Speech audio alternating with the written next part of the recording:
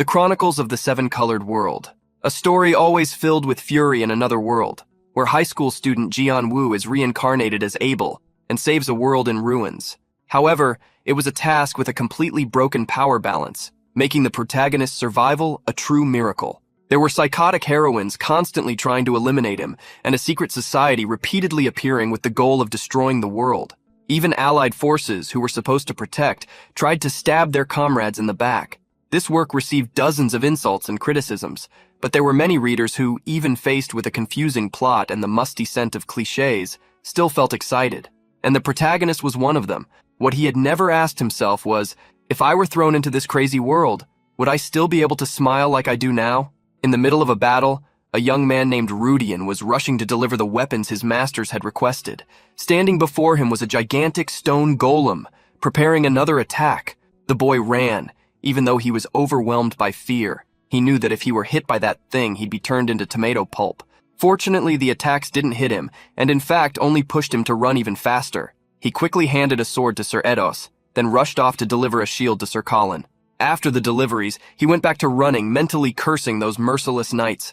However, Rudian didn't realize he was running straight toward another golem, but the golem noticed him, and struck with its massive open hand.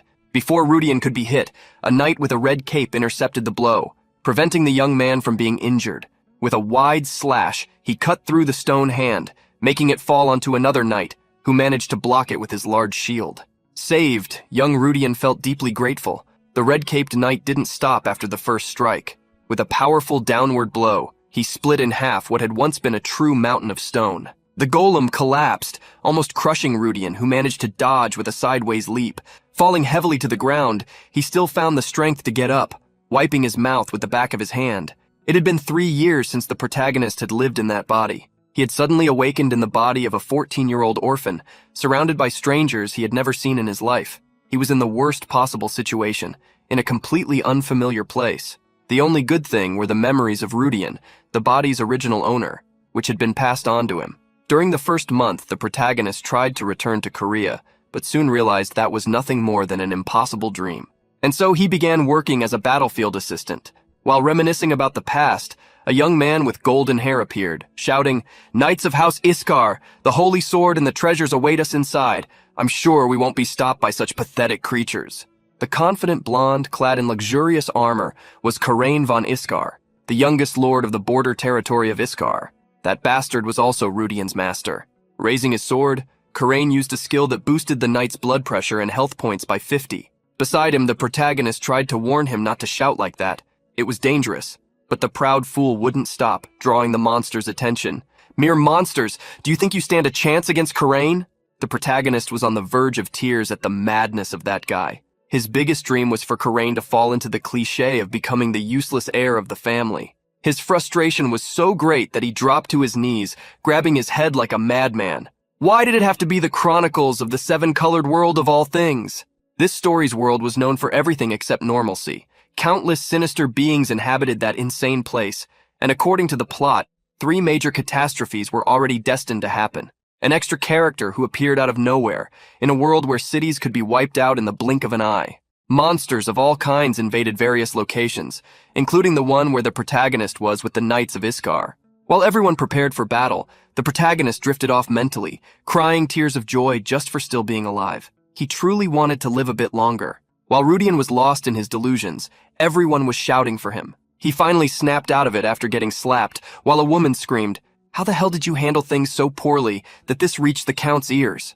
When the protagonist came to, he found himself in a luxurious house with the lady ranting, "A villager like you was hired as Karain's servant specifically to prevent this sort of thing."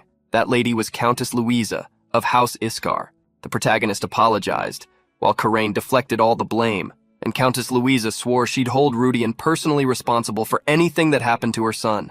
Karain, not wanting to get involved, just handed things off, fueling the protagonist's burning hatred for him. Such was the eldest son of Count Iskar, the man who would one day rule the border territory, a boastful good-for-nothing, well known throughout the region for being completely useless. After the exhausting events of the day, the protagonist returned to his room. The tasks he had to perform were, more often than not, ridiculously complicated. If a letter arrived accusing Karain of stealing horses, he was the one who had to deal with it. If a lord was about to take revenge again, he had to handle the situation. If Karain had stolen a sword, once more he was the one stuck fixing the mess. Even when a count discovered that Karain had been getting involved with the underworld and was furious about it, it was Karain who got angry, ordering the protagonist to take care of it. This time, Karain had finally realized he was in serious trouble. He paced back and forth, visibly anxious, but it was the protagonist who was truly panicking, all because of Karain. I told you nothing good would come from getting involved with those people. While I was out working, you managed to cause an incident, didn't you? Rudian's expression darkened on the verge of madness. He couldn't understand why Karain kept doing this to him, constantly playing with those damned underworld types who were nothing short of a cancer to the Empire. But that wasn't even the real issue. The real problem was that it was all happening in Iskar, and Karain was the Count's son. The real danger was who witnessed everything. When Karain met with those kinds of people, many nobles ended up seeing it. He had been caught by nobles from the central territories, and word quickly spread through the capital. Karain thought everything would be fine. After all, he was the young lord.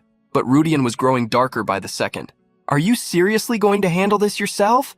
Do you really think a donation is enough to fix it? Karain couldn't offer a convincing reply to the complaints of the one who, in theory, was his servant. Recently, illegal slaves, drugs, and loan sharks had started appearing along the territory's borders.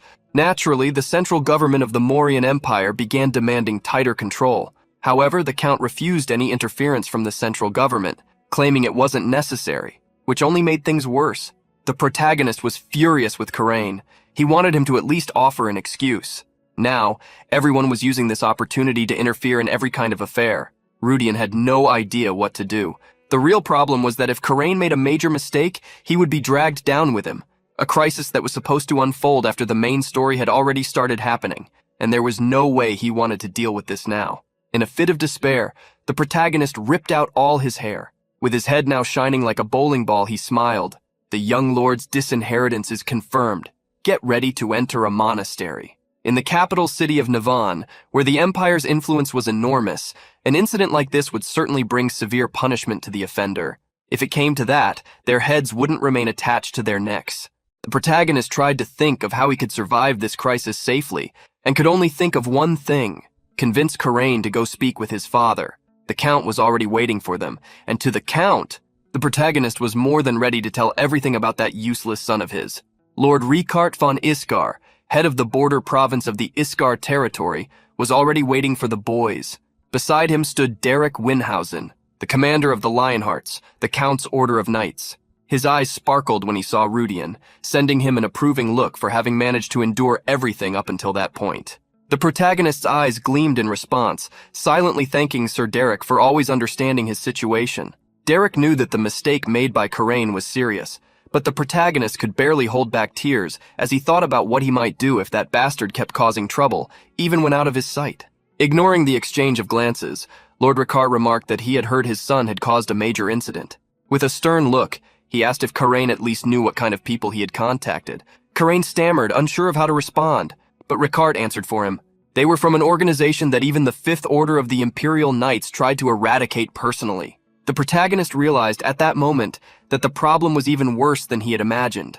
If even the Imperial House's order had been involved, then the contacts Karain had made were on another level. If that were true, the Iskar family now owed a significant debt to the Imperial House. Without hesitation, Lord Ricard ordered Karain to prepare to enter a monastery. Seeing his son's outrage, Ricard tried to calm him down, assuring him it wouldn't be forever, just for 5 years so he could reflect on his actions. Rudian had already expected this. By his calculations, 5 years from now, the main story of the Chronicles of the Seven-Colored World would begin. When that time arrived, the continent would be engulfed in the flames of war, with countless casualties, and he, as a disposable pawn, would be thrown into a miserable future. Desperate, Karain tried to argue with his father, but Ricard slammed his hand on the table. "What are you trying to say?" Karain then repeated Rudian's words. "I'll make a contribution. I'll definitely make a contribution so grand that it will erase this incident and elevate our family's name." Ricard sighed, warning his son that even with a contribution, they wouldn't be able to avoid the Imperial House's interference in their current state, unless it was something truly extraordinary. That's when Karain came up with an idea. "I'll obtain the sacred sword Daylight." The protagonist immediately felt the weight of the mess Karain was dragging them into. The difficulty of the dungeon where this sword was located was absurd, something they would never be able to achieve. He could only imagine that the bastard was so out of his mind that he was willing to throw his own life away. Karain gritted his teeth, recalling that because of the leaked information about the dungeon, members of the underworld had begun to appear. Still, Karain was confident that if they obtained the Daylight Sword, which belonged to the Duchy of Delphione, they would be able to secure the support of the duchy. The protagonist snorted in contempt, that Karain was really trying anything to escape punishment. He knew the underworld members weren't in that region just to explore a dungeon. For example, in the episode of Apophis's Belly, a dungeon where the evil god Apophis was sealed, cultists tried to revive him. To face them, an army of 100,000 soldiers was gathered, marching with high spirits, only to end up in Apophis's stomach, in an incident that taught the world the true terror of dungeons. After that, it was established that an exploration team would always be sent before any attempt to conquer a dungeon. There was no way the Count could accept his son's proposal knowing that. Ricard stated that the difficulty of that dungeon hadn't even been identified. Even though it was located in his territory, they wouldn't be able to gather enough strength to explore it safely. Despite his father's words, Karain didn't care. "I'll definitely succeed. Please believe in me, father." With his son holding his hand so fervently, Ricard allowed himself to be touched.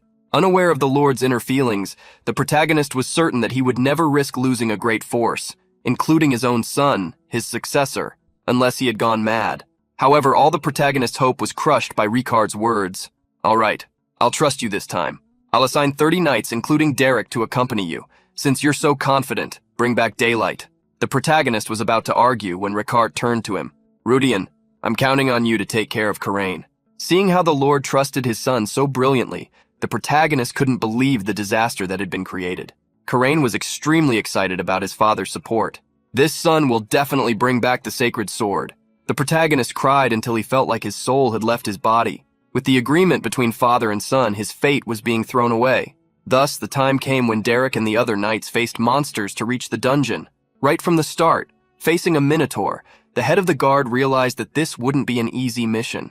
With such high difficulty from the very beginning, Derek could only leave their fate in God's hands. Despite Derek's despair, the protagonist was excited. The monsters attacking weren't on the same level as those that appeared in the Chronicles of the Seven-Colored World. Normally, if high-ranking demons or ancient weapons appeared, the recommended action would be to flee immediately. However, if only common monsters like minotaurs were appearing, maybe the dungeon was at a level they could face. With the minotaur defeated, they advanced further into the dungeon. Looking at the high walls, the protagonist wondered what would come next. Durian remembered that, after the story began, the continent would be devastated by a war against demons in 3 years, and in 10 years, humanity would be completely destroyed. There was still time before that destruction happened. Until then, he hoped to gather as many resources as possible, and then live a peaceful life in the mountains. The protagonist was confident that he could avoid danger and escape to a happy ending. While the protagonist dreamed of his happy ending, Karain was excited. "At this rate, I'll recover daylight and still get a huge reward when I leave this dungeon." Upon hearing Karain shout, Derek quickly approached to warn him of the danger, but Karain was confident that nothing would happen. He showed no fear at all. It was at that exact moment that he regretted his words when he heard a loud crash. The protagonist was struck by a stone that fell from the ceiling. Suddenly, more stones began to fall, raining down on the group of knights. Derek gritted his teeth as he realized what had happened. They had fallen into a trap. Quickly, he warned everyone and ordered them to prepare. Ahead of them, the stones began to form together, creating small golems. Without hesitation, Derek advanced. "Run, break their defense. First squad, advance against the golems. The rest, protect the young lord." The brave young master, however, panicked, shouting for them to save him. The protagonist quickly grabbed him and pulled him out of the fight. But before they could get far, Durian noticed that the golems were targeting them specifically. The various golems ignored everything else and ran toward them. Derek tried to rescue the boys, chasing after the golems to destroy them. With his sword raised, he struck them with power, showing why he held the position of captain of the Knight Order. Derek was extremely worried about the young master, whom he had to protect above all else. However, he neglected himself, leaving an opening for a large golem to attack him by surprise. Seeing the giant golem, Karain lost any remaining courage he had. All he wanted was for Rudian to save him. Realizing they couldn't escape in time, the protagonist pushed the young lord. Luckily, this simple act saved them from the giant golem's direct attack. Karain's eyes lit up when he realized that Rudian had saved him, but he couldn't hold back his tears when he saw that the danger wasn't over. The protagonist had only saved that bastard because if he hadn't, his own fate would also be sealed. Then, before he even realized it, the golem grabbed the protagonist. Rudian was launched into the air with no resistance. As he was thrown, Karain looked up to see him, as did Derek, both terrified. Falling from the height, the protagonist repeatedly tried to open his status window, but it seemed it was too late. When the protagonist woke up, he was in a completely unfamiliar place. He thought he hadn't survived. He thought he was in hell. However, as he sat up, he realized his body was completely fine. He got up, spreading his arms as if a miracle had occurred. My prayers reached the universe and I survived. Despite saying this, the protagonist knew there was no way to wake up completely unharmed. He looked around, wondering where he was. The floor beneath his feet seemed to be made of smooth crystal, similar to the raw crystals that formed the ceiling of the place, supported by large pillars. He managed to understand that this place was a perfect barrier, made with mana from another dimension, from the outer world. While exploring the area, trying to understand where he was, a voice appeared in his mind. "You have awakened."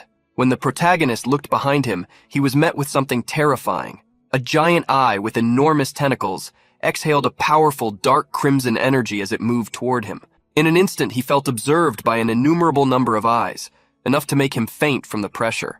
After calming down, the protagonist apologized for being startled.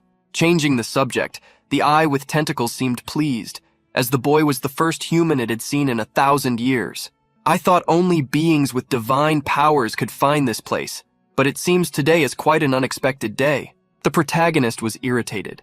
Despite not having a mouth, the monster was loud and sticky. He then asked where he was and heard the monster reveal that this was the place where it was sealed, a relic created 3,000 years ago by the now extinct Adora civilization. Thinking about this civilization, the protagonist couldn't recall reading anything about it in the original story. He realized he needed to get more information. "So you're saying you were sealed in this relic?" The monster smiled, although it had no mouth. "Yes, I didn't receive a designated master, so I remained dormant until now. But the moment you entered here, my ego awakened." Trying to learn more, the protagonist asked what the identity of the dark creature was. The monster released its energy, revealing its power. "I am the 7th generation of general-purpose artificial intelligence left by the Adora civilization, Arcadia." The protagonist was confused. That creature seemed more like a legacy of a demonic god. Arcadia pointed its tentacles at the protagonist, stating that it hoped he would become its master. The protagonist was confused by the proposal, but he was also afraid of the problems he could face if he refused. He was about to ask what benefits he would gain by becoming the master of that entity, but was struck on the forehead by a tentacle. Immediately, a window appeared before his eyes. That was the unique ability that could help Arcadia's master, an ability that allowed the visualization of statistics. And to the protagonist's surprise, or perhaps not, his statistics were pathetic. Arcadia explained that, although there were no missions like in games, this window would allow him to see the statistics of his opponents, though there was the penalty of not being able to see the data of much stronger enemies. The protagonist was extremely excited. If he couldn't see a person's statistics, it simply meant he shouldn't mess with them.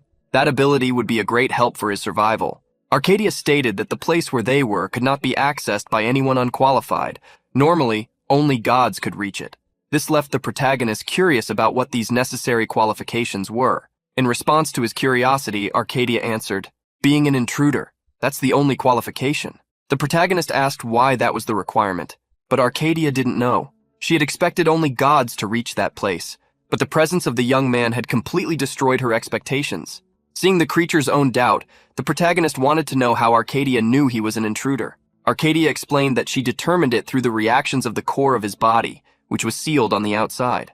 This meant that the young man was in existence with authority to recover the terminals that her creators had scattered. Every time Arcadia spoke, everything became more confusing. The protagonist then asked what these terminals she mentioned were. Arcadia explained that the scattered terminals were the previous generations of the Artificial Intelligence Project. The first generation, command type, called Eldorado. The second, research-focused, called Elysian. The third, healing-oriented, called Utopia. The fourth, transportation-focused, called Dilmun. The fifth, combat-oriented, called Shambhala. And the sixth generation, restoration-focused, called Eden. These 6 generations had assisted in the creation of Arcadia. When Arcadia managed to recover the terminals of each generation, she could use the special abilities of each one. And, if she gathered them all, her main body, sealed on the outside, would be fully activated. The protagonist hoped that, If Arcadia was telling the truth, he could use it to create an even better ending for himself. Knowing this, he immediately agreed to register her as his master. For Arcadia, that had been a wise choice on the young man's part. The protagonist had accepted precisely because he knew that soon the world would become a mess. Therefore, the best choice was to prepare himself right away. The creature narrowed its single eye, thanking him. "Then take care of me, master." The protagonist did the same, giving the creature a new name. "You too, Adi." Liking the name it received, Adi began to think about what they needed to do. First, since its body was sealed, it was not currently at a level where it could appropriately help its master. But if they could obtain the combat-type artificial intelligence, Shambhala, they could even face a god. Adi was excited to support the protagonist and give him the courage to pursue this upgrade.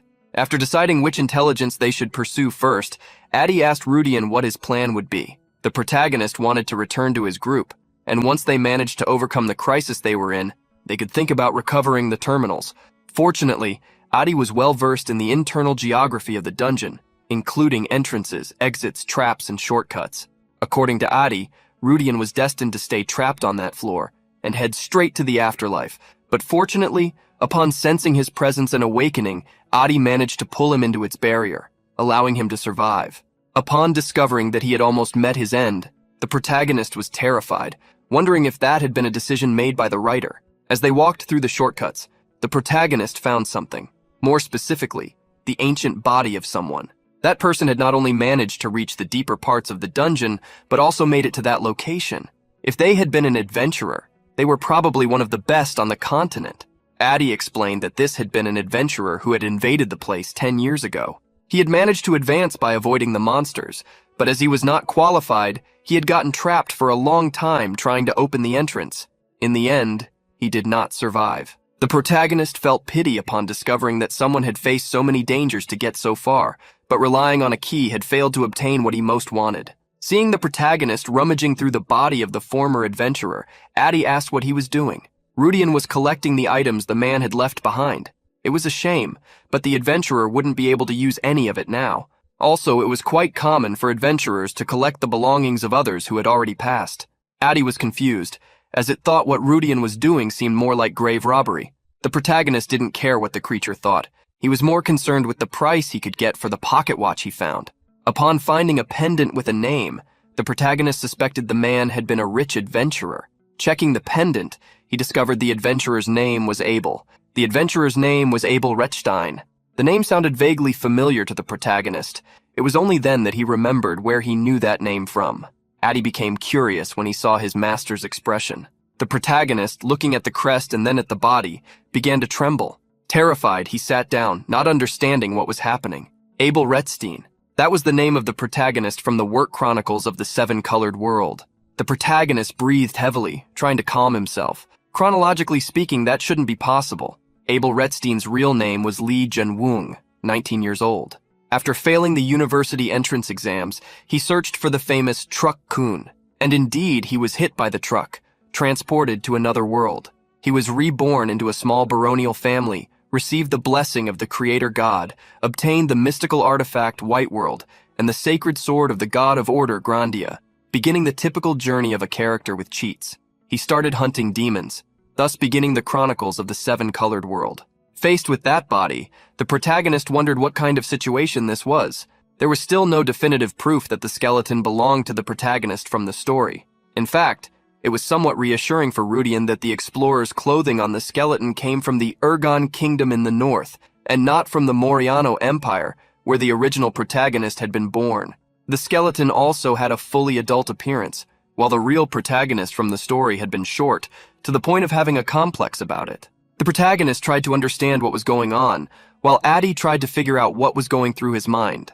At that point in the timeline, before the original story began, Abel should have been living a normal life as a child. What was somewhat concerning was that this place wasn't too far from the territory where he lived.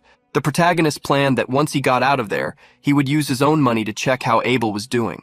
There was no need to panic just yet. If there was a chance to cross paths with Abel, those items could create a connection with that protagonist. Rudian held on to the hope that he wouldn't need to worry about trivial matters. The protagonist continued along the path that Adi had determined. The creature displayed a holographic map, which they could use to avoid paths with monsters. The protagonist was incredulous at how convenient that artificial intelligence was.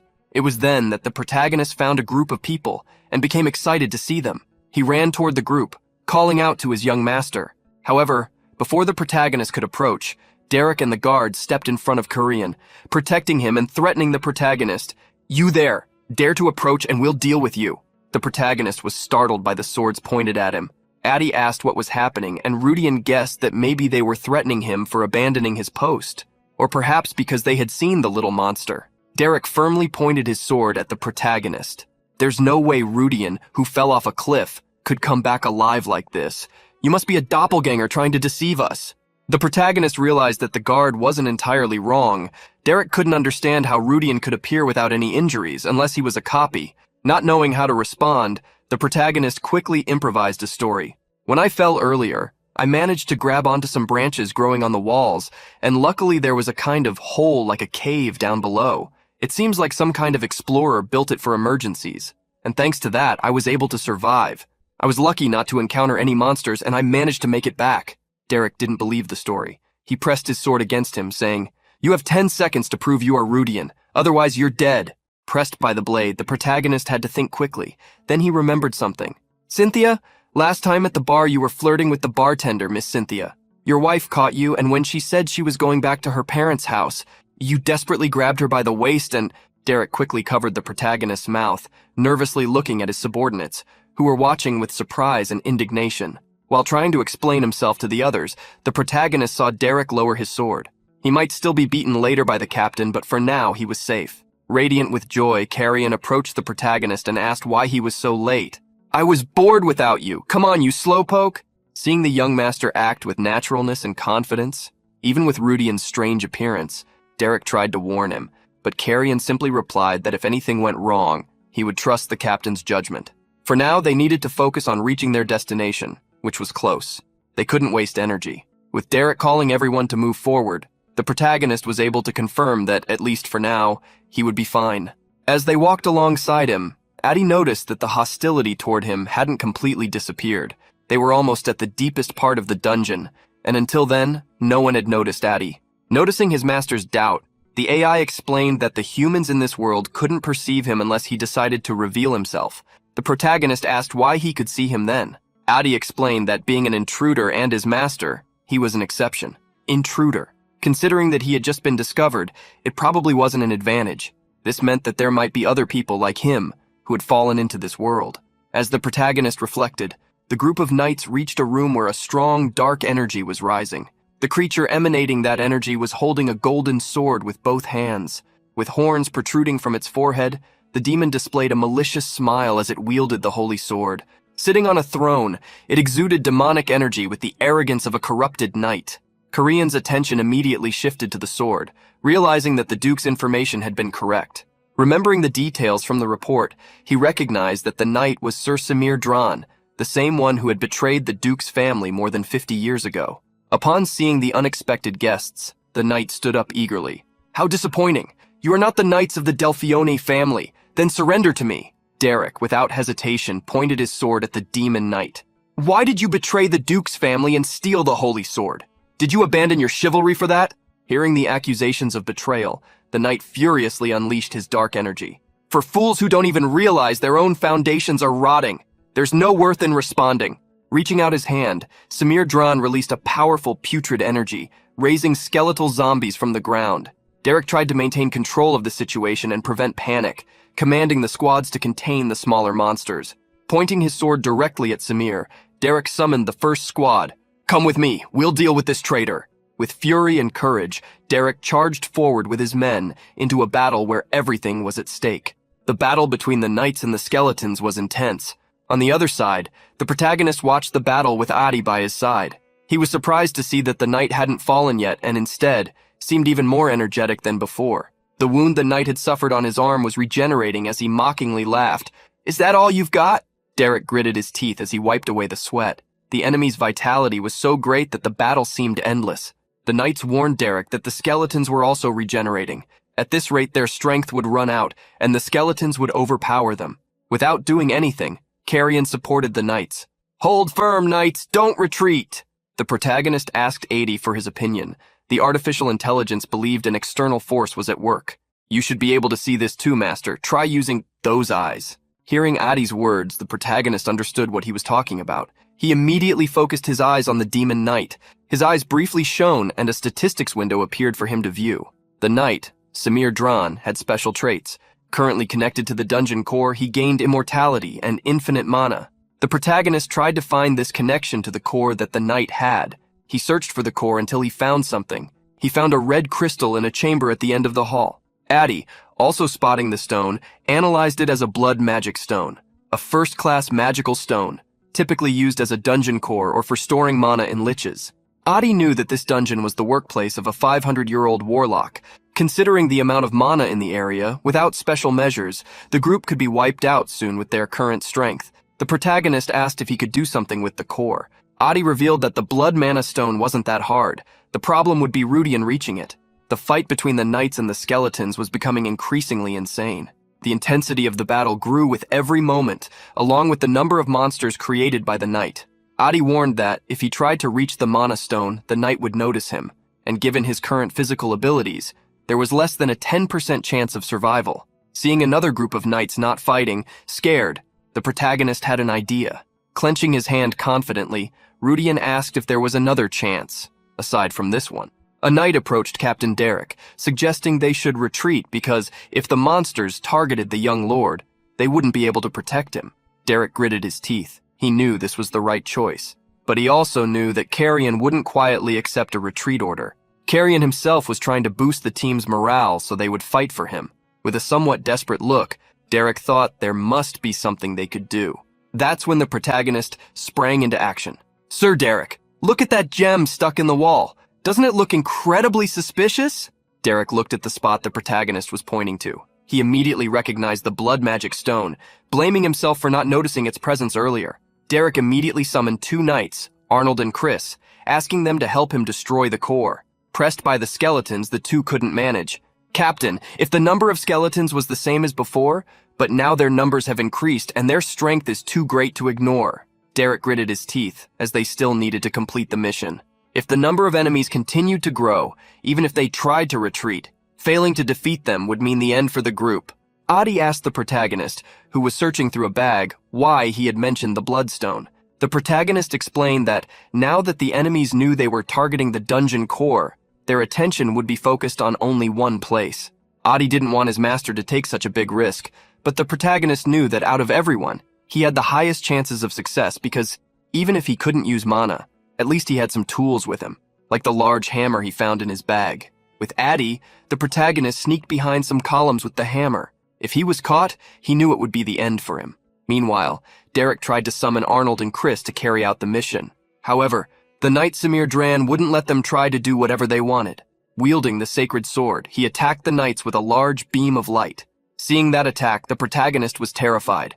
The energy blast crossed the hall completely, destroying the floor as it headed toward Arnold and Chris, exploding against a wall. Even the young lord was impressed. That was an aura wave, an attack that only sword masters could perform. Facing such an attack, he wanted to give up. Let's run! Everyone retreat, retreat! However, the guards protecting the young lord showed that the entrance had already been blocked. Several skeletons blocked their escape route. Derek tried to motivate all the knights. If you want to live, get up, all of you. That guy probably can't use that technique twice.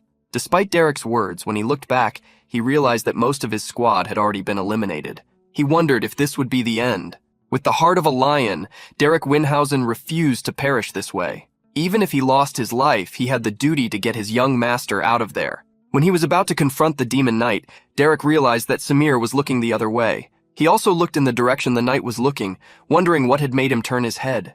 Sweating coldly, speechless, the protagonist was discovered while trying to sneak up to destroy the mana stone. Realizing he had been found out, the protagonist wondered what difference it made to have gone so far. Samir Dran became furious when he saw the boy sneaking around. In an instant, he charged toward the protagonist, raising the sacred sword wrapped in dark energy. The protagonist tried to flee, running with his hammer, but by a miracle, he was saved by the knight Derek. Derek was helping the protagonist for one reason. Go, Rudian, smash that core. If you do that, I'll forgive you for making a fool of me earlier. The protagonist advanced with all the courage he had, running toward the blood magic stone. Raising the hammer, he quickly approached. He wanted one strike, to hit the stone at least once and destroy it. However, when he got close to the core, he felt a powerful, malevolent energy stop him, along with a sinister voice. "How dare you? Who is the insect that dares to touch my heart? I, the great Lord of Darkness, Casley Rickman, for the sin of greed in my heart, will atone with your life." The blood magic stone turned out not to be just a dungeon core. Casley Rickman, the Lich Lord who had appeared in the earlier part of the story, a mage of extinction level, capable of defeating even a red dragon with a single spell. She was a nation destroyer. Now the voice within the bloodstone began gathering dark energy. "I'll make sure you don't feel pain in your departure." The protagonist realized that Casley was about to cast a spell that would end his life. Reacting quickly, he charged forward, throwing the hammer at the magic stone. The protagonist couldn't advance in time, giving Casley Rickman space to cast her spell. Rudian closed his eyes in fear, but soon realized that nothing had happened. Similarly, the Archmage inside the Mana Stone was confused. They stared at each other, embarrassed. Desperately laughing, Casley asked why her absolute magic hadn't worked, but it wasn't Rudian who knew the answer. It was then that Casley had a suspicion, that the young man in front of her belonged to a divine race. Confused, the protagonist looked at his own hand, confirming that he was still alive. Immediately, Casley tried to cast a new ability. However, once again, it didn't work. She began to think that he was being protected by a god-level protective spell, or that he truly belonged to a divine race. Thinking for a moment, the protagonist asked his AI if he had done something. Adi showed a smile with a thumbs up. "This creature dared to cast a curse of such a low level on you, so I blocked it. Even with my functions limited, I can at least do this." The protagonist was incredulous, unable to believe that a 9th level instant spell was considered low level. Seeing how Adi had nullified Casley Rickman's ultimate technique, the protagonist wondered how powerful this being would become once it regained full functionality. Furious, Casley began to release a large amount of energy. "You, stay exactly where you are. I will open a dimensional gate and come after you right now." The protagonist remembered that Casley herself had said that the blood magic stone was her heart, and the heart was the only weakness of an immortal lich. The protagonist smiled maliciously, responding to the lich. "Why should I? I wonder if Miss Casley knows how a master-servant relationship works." The protagonist turned to Adi. "You said the magic stone is quite weak, right?" Before the protagonist could destroy the crystal, Casley desperately tried to make a deal with him, offering anything he wanted if he spared her life. The protagonist thought for a moment. "What do I want? Your life." Casley panicked, begging him to ask for something else, treasures or magical knowledge she had accumulated over centuries. Gripping the handle of the hammer, the protagonist stated that he didn't need those things. Desperate, Casley tried to call Samir to save her from this bastard trying to attack her. However, the protagonist was ready to destroy her before Samir had the chance to attack him. Finally, the protagonist moved his hammer. "Casley Rickman, become the light!" Seeing the crystal being struck, Casley became desperate. Along with her ambitions and desires, the blood magic stone was destroyed by the massive impact of the hammer. The guards were relieved to see Rudian manage to destroy the crystal. At the same time, Samir began to lose control, shouting desperately. Before Derek, the demon knight started to fall. Meanwhile, the energy trapped inside the broken blood mana stone, instead of dissipating, began to gather around the protagonist. A notification appeared for the protagonist. "You have acquired the essence of the high-grade blood mana stone. Your physical abilities have greatly increased. You gained 20 mana points."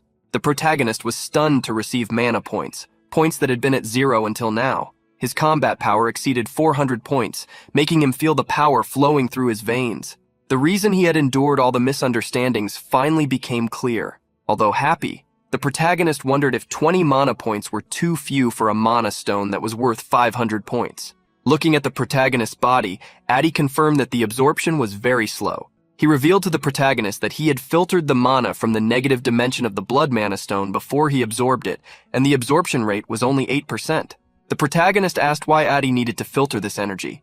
Then the AI revealed that this energy wasn't mana itself, but demonic energy. If he had absorbed the energy naturally, he would have gained a large amount of mana, but it wasn't worth becoming a demon just to grow stronger. The protagonist realized that he had been saved. He almost messed up.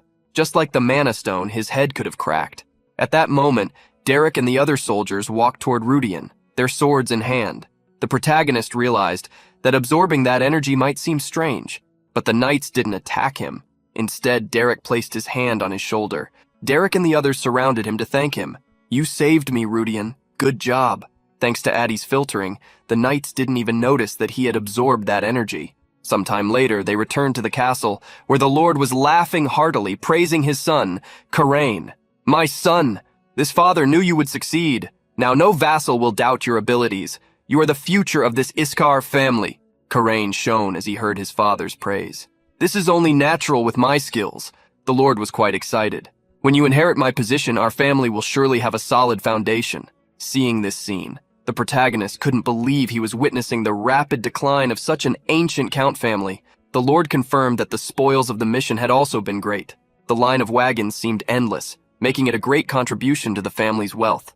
Caressing his son's cheeks, Lord Ricard said that in a week, the Duke's family would send someone to recover the sacred sword. Even if the Duke himself didn't travel, they would send someone who couldn't be ignored. Therefore, Ricard asked his son to make a strong impression on whoever visited the family. Ricard was excited because, with the success of this expedition, his son's name would spread throughout the empire. Not only them, but even the Duke Delfione's family was involved, so only good things would come. The protagonist knew that if they found out that Castley Rickman was the master of the dungeon, Karain would become a renowned knight. However, it wouldn't be good to reveal that. The current situation was already tough enough, and dealing with the consequences afterward would be even more complicated if a great honor were involved. The protagonist remembered that he still needed to continue being Karain's assistant for now. Therefore, keeping the situation as it was good enough. Lord Ricard was confident that now he could send his son to the social circles without any problem. Finally, he noticed Rudian's presence, who, upon hearing his name, knelt down. Ricard revealed that Derek and the knights had praised him greatly. Immediately, the protagonist responded that he had merely stated that it was expected of the young lord's assistant, but Ricard wouldn't accept just that. No! The act of attacking while the demon knight wasn't looking. Many people would have been trembling, unable to move. This shows that you are qualified to continue being Karain's assistant. I count on you to keep taking care of this. Although he had achieved what he wanted, the protagonist's expression was one of despair, as he wondered when he could escape this nightmare. However, his expression turned to happiness when he received a bag of jewels. Long life to Karain! He had received a bonus equivalent to 10 years' salary, plus 10 days off. Forget escaping. The protagonist never wanted to leave this job again. Adi couldn't help but comment that Rudian seemed happy. Storing his money, the protagonist affirmed that it was good to be rich. Adi thought that what he could provide would be more useful, but for Rudian, what Adi provided couldn't be used at the moment. The protagonist remembered that Adi had said everything he had obtained had magical power infused. If they tried to cash such money, the magical tower would surely be after them the next day. Adi agreed with the protagonist, lamenting that they couldn't recover everything immediately. Despite the regret, the protagonist had already obtained everything truly valuable, so it was okay. The most important thing for a mage was their spellbook and their research results, which contained the work of their lives. The protagonist had obtained a grimoire from the Richmond School, a school that had once been one of the 3 best on the continent. Selling just a few books could give him enough money to buy several castles. The protagonist believed they needed funds at the moment, so even though they couldn't use the books, they would definitely be helpful later. The only problem the protagonist saw now was figuring out how the knight who had stolen daylight became one of Castley's knights. This part wasn't in the original story, so it was hard to figure out. Daylight was supposed to be delivered by the protagonist's companion, the holy sword Saint Croix, when he returned from a visit to his family's home. However, the details of how Croix obtained daylight were never explained. Since the story was happening during the Celestial Demon War arc, the author probably only thought of a few details and cut the rest. Recalling Simir's words, the protagonist didn't think he was just a greedy guy who managed to steal the sword. It was highly likely that this knight had a close relationship with the demonic race. The protagonist realized that his first enemies would be demons, and they would likely be his greatest obstacles in recovering the terminals. Hearing about his terminals, Adi strengthened his tentacles. Then naturally we will defeat them! The protagonist confirmed that this was what they would do because, by removing Castley from the path, the demons would start to move. Castley was probably disguised as a court mage in the neighboring kingdom of Rohans. With someone like her suddenly disappearing, the demons in Rohans would begin to act. Therefore, considering future events, the protagonist wanted to lay his hands on the demonic sword. Adi was confused as he thought a holy sword would be better for dealing with demons. The protagonist explained that holy swords were hard to obtain, and with their inherent holiness, they were perfect for attracting the demon's attention. Even with daylight, Rudian wouldn't be able to accomplish the mission alone, even if he tried 10 times. Moreover, coincidentally, one of the best demonic swords was in Iskar. With Adi surprised, the protagonist explained that if they could obtain such a sword, future missions would be much easier. He wanted to obtain such a sword, the demonic sword Diablo. The sun illuminated the large village of Baran. With around 500 inhabitants, it was quite significant in the territory of Iskar. In this village, its chief, Marco, was pleading for Rudian's help. Being disturbed by someone as soon as he arrived at his resting place inflamed the protagonist's fury. The protagonist wanted to rest in his hometown before attempting to obtain the Diablo. When Marco ran toward him the previous night, he thought something serious had happened. Especially after seeing the village chief begging so fervently, Marco was worried about the numerous letters sent by the tax collector, who would visit the following week. He had not collected enough and had a stack of papers to organize. Marco cried as he begged for help from the protagonist. He would have to pay fines and face various penalties if he didn't finish his work. With Rudian's help, he was sure everything would be solved quickly. The protagonist sighed, reminding the old man that he had already warned him to learn how to do his job or hire a scribe to take care of the work. However, Marco kept making excuses not to follow the solutions suggested by the protagonist, which enraged him. Sighing, the protagonist decided to help the village chief, but only this time. Marco's expression changed dramatically as he thanked the treasure of the village profusely. The protagonist had come to the village to rest, but his mental state would only worsen by needing to work even more. While leaving Rudian working, the tribe chief went out to get some meat for dinner. Though it was tiring, the protagonist helped without complaining. When he arrived in this world with nothing, he found the village chief, who helped him survive. Even though he was working when he should have been resting, the protagonist didn't feel tired. It was said that knights with extreme physical strength and a good mana reserve never got tired, even after fighting for a week. This was the effect of mana. Later, the protagonist finished all the paperwork, becoming Marco's illuminated savior. The protagonist was proud. He had done this work for 2 years, and thanks to that, he could now do it with his eyes closed. Changing the subject, Marco asked Rudian to visit Rebecca the following day, when the sun would rise. Upon hearing the woman's name, the protagonist became frightened, asking why he should visit her. Marco was confused by Rudian's shock. Rebecca had been taking care of his house in his absence, so it would be polite to thank her. Shaking with fear of the woman, the protagonist revealed to Marco that he had not asked her to do anything for him. Marco remained confused, as Rebecca herself had said she needed to take care of Rudian's house until he returned. The village chief shook his head in denial as he remembered that because of her, 3 people in the village had caught the disease of love. Yet, she continued to take care of an empty house waiting for its owner. Desperate, the protagonist began to shout, quickly hiding himself. It was then that he heard the door to Marco's house open. A woman with a dark aura immediately spotted the protagonist. Unlike her aura, her gaze revealed immense happiness upon seeing him. "Rudian, you're on vacation, aren't you?" The young woman, dressed in a villager's outfit and with orange hair, became even more charming with her smile. However, the protagonist only thought of escaping from this girl. The village chief tried to help him, reminding Rebecca that he had told her Rudian was tired. But with a mischievous look, she refused to leave until the next day. The protagonist wore a fearful expression as he saw the woman approaching, but there was nothing the chief could do. As Rebecca drew closer to Rudian, she pouted. "You don't need to make that face when we've been apart for so long." Rebecca. Her full name was Rebecca von Bloodrain. She was more suited to large cities than a small village. Her beauty was too much for such a small place. Moreover, she frequently received various confessions. There were rumors that even nobles had their eyes on her. If it weren't for the protection of the village chief, something might have already happened to her. Normally, a man who rejected such beauty would be called a fool, but the protagonist refused to interact with this woman. The real reason he had left the village and become an employee of Karain was precisely to avoid her. A devourer of dark beings who absorbed their energy, that was the witch Rebecca. She was one of the heroines in the universe of 7 colors, and the main character in the protagonist's group. She was an obsessive heroine who would attack him from behind while professing her love. This was the true form of the girl who seemed so sweet.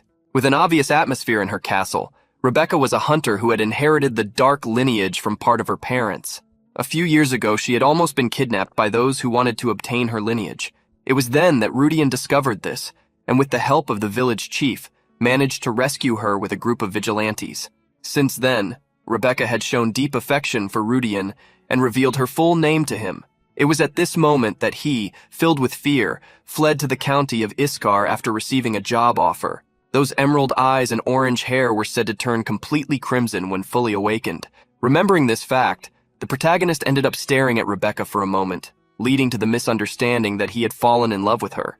At first, the name Rebecca was so common that Rudian didn't realize who she was, but after discovering the truth, it was already too late. He was so close to her that he couldn't distance himself, and as a result, the situation became awkward.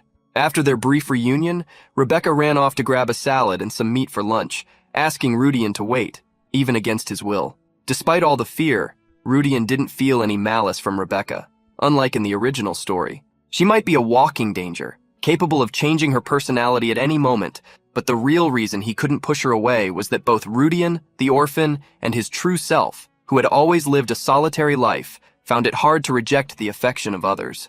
The protagonist didn't have a strong attachment to the village of Baran. Before becoming employed by the Count's household, he had been openly looked down upon for being an orphan. The only people who had truly opened their hearts to him were the village chief and Rebecca. If it weren't for Rebecca's awakening event, the protagonist wouldn't hesitate to accept her for himself. That night, in tents set up in the mountains, a short man in armor approached his captain. The man, wearing armor with a face on the shoulder pad, asked what his subordinate Colin wanted. Colin revealed that he was wondering if they hadn't gone too far. In truth, he didn't even know what they were doing. The captain, however, simply reminded him that they needed to follow orders. But to Colin, the orders were too vague. They were supposed to infiltrate the territory of Iskar, pretending to be bandits, and find a great master, a 9th-class mage, or someone with a contract with a spirit king. Colin didn't believe such a person even existed, and even if they did, he didn't think they could handle them. He couldn't remember ever receiving such ridiculous orders in his life. To Colin, it was a miracle they hadn't been caught by the Lionhearts up until now. Silent, the captain listened to Colin's complaints. He knew those orders were absurd, even if they had come from their superiors. Just 3 days earlier, the military commander himself had given such an order: to explore the territory of Iskar and find either a great mage, a 9th-class mage, or someone with a contract with a spirit king. The captain wondered why the hell they had to search specifically in Iskar, of all places. Shortly before that, he had also received information that a young lord from the Iskar family had recovered the sacred sword of Duke Delphione, and less than a day later the search order was issued. Something was definitely wrong, and the captain suspected that these two events were connected. 3 days later, Rebecca continued to surround Rudian in the village. However, the protagonist didn't find her behavior strange. What bothered him was the atmosphere of the village, which felt far too dark. Noticing Rudian's worried gaze, Rebecca revealed that, apparently, bandits had appeared to the southeast of the village recently. The protagonist was surprised and quite thoughtful. The village wasn't far from the Iskar capital. If it were a poor territory or a remote area outside the central power, this could happen. But bandits appearing in such an important coastal area? It was strange. Another suspicious thing was that normally such bandits would be eliminated by the local patrols, but in this case, they hadn't even moved. Rebecca told the protagonist that although nothing had been confirmed yet, adventurers who had been traveling along the coast were stopped in the village since the previous night and were given warnings before they left. The protagonist thought this was strange, as the village chief Marco hadn't mentioned anything to him. Rebecca suggested that the chief was probably just being more cautious. Taking the soup handed to him by Rebecca, the protagonist reflected on the situation. It was too much of a coincidence that these bandits had appeared now. In the 3 years he had been in this world, he had never seen bandits operating in these borders. So there was only one explanation. They had come from somewhere else. 2 days later, near the Iskar territory, the protagonist found a ruin with the help of his artificial intelligence. The place seemed to be the right one. As described in the original story, it was easy to locate. Compared to the flame fragments scattered around the world, or the places that could only be accessed during eclipses, this was much simpler to find. Abby thought the location was well hidden, but still easy to find. He wondered why no one had discovered it in all these years. The protagonist, however, knew exactly why. Anyone who tried to find the Diablo sword met the same fate, and that fate was definitely not a happy ending. The dark sword Diablo, a relic from the ancient era, active during the early stages of civilization and in the War of the Second Era, so distant in human history that there are almost no records about it. This sword was the place where a Dark King was sealed. In terms of classification, it could be compared to the sacred sword Grandia, without falling short in any way. Originally, it was a weapon that could only be obtained after going through an extremely difficult trial. However, currently, the sword was lost in a cave, with no guardians or monsters. The reason it was there without a master was simple. The moment someone tried to touch it, that person would be cursed and erased from existence without leaving a trace. Now that it had been resurrected, even before the main story had begun, if Rudian managed to control such power, he would have enough strength to completely alter the course of the game.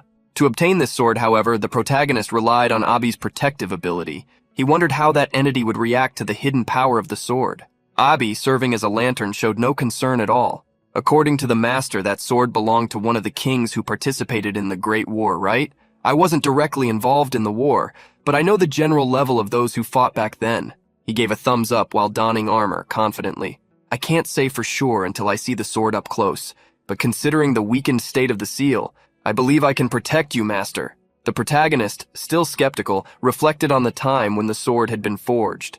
The war had taken place at least 10,000 years ago, and Abi claimed to have been sealed about 3,000 years ago. The protagonist suspected that Abi might have been trapped there since an even older civilization, perhaps since the origin of the sword itself. As he delved into these thoughts, Abi announced that they had arrived. At the end of the tunnel they were in, a sword embedded in a stone radiated intense dark energy. The protagonist approached, confirming that this was the Diablo sword. On the surface, it appeared to be just an ordinary sword, without any decoration. In fact, it was this simplicity that had made the protagonist choose it as an option. With all his courage, he grabbed the hilt of the sword and pulled it from its prison. However, the moment he withdrew it, he had a vision. He found himself in a gray world with a crack in the ceiling. He was completely naked, holding the sword. From the crack, a dark liquid began to slowly trickle down. The protagonist ignored the ceiling and started searching for his clothes. More importantly, he realized he couldn't move. His mind was in complete chaos. Suddenly, Abi appeared, blushing at seeing him in that state, and asked if he was okay. The protagonist asked the AI what she could see, and how long he had been unconscious. Abi revealed that she had to purge the mental corruption that was attempting to dominate Rudian's mind. About 5 minutes had passed. The protagonist was surprised. He never imagined that the curse of the sword was simply a mental corruption. It was a curse capable of turning the bearer into a dark being, and that's exactly what he discovered. Whoever became the master of the sword would inherit part of the power of the king to whom it belonged, and their mind would begin to transform until they became the reincarnation of Diablo. The problem was that, although the power was incredible, humans were not capable of handling it. Their bodies would simply collapse. Still, the protagonist held the sword with enthusiasm. Thanks to Abi, he had managed to resist the curse and obtain it. Immersed in happiness, the protagonist even kissed the blade. Although he couldn't unlock all of its power due to the curse, even Diablo himself hadn't been able to overcome the abilities of an ordinary magic sword. Suddenly, the protagonist heard a sigh. Rudian immediately looked around, trying to figure out where the sound was coming from. Then, a voice echoed from the sword. Is this really the first human to find me after thousands of years? In the end, he'll also perish for not being able to handle the curse? Another failure? Damn. The protagonist was deeply frightened. From the sword, 2 arms emerged, stretching. I'm so bored being stuck here. Damn, Archangel Uriel, if I could get out of here? No. If only there was a being capable of handling the curse of the sword, I'd use all my strength to help them, without hesitation. The sword overflowed with dark energy as it continued its lament. But something like that is impossible, right? How could a mere human endure a curse that not even a dragon lord managed to overcome? The time of the promise is also approaching. Consumed by boredom, the spirit of the sword practically melted, going back to sleep. However, the arm suddenly rose. Human, hold on, don't be defeated by this curse, you can do it. With the sword shouting so much, the protagonist stared at it with an impatient look. Hey, shut up, you're so loud. Upon hearing the human's voice, the sword was completely stunned. It was surprised that he was still alive. Until then, no one had lasted more than 30 seconds holding it. Thinking about this, it wondered if the seal was perhaps distorted. Curious, it asked the protagonist if he was really okay. With Rudian's confirmation, the sword was incredulous. This curse was created by sacred beings using complex rituals. Not even higher entities would survive it. Returning to the main topic, the sword wanted to know if he had truly overcome the transformation. If it were true, the kind of energy emanating from him would be completely different. The mind behind the sword struggled to understand the situation. In any case, it realized that the young man hadn't been affected by the curse at all. The sword became extremely excited upon discovering how valuable the boy was. Immediately, it proposed that they form a contract. Not a cursed contract, but a true blood pact. Diablo wanted to grant his power at no cost to spread evil throughout the world. This was an unprecedented proposal, never before made by him since his creation. The protagonist sighed in mockery. Now that he had overwhelming stats, that sword could probably do anything.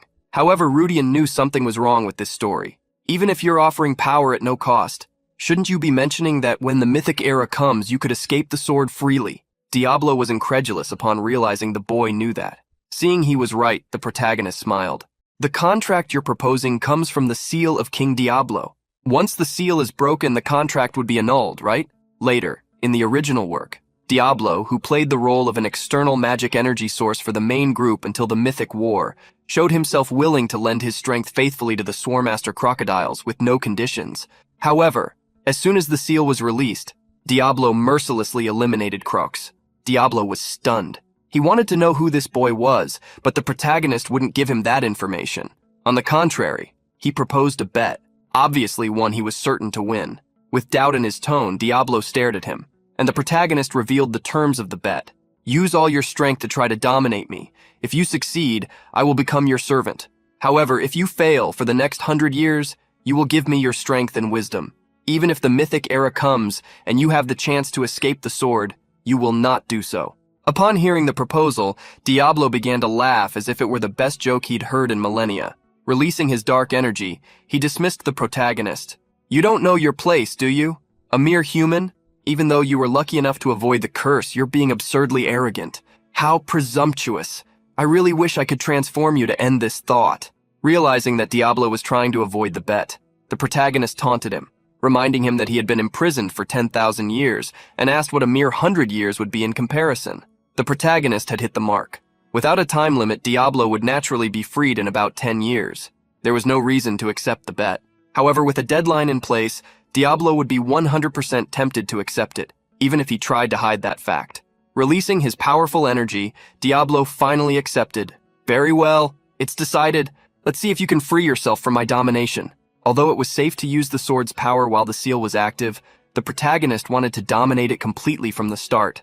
This way, the risks would be minimized before the arrival of the Second Great War. The dark energy enveloped the protagonist, causing him to lose consciousness once more. When he opened his eyes again, he found himself in a different place. Sitting on the sand, he realized he was on a completely gray beach. Being there, the protagonist wondered if Abby had failed.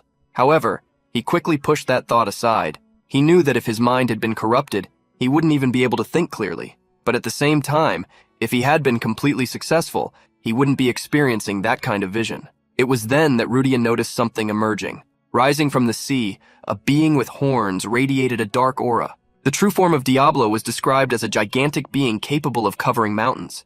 However, the creature that appeared was much smaller than Rudian had expected, and with horns, wings, and a body that looked more like stone, the evil being approached the protagonist in a frightening manner. Really interesting. Could it be that a human truly received the blessing of the hidden divine? Hearing who Diablo was referring to, the protagonist wondered if he was talking about Adi. Adi had definitely claimed to be an artificial intelligence created by a civilization. But considering its power, it wouldn't be strange if there were misunderstandings about its existence. Diablo began to laugh, seeing that, even with such a blessing, he hadn't been able to fully protect the boy. The protagonist became extremely worried. The fact that this scene was unfolding meant it wasn't a success or a failure, but rather an ambiguous situation. Diablo wanted to know what Rudian intended to do. All his powers were sealed, and in turn, Rudian had lost his protection. Hearing the phrase in a threatening tone, the protagonist took a battle stance, challenging the monster to act. Rudian wouldn't be able to predict what would happen next, so it would be better to throw a dice in a gamble. Diablo was impressed by his courage. The protagonist remained in position, questioning whether the monster wasn't going to fight. However, Diablo let the opportunity pass, surprising the protagonist. The being began to laugh. Ha ha ha ha ha, to think you'd falter with just one word, and yet you proposed a duel against me. Truly fitting for someone so arrogant. Observing the protagonist's body, Diablo sensed a sense of destiny emanating from him, which made things rather interesting. The protagonist was surprised and asked what he planned to do. The dark being smiled, eager to cooperate with the young man. The protagonist was taken aback by Diablo's intentions. He had a feeling that following Rudian would be quite fun. As a giant eye appeared in the sky, Diablo's voice wavered. Why dominate you now? There's no need to make an enemy of that being as well. The protagonist looked up, alarmed, wondering if he had been caught off guard by Diablo while his guard was down. However, that eye didn't belong to a creation of Diablo, but to Adi. Sorry, Master, the power of possession was greater than expected, so I ended up being delayed. I'll release the limiting laws right away. When he returned to the real world, the protagonist was surprised. In his hand, Diablo and the sword smiled. Heh, for the next 100 years, take good care of me. Despite his unease, the protagonist accepted the positive change. At least he had secured preparation against the disaster that would come. Returning home, the protagonist began to train with the sword. At the window, Rebecca watched, blushing as his body sweat. She couldn't help but hide her nosebleed. "What's this? You're still training? Didn't you say you weren't going to be a swordsman anymore?" The protagonist smiled, revealing that he had found a new hope. With Adi, Mana, and the sword, he could create a new path rather than living as a secondary character. This was a world where wars broke out unexpectedly, or alien invasions happened without warning. That's why statistics were just as important as equipment. Looking at his own body, the protagonist wondered if he should return to night training. With 20 points in his mana stat, he had an amount equivalent to that of average knights. However, having mana and knowing how to use it were different things. If someone found out that Rudian had suddenly started using mana, it would be problematic. He didn't want that to happen. Still, he thought that even if he trained alone for years, he still wouldn't master swordsmanship. He wondered if there was another way. That's when Rebecca reminded the protagonist about the previous day's topic, revealing that she had discussed some countermeasures with the village chief. While the protagonist tried to clarify what she had spoken about with the village chief, Rebecca surprised him by running her finger through his sweat, immersed in her own thoughts. It was then that Adi appeared next to Rebecca at the window, telling the protagonist that nothing abnormal had happened up until that point. Grabbing Rebecca's fist to pull her away from his body, the protagonist stated that requesting help from the state was a separate matter. For now, they should prepare. He still thought, however, that the best thing would be if nothing happened. Despite that, if danger arose, he was ready to take care of himself. That's when the protagonist thought of something. This could actually be Rebecca's awakening event. Since he had prevented her from being taken, a new story could have been written. The butterfly effect might be at play, making her awaken in another way. Seeing Rudian's worried expression, Rebecca asked if something was wrong. She couldn't help but laugh sweetly, seeing him staring at her. "Is there something wrong with my face?" The protagonist didn't fall for that cute smile, remembering the actions she took in the original work. That night, rain fell over the forest. A hooded duo rode their horse along the dirt road. The man, further behind, asked the girl, Luciella, to slow down because of the rain. However, the girl with blue hair reminded her uncle that the sacred sword Daylight had been missing for 50 years and had now been found. She didn't believe he wasn't excited about it. However, Luciella's uncle reminded her that they weren't so weak as to rely on just a symbolic relic. Despite that, the girl was curious. Even though Daylight wasn't a sacred sword of the Order, it was one of the most renowned divine artifacts in the Empire. Luciella's uncle knew this was true, but even if it took longer to recover it, he expected that they had assembled a large enough team to show respect to those who found it. Luciella didn't believe her uncle's words, as his mere presence was enough for the Iskar family. The man couldn't help but smile, remembering that if she hadn't trapped him in a scheme, he wouldn't be suffering on this trip. And so, the two of them continued on to Iskar territory. At the same time, amidst the rain in Baran village, everyone was moving quickly under the village chief's orders, preparing swords and traps. Even in the rain, Marco was diligently issuing orders, instructing others to search for Rudian for more details if they didn't know what to do. The protagonist was being treated as an incredible veteran who knew everything, having served the young lord of Iskar. However, the villagers' gazes were dark at the suggestion that they should listen to the orders of an orphan.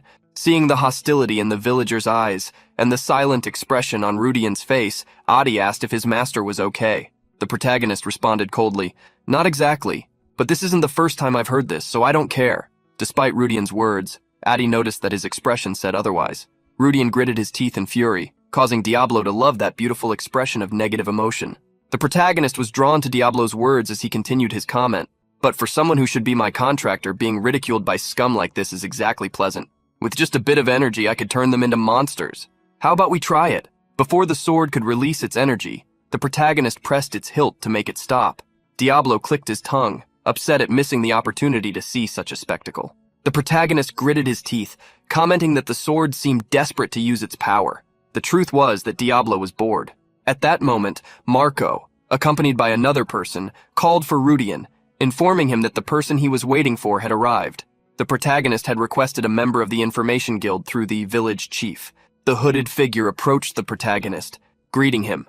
They both went inside the house, where the guild member revealed that the Kanchan Hill had been attacked, surprising the protagonist. The informant confirmed the news, stating that by now, the news should have already reached the Iskar County. The Kanchan Hill was a military stronghold, so in the worst-case scenario, this wasn't a natural occurrence committed by bandits from within the Empire. They must have had another true identity. The informant confirmed the protagonist's thoughts, revealing that the bandits were soldiers from the Rohan's Empire, disguised and infiltrated among them. Currently, they were hiding in the mountains. Once the pursuing garrison retreated, they would continue their activities, invading the surrounding territories. The informant revealed that 3 territories had already been attacked. A large-scale subjugation force would soon be formed, and then the matter would be resolved. However, the protagonist knew that the real problem wasn't the bandits. If it were just a cavalry unit, he could handle the issue with his current strength. The real problem was if there were dark beings or their minions among the bandits. In that case, it would be a much harder battle than Rudian could expect. At that moment, Adi approached the protagonist, warning him that they were getting closer. Sighing, the protagonist stood up. When he left the wooden house, the protagonist called Diablo, asking for a bit of help. Maliciously laughing, the sword had no reason to refuse. It would be good entertainment to assess the level of the descendants of this era. As the protagonist prepared, Diablo still warned him, "Even if I lend you my power without a price, your current body is still too weak to handle my strength." The protagonist already knew that. He didn't need to be warned. Diablo continued laughing. "Heh heh heh. If you transformed as I suggested, it would be so simple." The protagonist got irritated, as he had already refused, knowing this as well. If he were transformed, he would end up being hunted either by the protagonist himself or some secret society, so that would be a problem.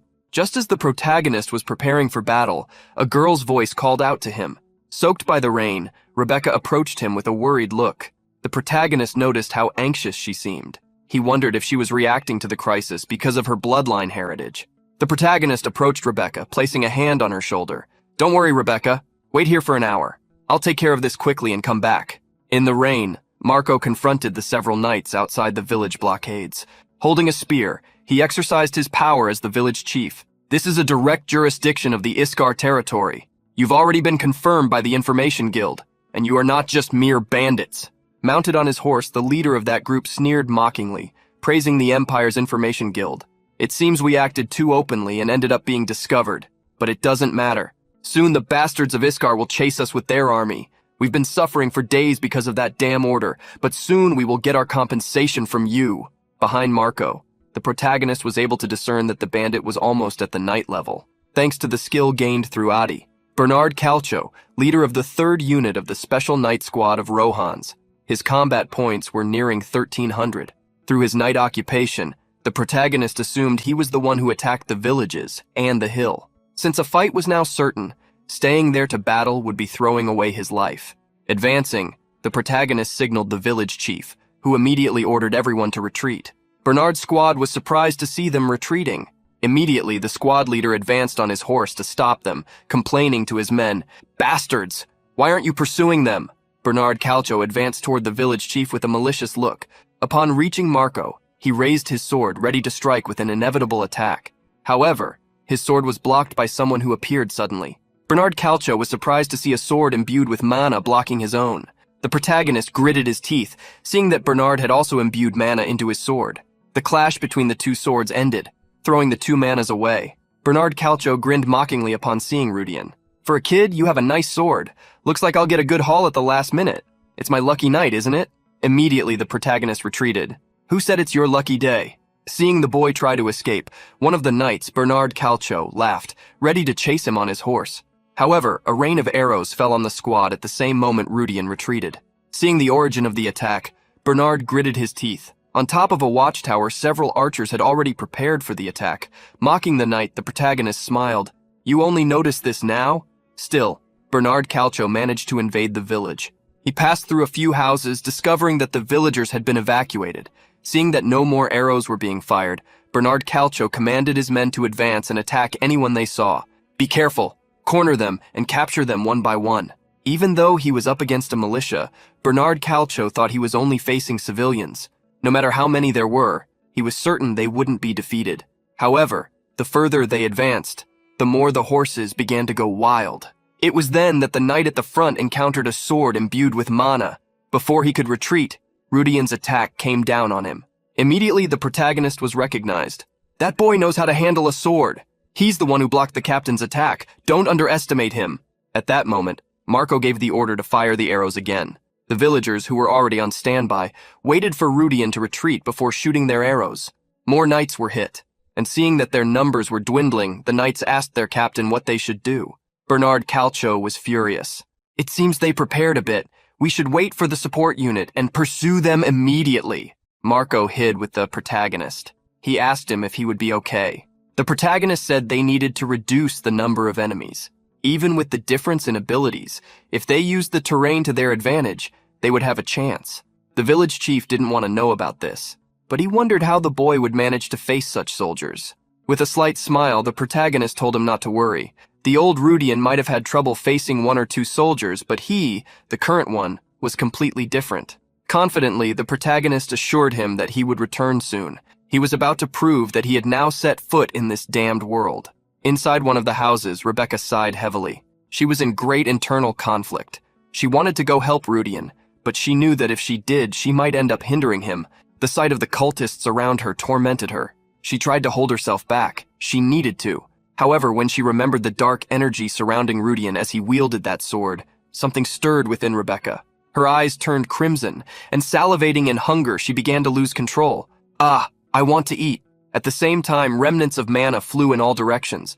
The protagonist's sword constantly blocked the knight's strikes.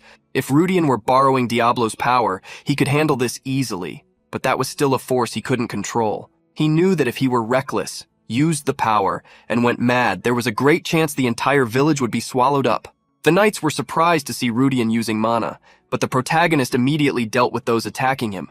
As the knights advanced, they managed to see a hole dug in the ground, stopping to avoid it while cursing. "Damn!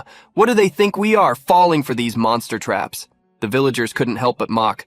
Obviously, monster traps are great for dealing with monsters. Bernard Calcio was furious as he saw how the villagers had turned their village into a complete cursed zone. In the villages they had ambushed before, eliminating just a few villagers had made the rest kneel and beg. He couldn't understand why the hell the villagers here resisted so desperately. Marco was proud. "This is the essence of Baran Village. Do you think you can swallow our village with such mediocre soldiers?" Indeed, Baran Village had the highest rate of retired soldiers. Even the common villagers had learned basic spear techniques. Moreover, the village chief, Marco, was a former disciplinary leader of the army who had been expelled for causing trouble. In a one-on-one battle, he was as strong as members of a special unit. Bernard Calcio was furious, but Rudian silenced him. "Hey, once I'm done with you, it'll be over." Bernard Calcio knew that the young man couldn't be underestimated, despite his age. That was a child who hadn't fully grown yet, but he could already block attacks imbued with mana. Bernard smiled as he looked at the protagonist. "So, you're the heart of the village, huh?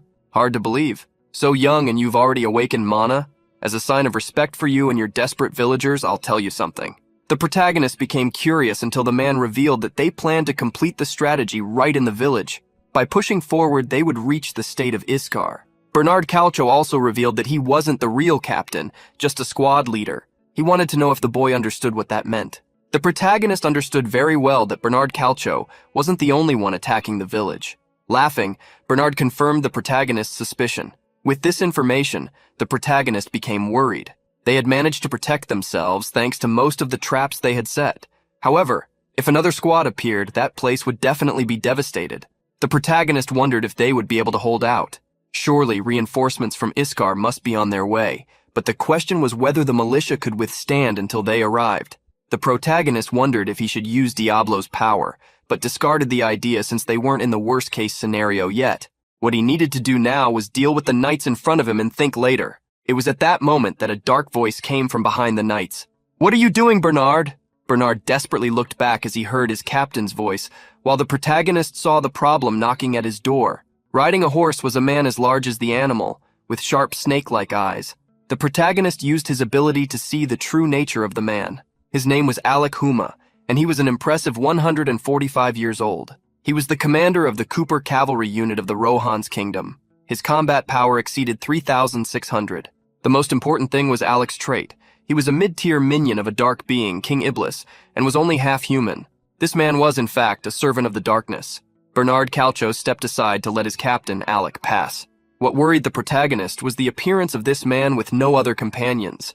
Alec's base stats already crushed Rudian's. Additionally, there were numbers in parentheses next to his stats, probably because he was a minion. In terms of combat power, he should be on par with Derek.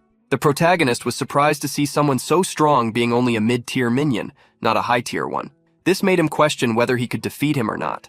As a devoted reader of the original story, Rudian knew just how strong a being named like that was. However, imagining it through the text and seeing it in reality were completely different dimensions. Bernard Calcio apologized for being so incompetent that he had lost so many men. Bernard tried to apologize, but before he could say more, Alec struck him. With a single blow, Bernard lost what he had above his shoulders. He would no longer need to wear a helmet. The protagonist was terrified at seeing Alec's attack. Immediately, he ordered the village chief to run.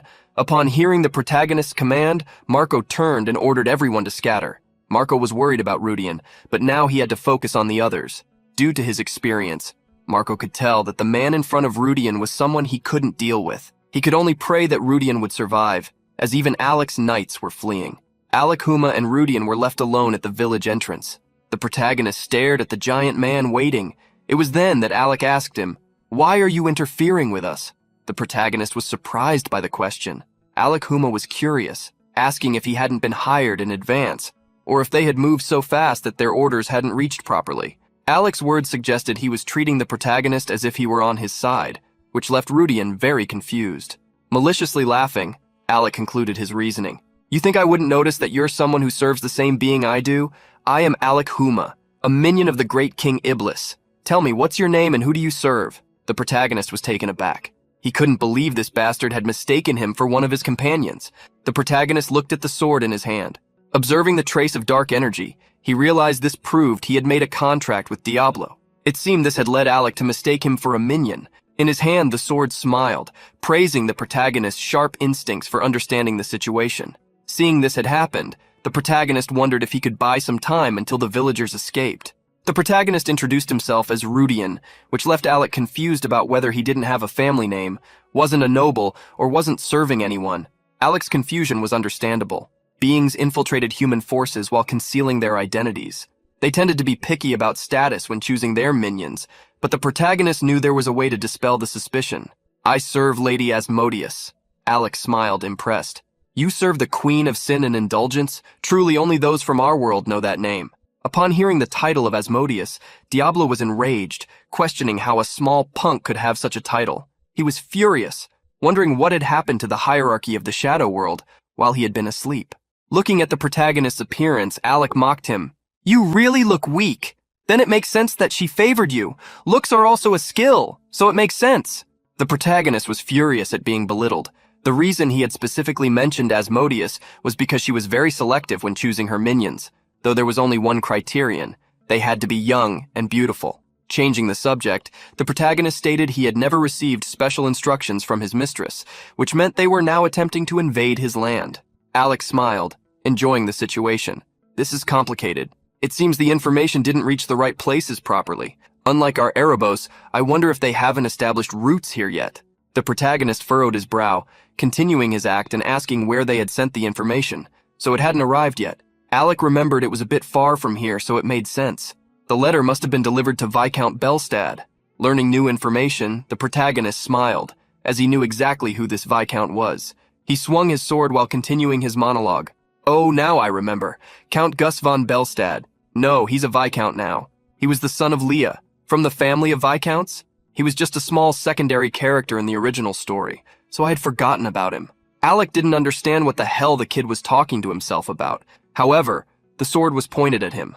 So it was really the chaos caused by the elimination of Casley Richmond that caused all this.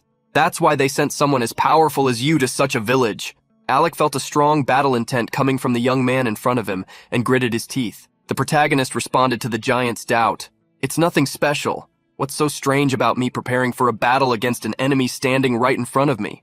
Stomping heavily on the ground, Alec asked the protagonist if he truly thought he could face him with such pathetic strength. Whether in the power that blessed him or in the strength he had gained as a human, Alec felt superior to Rudian in every aspect. The protagonist knew the enemy was right. He hadn't yet borrowed the power of the being in his sword, and his skills as a knight were far from matching the beings of this world. However, this was only when comparing abilities. Immediately, the protagonist unleashed the energy of the Diablo sword as Adi appeared. Diablo warned the protagonist that he could only handle the power he had obtained at that moment for just a few mere minutes. If he exceeded the limit, even the being protecting him wouldn't be able to save him. The protagonist knew this, so he quickly charged into battle. He wanted to see what this minion of King Iblis truly was. The protagonist raised the sword with tremendous power. With a strike that Alec couldn't evade, the protagonist hit him squarely. The protagonist continued his assault, swinging the sword continuously. He didn't give Alec a chance to retaliate and kept up his attacks, using the power that filled his body. Rudian's attacks became sharper and sharper, until Alec could no longer use his hand to write or hold a sword. Seeing that he couldn't regenerate, Alec became terrified. Seeing his expression, the protagonist taunted him, "You must feel like your soul's been shattered." Alec wasn't regenerating because Diablo's sword didn't just have cutting power. The reason this magical sword was classified as high level was because it became the key factor in the final parts of the story. It was one of the swords capable of eliminating divine beings. Diablo's power could cut not just bodies, but also souls. This was a power capable of inflicting damage even on immortal creatures. That was the true value of this sword. Originally, Rudian had planned to risk a hand-to-hand fight. Furious, Alec attacked with the hand he had left. "You think you've won?" The attack flew toward the protagonist. However, it was blocked by dark energy. Alec began to panic. "Why? My power is being drained by some energy. This power definitely isn't from the Queen of Sin." Diablo became furious at being compared to such a young one. "Of course not. How dare he compare me to such a small fry?" The protagonist wanted Diablo to calm down a bit. His time was almost up. With his energy being drained, Alec was furious. "I, a great berserker with the power of Lord Iblis, losing to a kid like you? No way!" Despite Alec's complaints, the protagonist attacked him again with his sword. But not just once. Rudian unleashed a flurry of attacks, striking Alec directly. With the sword's energy, the protagonist launched his final blow. The protagonist smiled. Normally, combat using energy would polish the earth and air around, causing a transformation effect. This was another reason why Diablo's sword was so useful. It could cleanse the surroundings by absorbing all the dark energy. Absorbing the energy this way, there would be no pollution or worry about being caught. With a smile on his face, the protagonist said something Alec would carry into the afterlife. "One day, I will eliminate every villain in the kingdom of Rohans." Sucked into the sword, Alec cursed the protagonist, but it was too late for him. The protagonist looked at Alec's disillusionment, but now it was time to say goodbye. With one final strike, the protagonist ended the fight. Rudian finished the strike with his sword, burning with dark energy. He sighed and looked at the blade with a smile, saying, "Watching an entire person get sucked in like that, this really must be a magical sword." Diablo laughed from within the blade and replied, "Consider yourself lucky. If even a trace of demonic energy had remained, it would have been a problem." Rudian nodded, and Diablo asked why he had sent the human girl away separately, wondering if she belonged to him. Rudian was taken aback by the question and responded, "What kind of nonsense is that? The demons might have been after Rebecca. Of course, this whole incident happened because Casley disappeared." Diablo listened and commented, "Well, if she's a descendant of that predecessor, no wonder the demons are interested. If she awakens, she might become something worth watching. Why not awaken her and keep her by your side? She has the kind of face human men would like, doesn't she?" Rudian simply sheathed his blade, saying, "Shut up, will you?" and looked around thinking, if you had seen how much the protagonist suffered in the original story, you'd never suggest something like that. Rebecca's awakening was, in the end, Abel's decision. If possible, I'd rather she just live a normal life like this. He then asked Diablo not to talk about Rebecca anymore, as he had no intention of staying involved with her. Diablo simply replied, "Well, let's see how that turns out," while our protagonist thought, if the original story continues with Rebecca becoming Abel's companion later, we might meet again, but not now. ABI appeared above him and warned, "Master, someone is approaching." Rudian stopped, surprised, and asked, "What? More of those scavenger bastards again?" ABI replied that they didn't seem hostile. It was just an old man and a girl. Rudian paused cautiously upon hearing that, considering that for two travelers, they were quite an unusual pair. But what should he do? With his energy depleted now, if they weren't enemies, there was no reason to avoid them. The two approached our protagonist, who kept observing them until he noticed something. Eyes widening, he wondered how ABI could consider that normal. Looking closely at their luxurious fabric clothing, anyone could tell they were nobles. If Rudian had known that, he would have run away a long time ago. Then the girl approached and greeted him with a smile, pulling down her hood. She had a gentle face and blue hair. However, something caught Rudian's attention, the scent of blood. Nervous, he returned the greeting and noticed the other figure approaching, saying, "You're like a cautious little puppy, but as a warrior, you pass." The system informed him that with his current capabilities, he couldn't discern the opponent's information, which left him even more in the dark. The man with lilac hair and beard pointed at him while speaking. "You've got good instincts." Rudian's eyes widened as he thought, "I can't access their info because of the difference in capability? They're strong, extremely strong." The man turned and walked toward the corpses, asking, "You did all this?"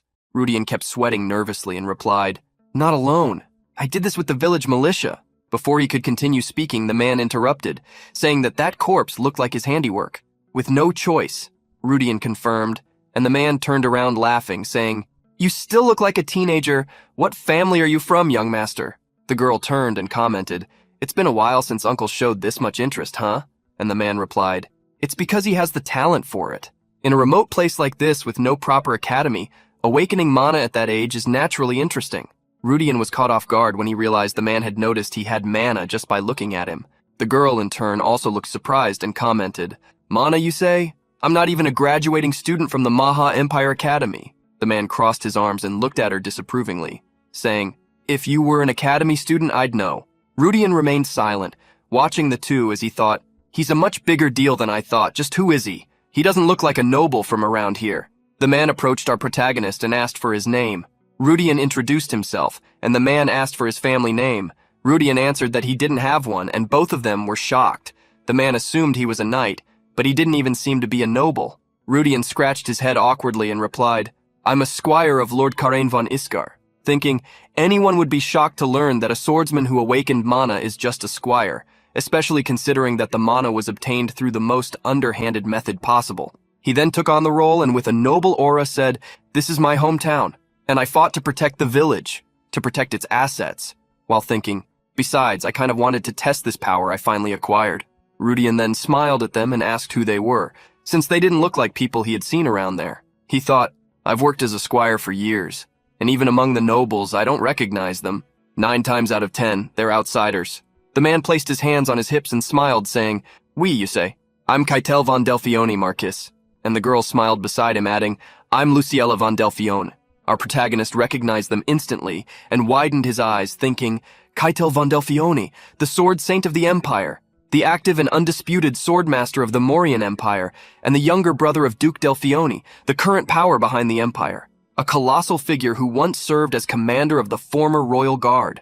More importantly, the predecessor of Sword Saint Crox, who joins the protagonist's party in the original story, the former Sword Saint himself. And looking at him, he's still active in this era. He then looked at the girl and thought, Luciella also sounds familiar. The protagonist's loyal supporter and a frontline commander in the fight against demons. In the original story, she was already married, so she wasn't considered a heroine candidate.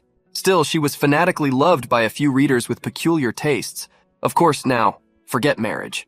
She doesn't even look like an adult yet, more like someone my age.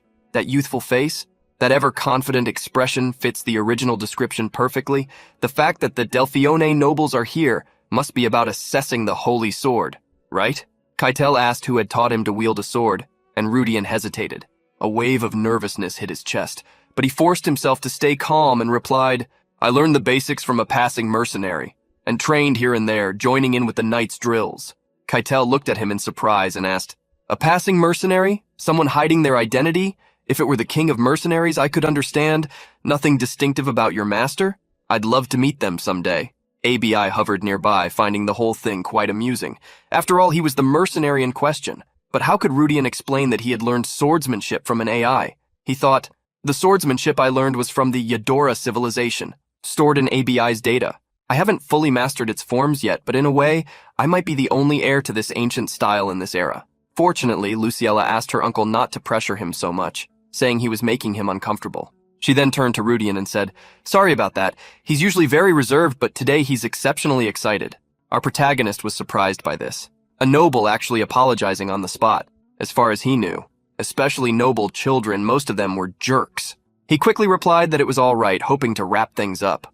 Luciella jumped joyfully and cheerfully declared, Since the village is a mess, let's start cleaning first. Uncle, help a little too. Keitel grumbled but agreed, and Rudian was left thinking, now I get why Luciella was so loved by readers in the original story. Truly a heroine candidate.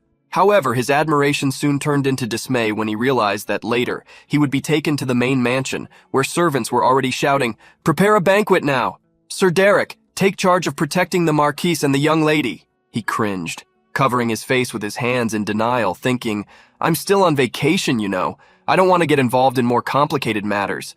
Why does a mere squire like me have to get involved in assessing the holy sword? Keitel called his attention, saying they would meet again later, and Luciella waved, thanking him for his hard work. as the two headed inside the mansion, accompanied by a knight. Later, lying in his quarters, ABI floated through the air while our protagonist stared at the ceiling, thinking, I wonder if Rebecca's okay. She looked so tense, like she might catch a cold. For some reason, Rebecca refused care and ended up being brought here too. Well, even if I'd stayed in the village, I would have just ended up stuck with repair work. So I kind of came willingly anyway. He then paused and gave a faint smile. Who would have thought, though, that the smell of blood I sensed when I first met Marquis Keitel and Luciella came from the Those Marauder Special Forces. Just the two of them took down over 500 elite soldiers. Rudian sat up on the bed with a determined look, thinking, I need to get stronger too. Recovering all of Addy's terminals will mean facing insane risks. To wield Diablo properly, I need to at least reach the level of a master. In my current state, instead of wandering as a mercenary, it's better to enter the Night Order's training and raise my personal skills as much as possible. Loud laughter filled his room through the window. He walked over and looked down at the ground floor, where several nobles were gathered, laughing and socializing, and thought, looks like the party's in full swing. Judging by the laughter and chatter, today's issue must have been resolved well. Not bad. He then sighed and gave a faint smile, with ABI resting on his shoulder. In about 5 years, forget parties. This place will turn into hell, but I hope they can at least live peacefully until then. Suddenly, ABI informed him that there was a guest. He turned around, puzzled, and saw Derek and Karain entering, with the blonde sharply asking, Rudian, why aren't you at the party? Rudian stammered, young master? While thinking, what am I supposed to do, attend a noble's party as a commoner and get scolded? He scratched his head nervously and answered, well, naturally I don't have the status to attend. Karain gestured dramatically and replied, what are you talking about? You're my squire, so you should be helping your master at the party too. Our protagonist apologized, mortified, wishing he would recognize that he was still on vacation. Rudian then admitted he hadn't thought of that, and Karain said it was fine as long as he understood. Rudian remained silent until Derek approached and said he'd heard that Rudian had made a great contribution. Rudian thanked him hesitantly, thinking, the news already reached the Count? Normally it would take days for an investigation into my actions before any word spread. That means either Marquis Keitel or Luciella reported my deeds directly to the Count. That's unexpected. Derek went on saying, the Count is very pleased with your performance this time. Rudian found his behavior odd and wondered why Derek was being so talkative that day. But that wasn't all. Derek continued, well, things went well with the Delphione ducal family, but they made an additional request. Our protagonist found that interesting, but wondered if it was really something he needed to hear. The reason became clear when Karain struck a dramatic pose and proudly declared, and that is for me to enroll in the Imperial Academy and train there for 7 years. Rudian awkwardly asked, the Academy, you say? And Karain proudly confirmed it, while our protagonist looked at him awkwardly thinking, I can pretty much guess. While Karain earned some merit by restoring the light this time, from the ducal family's perspective, if this troublemaker messes up again, it'll damage their reputation. They probably want Karain to spend 7 years at the academy to bury his past disgrace, huh? The ducal family is dreaming an impossible dream. Then Derek added the piece of information that explained everything. And for that academy trip, Rudian, you're included too. Our protagonist pointed to himself in disbelief, asking, me? Earlier, Keitel stood smiling, holding a brilliantly shining blade, and said, the holy sword Daylight is indeed authentic. That unique feeling of a sacred sword I sensed as a child is still there. A group of nobles had gathered in front of him, marveling and commenting that it was as expected. Keitel continued, Samir Dran was a knight who reached the peak of the expert level 50 years ago. If he had become a death knight, he would have reached the master level by now. Although we provided the information, I didn't expect you to actually succeed. I'll have to reevaluate the Lionhearts. Sir Derek Wanhausen, your reputation as the Iron Lion of the East doesn't seem exaggerated. What do you say? Would you care for a duel with me someday? Derek bowed, accepting the offer and saying it would be an honor. Keitel then handed a rolled-up parchment to the nobles, saying, here is the official confirmation that the Holy Sword has been acquired. Let's wrap up the main business with that. I'd like to make a trivial request to my Count. The group was surprised. A trivial request? Count Ricard touched his lips to his hand, thinking, to bring this up here in front of all the vassals means it's not a trivial request, but a determined one. Keitel then continued, among the young lord squires, I heard of a boy named Rudian. Count Ricard frowned and said, Rudian, that child is certainly... And then Keitel revealed his intentions, extending a hand and saying, could you give me that child? Count Ricard asked if he could know the reason Keitel wanted the boy, and Keitel clenched his fist, replying, to be honest, it's because I covet the child's talent. I did some research and heard that he's a commoner who hasn't even received a knight's oath. I wish to place the child in a foundation directly managed by the ducal family." Count Ricard paused for a moment, thinking, the ducal family's foundation is hard to enter even with considerable talent. Did that child Rudian really have talent worthy of the Marquise's interest? I heard he didn't even have mana talent. Then he answered, "My son might be a little disappointed, but if the Marquis wishes it, of course it should be granted." Luciella's reaction caught his attention. She blushed and openly smiled with excitement, as if there were something more. He then added, "Still, I marked this child as a talent to assist my son, who will become the future lord. How about this? First, we send Rudian to the academy, and until he graduates, both families will take care of him. Then, once he graduates and becomes a proper knight, wouldn't it be best to let him choose his own affiliation?" Count Ricard didn't know why the Marquis coveted this boy, but if he truly was valuable, he could always bring him back later. Catel replied, "Letting him choose his affiliation later. That sounds good, not bad at all." Count Ricard responded, "I should use this opportunity to enroll my son in the academy too." Karain protested, calling for his father, but he was resolute. Since things had come to this, it was best to settle Karain's enrollment as well. Back in the present moment, Derek stood with arms crossed in front of our protagonist, finishing his explanation. "And so, you'll officially become a transfer student at the academy and enroll together with the young master." Rudian looked at him, slightly distressed, thinking, "That's all fine, but what about my opinion?" The next day, our protagonist was welcomed by Luciella and Keitel, who said, "We meet again." Rudian stopped awkwardly and looked at them, thinking, saying "see you later." Was that the plan all along? As he approached, Keitel smiled at him and said, "I'll give you 1 week to settle things. After that, come to the capital with us." Luciella smiled and gave him a playful wink, and our protagonist, having no choice, simply replied that he understood. Luciella commented that accepting her uncle's offer had been a good decision, and said she was happy to have a good junior with her. Rudian smiled back and replied, "I'm also glad I can leave my squire duties without having to pass them on," while lamenting silently, "Though it's a shame I won't get to meet the next junior who'll become Karain's next sacrifice." The two then turned to head off, and our protagonist saw them off, saying he'd see them in a week. That night, in a tavern near Barren Village, Marco was laughing heartily, holding a mug of beer with a flushed face from drinking, speaking loudly. "Here, Rudian, have a drink. Who would have thought a knight would come from our village?" Rudian, sitting across from him, waved his hand modestly and said he was still just a knight aspirant, not a proper knight yet. Marco responded enthusiastically, "Heading to the capital's academy, no less. That basically settles it. Knighthood is guaranteed. I know because I'm ex-military. The main question is under which noble's banner you'll serve, right?" Rudian took a bite of food and asked, "Ah, right. Speaking of which, how's Rebecca?" Marco gestured and said, "Still in bed? The trauma from the last incident seems pretty serious." And our protagonist kept eating, visibly worried. After dinner, he went to Rebecca's room and asked if she was doing okay. The girl lay in bed, smiled at him with a flushed face, and replied, "Yes, I'm feeling a little better than before. I heard you're heading to the capital?" He confirmed, and she asked if he really had to go. Rudian was surprised. It was the first time she'd ever asked something so directly. Rebecca looked down sadly and said, "Just working here. I think it would be nice if we could live peacefully and happily together." She fidgeted with the blanket nervously as she spoke, and Rudian watched her in silence. Then Rebecca looked up again with a shy smile and said, "I know it's selfish of me, but I thought I should ask, just in case." Rudian lowered his gaze, troubled, lost in thought.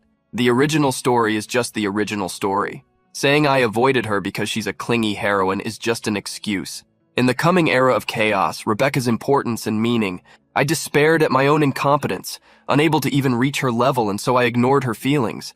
But now, he then gave in, gently held the girl's hand, leaned in, watching her smile with a flushed face, and said, "I wish I could do that too, if possible." She remained silent, listening to him speak. "The villagers might think I've achieved something great, but in truth I don't really like things like this. But there's something I absolutely must do." Then he looked down again, sadly, thinking, "If I just leave things as they are, this village of Baran will disappear in no more than 10 years. Rebecca, having lost her place due to the invasion by the kingdom of Rohan, eventually meets the protagonist Abel and sets off on an adventure. Even if I do nothing, Abel will drive out the demons. But the village and the people I know will surely vanish. That wouldn't be good for me or for Rebecca. Only I, who knows the future of this world, can prevent that." He looked back at her and said, "It will certainly be tough and difficult, but it's something only I can do. For that, I must follow this path." Rudian didn't expect her to understand the full meaning of what he was saying, but he also didn't want to leave her in the dark.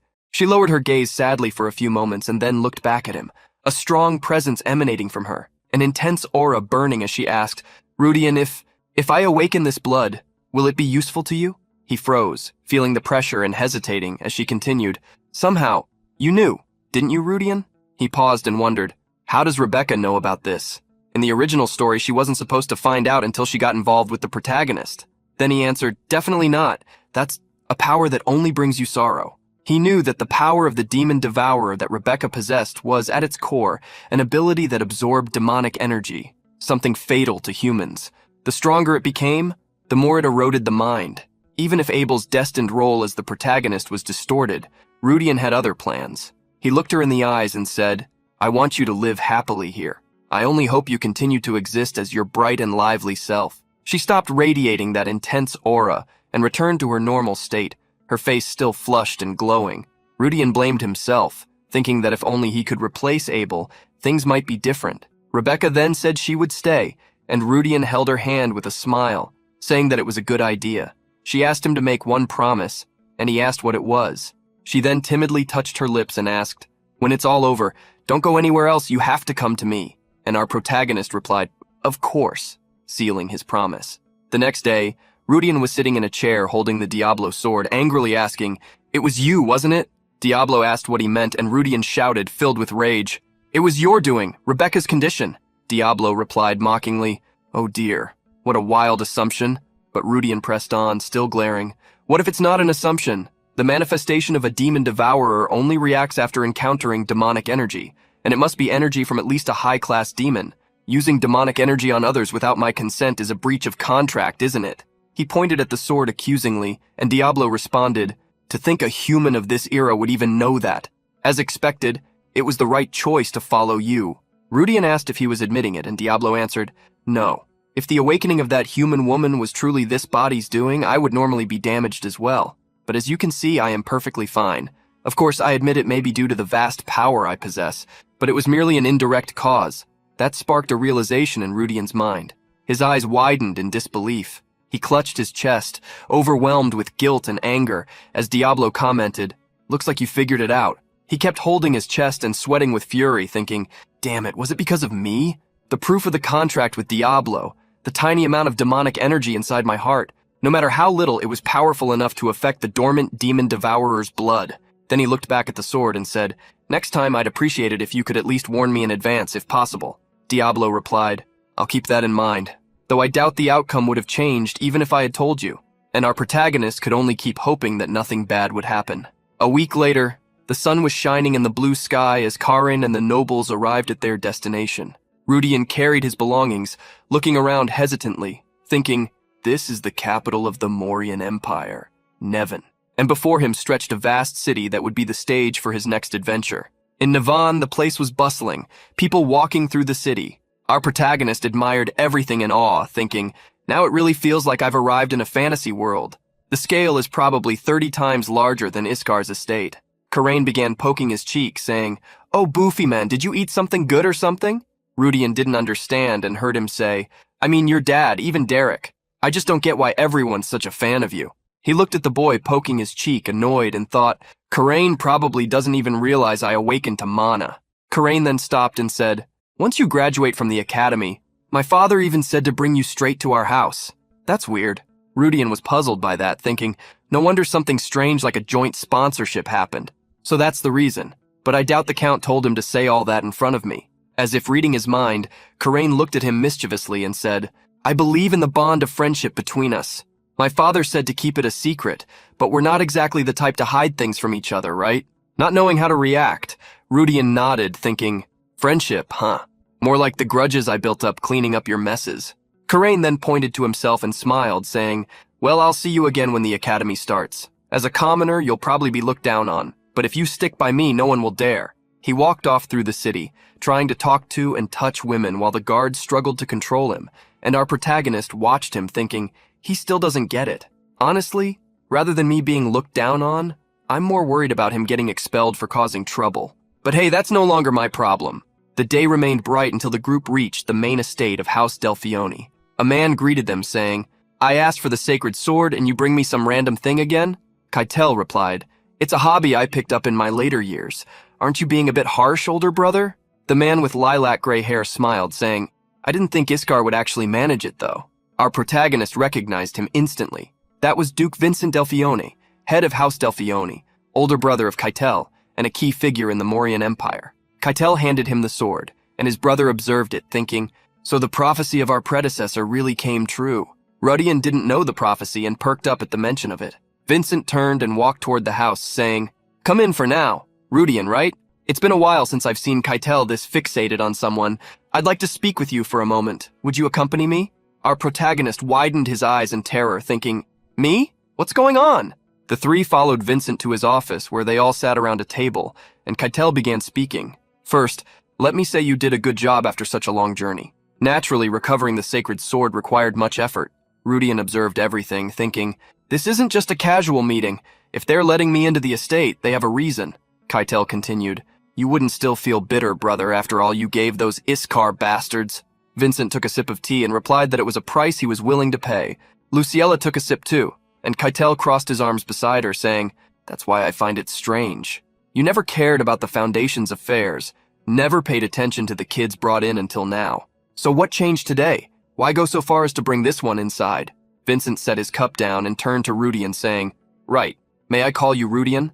Our protagonist replied, Yes, sir. Vincent continued, Very well, Rudian. From what I've heard, following Iskar's leadership style, you personally joined the dungeon incursion, is that correct? Rudian confirmed, and he went on, And I also heard you were the key figure in destroying the dungeon core and ending Samir Dran's life, who had been surviving by fusing with the dungeon? Rudian confirmed that too and wondered, How does a duke in the capital know so many details about what happened inside the dungeon? Vincent then adopted a serious posture and said, Then tell me, Samir Dran, did he say anything when you confronted him? Anything at all, even the smallest comment? Tell me everything Samir said to you, whatever it was. Keitel asked what his brother meant by that, and our protagonist watched him, thinking, Samir Dran, I thought he had just stolen something. There's really no reason to hide this anyway. The memories of the fight flooded Rudian's mind. His fingers tensed, and Vincent kept staring seriously. Then he turned forward again and remarked, He doesn't even realize the ground beneath his feet is rotting. Rudian then looked at him seriously and declared, If I had to point to one thing just before he disappeared, he used the word master as his last word. Their eyes met, as if Vincent knew something more. Keitel called his brother for answers, and he lowered his head, saying, Another name for daylight is the sacred sword of prophecy. Our predecessor acted to atone for his sins, but it seems the inevitable is finally upon us. Keitel again asked what his brother was talking about, but Vincent chuckled, picking up his cup and said, No, it's nothing. Thank you, Rudian, for satisfying my curiosity. And our protagonist simply watched him in silence. Back at the Imperial Mock Academy, Rudian carried his belongings, accompanied by Keitel. They were greeted by someone saying, It's rare for someone to personally escort their sponsored student. Keitel replied, It's been a while, Director. And a man with white hair and beard appeared with a forced smile, saying, I believe the last time was at the Crown Prince's birthday banquet last year. That was the director of the Imperial Mock Academy, Viscount Rosus Benevolent. Rudian recognized him immediately.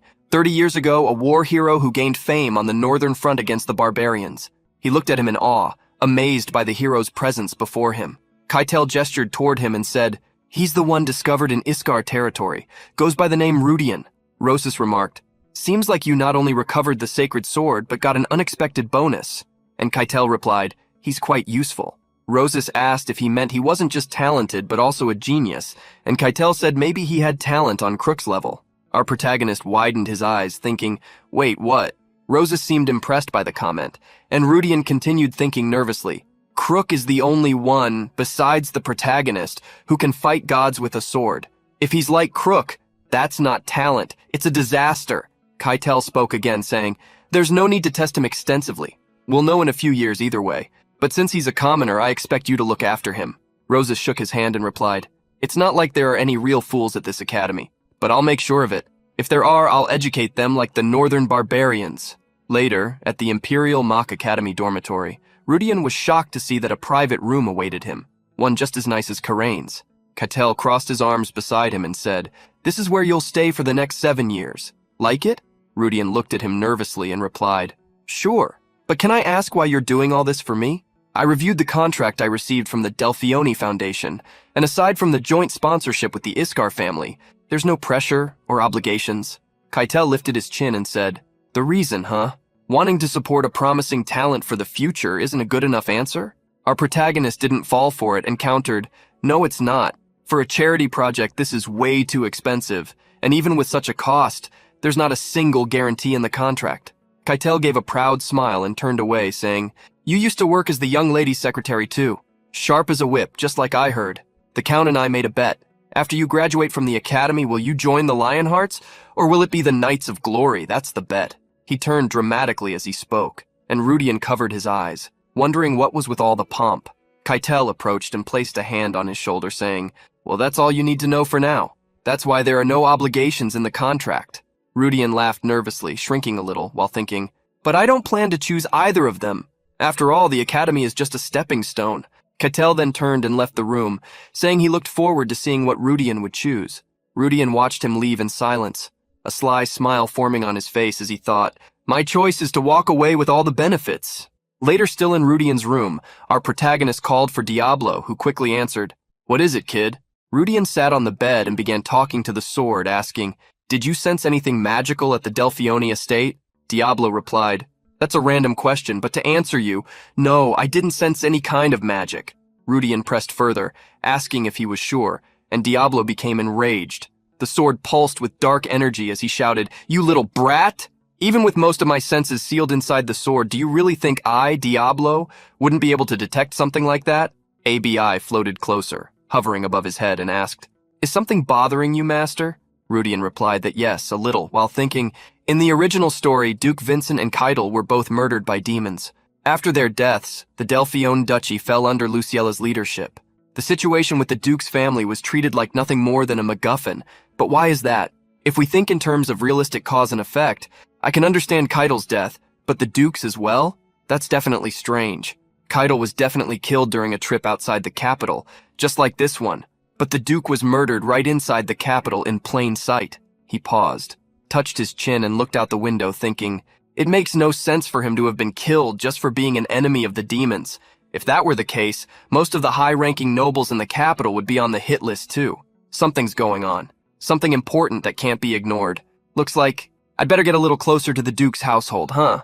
When classes began, our protagonist became the center of attention.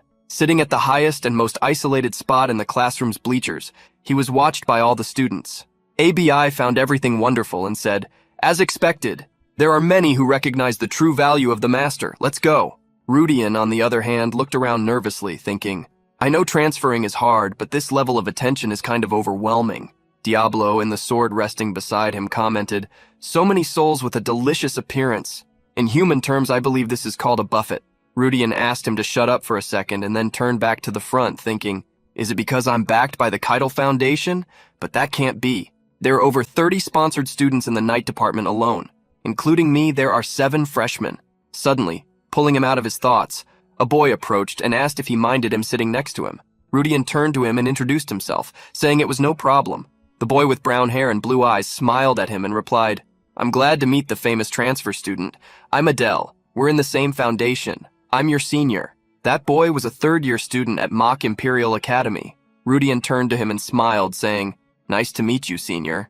But still, the famous transfer student? Adele sat down beside him and replied, "Huh? You didn't know? It's been nearly 10 years since the Foundation brought in a transfer student." Rudian scratched his hair a bit awkwardly and replied, "Okay, 10 years might be something, but does that really deserve all this attention?"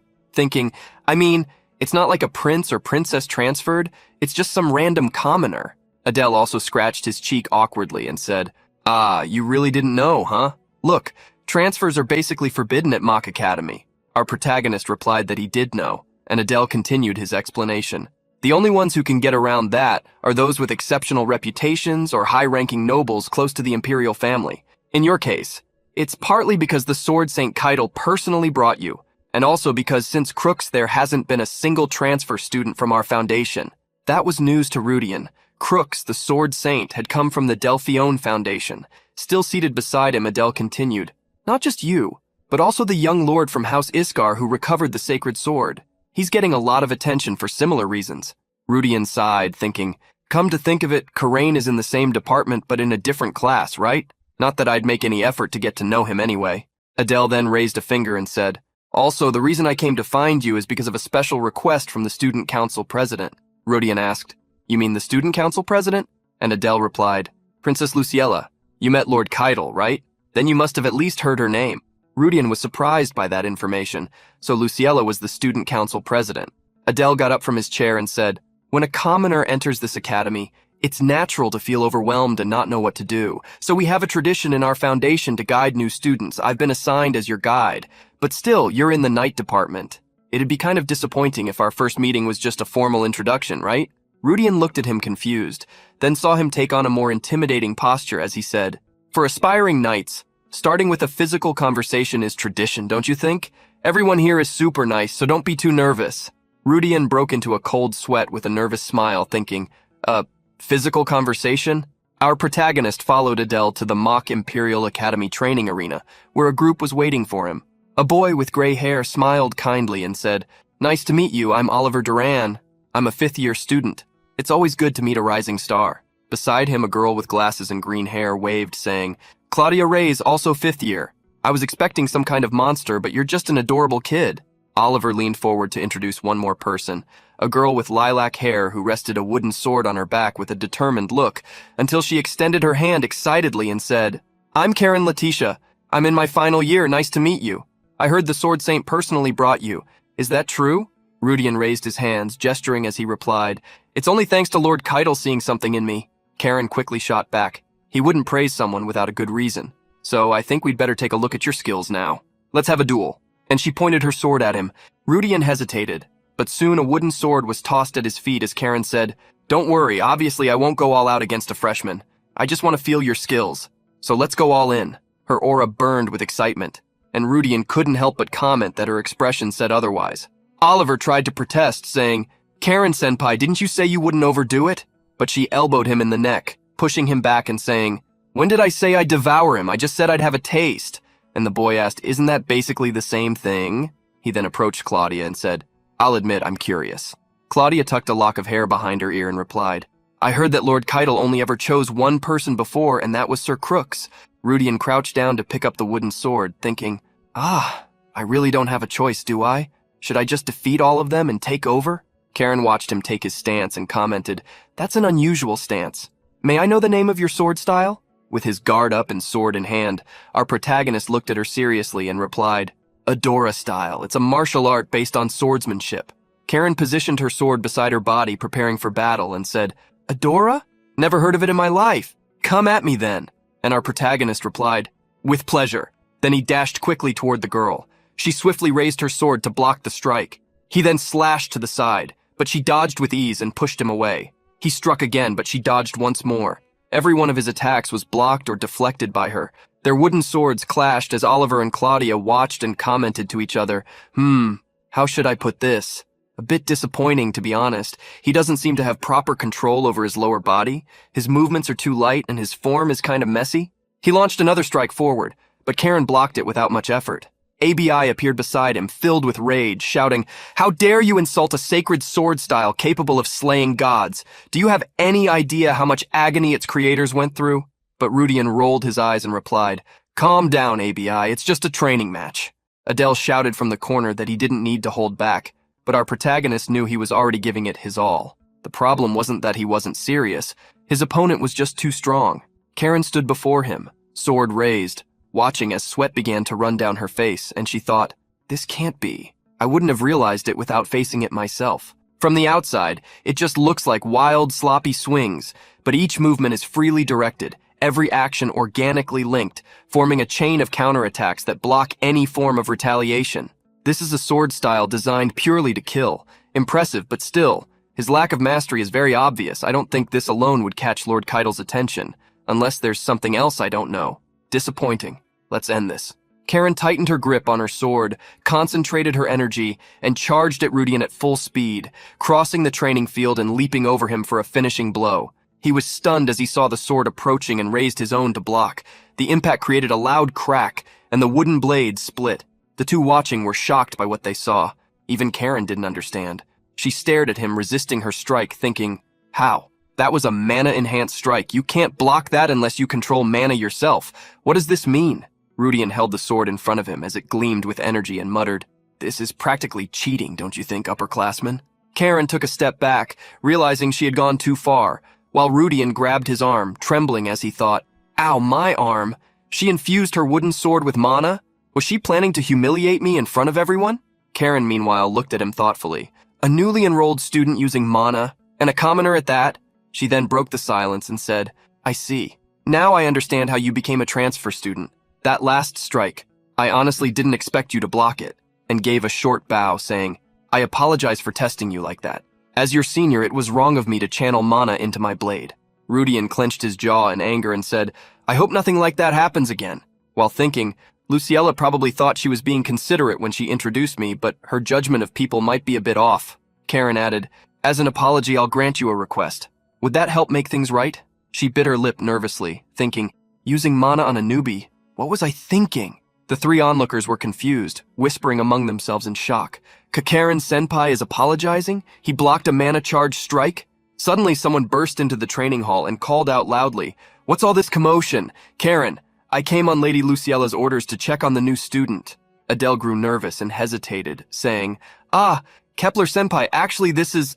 The person replied, "I can already tell just by looking. You got too cocky trying to test his skills and took a hit, huh?" Karen greeted him by name, Elvin. The young man approached our protagonist and touched his shoulder, saying, "It's not like she meant any harm. Sorry about that, Junior." Rudian looked at him, stunned, thinking, Elvin Kepler. In the original work Chilzeon during Chapter 2, War of the Superhumans, isn't this the family that appears as the main villain opposing the protagonist's group? And I'm pretty sure Elvin, in the original story. The green-haired young man smiled at him and introduced himself. "My name is Elvin Kepler," as Rudian recalled. His face twisted with malice in the original story. He thought, he was the character who helped the final boss, wasn't he? Elvin approached the two and gestured toward Karen, saying, "She's got such an aggressive personality. I'll schedule another meeting soon." Karen shouted at him, saying she didn't need his help, and Elvin turned, saying, "In a meeting to welcome new students, shouldn't things like factions or positions matter?" His gaze turned threatening toward her, before he turned back to our protagonist and said, "Besides, I came here at Lady Luciella's request. I don't think we're in a position to disregard her authority. Am I wrong?" Karen hesitated, a frustrated expression on her face. Elvin turned again and said, "As a senior student, I will take responsibility for today's events." Rudian continued to eye him suspiciously, thinking, "Responsibility, huh? I wasn't planning to associate with these guys anymore, but if it's a Kepler trying to make a connection, that's a different story." Even with a malicious expression hidden within, our protagonist put a friendly smile on his face and said, "If the senior says so, so be it. So be." Back in his room, ABI floated above our protagonist, saying, "Master, it seems like you've been getting too relaxed lately." Rudian, meanwhile, was lying on the bed with a relaxed aura, saying, "I admit I'm relaxed, but what can I do when it's so comfortable? Who would have thought I'd be so happy just being away from Kalen?" ABI asked, "Didn't you decide to learn about Elvin Kepler and his group today?" The situation changed quickly. Rudian lifted his gaze, determined, and said, "Ah, that's right, Elvin Kepler. I never thought I'd hear that name here." He then remained lying, staring at the ceiling and thinking, the War of the Superhumans is the only chapter where the conflict arises from differences in position, not from good versus evil. He appeared as a villain, but he wasn't really an enemy, so to speak. Now the secret psychic organization must be actively expanding its influence behind the imperial capital. Psychic powers were abilities without properly established theories. They were the subject of ridicule and contempt for magicians, but this turned into a great tragedy for humanity. It made the psychics remain neutral during the Second Celestial Demon War, which brought countless deaths. Of course, they planned to gain fame by dealing with demons when the mage forces were weakened by them. But by then, the war had already been ended by the protagonist Abel and his companions, and when their plan failed, they resorted to their backup plan. He sat at the edge of the bed and looked down at the floor, thinking, the result was the War of the Superhumans. If they had participated in the Second Celestial Demon War together, maybe the War of the Superhumans and the huge sacrifices that came with it wouldn't have happened.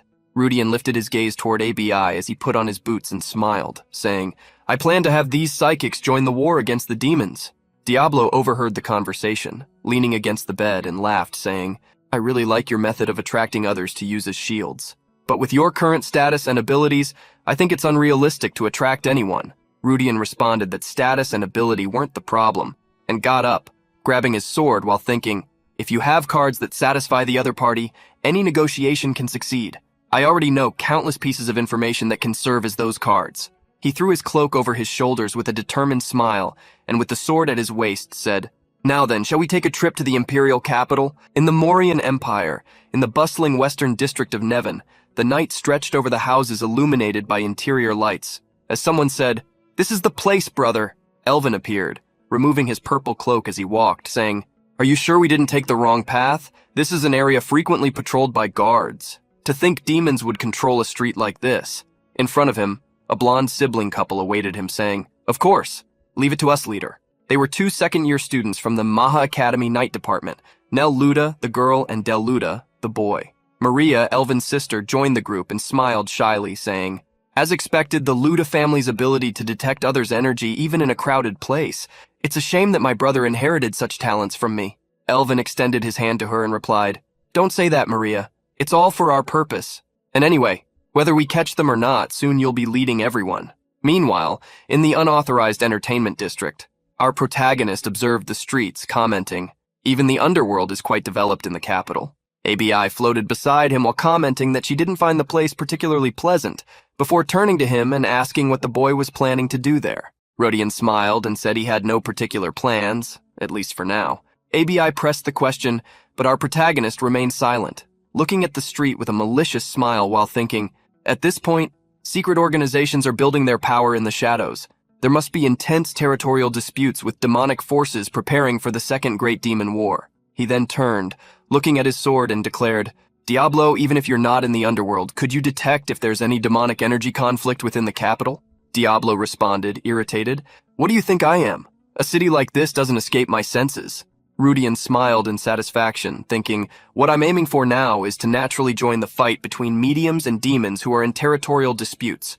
Confronting demon lords directly would be asking for defeat, but there's no way a demon lord-level entity can manage forces directly in a place like this. They're probably employing subservient demons or lackeys, so there's no risk factor."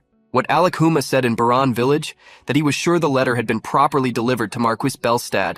If I could get involved with that guy, it would be perfect. Gus von Belstad, a demon puppet and the one responsible for the Keitel siblings' murders. The number one person to be eliminated right now. Well, first things first, I need to find Elvin Kepler, then Gus.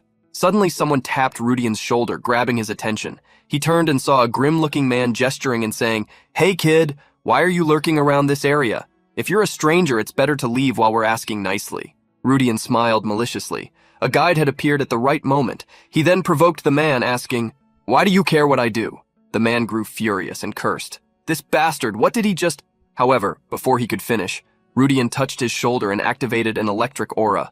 The man turned in panic, seeing his body react, and fell to the ground, writhing in pain, while Rudian watched him in silence. The man looked up in agony and asked, "Sir, are you a knight, sir?" Rudian touched the man's forehead with a finger and crouched down with an intimidating look, saying, "From now on, if you answer my questions well, I'll let you go. Nobles who have been wandering suspiciously through the underworld streets and the capital recently, especially if there was anyone with green hair or students from the Maha Academy. Tell me everything you saw, heard, and know. Leave nothing out." Back on the streets where Elvin's group was walking, Maria commented, "Come to think of it, I heard that the veteran Karen got a new student who's quite the hot topic." Elvin responded, "Yes, it seems Lady Luciella entrusted that guy to Karen." The two were walking side by side, while the siblings led the way, and Maria said, "Lady Luciella likes veteran Karen quite a lot. It's not exactly a good flow for us, but..." Elvin didn't let her finish and replied, "Anyway, she's not our enemy. We need to recruit her or at least bring her to neutrality." Maria asked what the chances were that the new student was stirring things up, and Elvin thought silently. Just the fact that Karen tried to test his abilities and ended up embarrassed suggests that his potential for future development is high. But if we're talking about the possibility of him reversing our plans... He then stopped and turned to her, saying, "Well, he's just a first-year student. The result won't be reversed. I'll be the one to become the disciple of the Sword Saint. If there's anyone we should be careful about, it's Karen Letitia, who has been competing for 7 years." Maria nodded, saying she understood, and Elvin turned, ordering them to follow the siblings again. Maria continued walking behind him, unaware that they were being watched from above. Rudian was watching them with a malicious smile, saying, "I found them. Finally found them. ABI. Can you feel it?" The eyeball beside him responded, "Yes, I can feel it, Master. Is this what they call a mutant?" Rudian kept his gaze on the four walking below and commented, "To think such an irregularity exists in this era. This is quite unexpected." Dell pointed upwards and declared, "This is it, the El Granhart Theater." The four stopped in front of a luxurious building, with people gathered around dressed in ballroom attire. Elvin observed everything with a wicked smile, saying, "So that guy was involved after all? These wizards always acting so superior, while they don't even realize their own feet are on fire." He turned to his sister beside him and asked what her chances were, to which the girl replied, "The Marquis could be a demon or just a servant, but according to the documents passed down in our family, there shouldn't be a bigger issue. Still, if there are multiple opponents or if they can use all their power, it will be difficult. The chance of a real demon lord descending directly is probably low. We can only hope that the Marquis is just a mere servant." After a brief deliberation, the group entered the theater hall, where many people were conversing and walking around. They proceeded to the top floor, where they found a black mist covering the stairs. As they climbed, the brothers covered their noses in disgust, commenting, "Our prediction was correct. I can feel demonic energy and the smell of blood coming from inside the theater. How could they not notice something so obvious until now?" Elvin lowered his hood and stopped, saying, "I heard that the Marquis is not just a simple merchant, but an excellent wizard who has been designated as a successor in the magic tower. He must have concealed the traces through magical means." Maria stopped and turned, saying, "So this place is essentially a wizard's workshop." The group walked to a passageway, where they found a man sitting and smoking, who greeted them saying, "What brings the renowned students from the Imperial Academy here?" Elvin stopped and pointed at him, saying, "No need to pretend innocence. Did you think we wouldn't know you were behind the disruptions until now? Marquis Gus Belstad?" The man exhaled smoke while laughing, holding the cigar, and replied, So it was you? The thieves who attacked my businesses recklessly and disappeared." That was Marquis Gus Belstad from the United Association of Theorists. Elvin kept looking at him seriously and responded, "That's not something someone who employed real thieves should be saying." The Marquis laughed, clenched his fist around the cigar, breaking it, and shouted, "The Kepler family and the Luda family, just merchant families without their own territories. You dare to touch my United Association of Theorists. Your families should be ready for the consequences." Elvin glared at him angrily and shouted back, "Now you're mentioning our families, you a demon's lackey?" Marquis Gus looked at him surprised, realizing that Elvin knew everything. But it didn't take long for Elvin to spring into action and draw his sword, shouting, "I will kill you and eliminate all the remaining demons hidden in the Empire." Marquis Gus unleashed a dark, threatening aura, responding, "I see. So your goal is to interfere with our grand plan?" Elvin observed him as the aura struck him, thinking, "A force much beyond my expectations. We can't lower our guard." The Marquis then said something that caught him off guard. "I don't know what you think you can do with just 5 people, but that works well." Elvin was shocked. 5? He only remembered there being 4 of them. He turned with the other 3, looking at the door, and found Rudian entering, greeting them and saying, "Hello, veterans. Looks like now's the right time for me to step in. Of course, I'm not here to interfere because the veteran abandoned me for 3 days." He smiled as the memories of the story passed through his mind.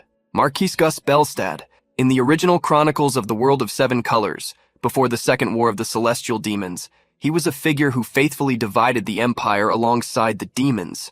Notably, he committed the remarkable feat of assassinating the Empire's guardian, Marquis Keitel von Delfione, and Duke Vincent Delfione, leaving his name prominent in history. To think I'd fight this guy. We met much earlier than I expected. By the way, even though he's a high-level minion, his overall stats seem worse than Alec Huma's, whom I fought in Baran village. What's going on?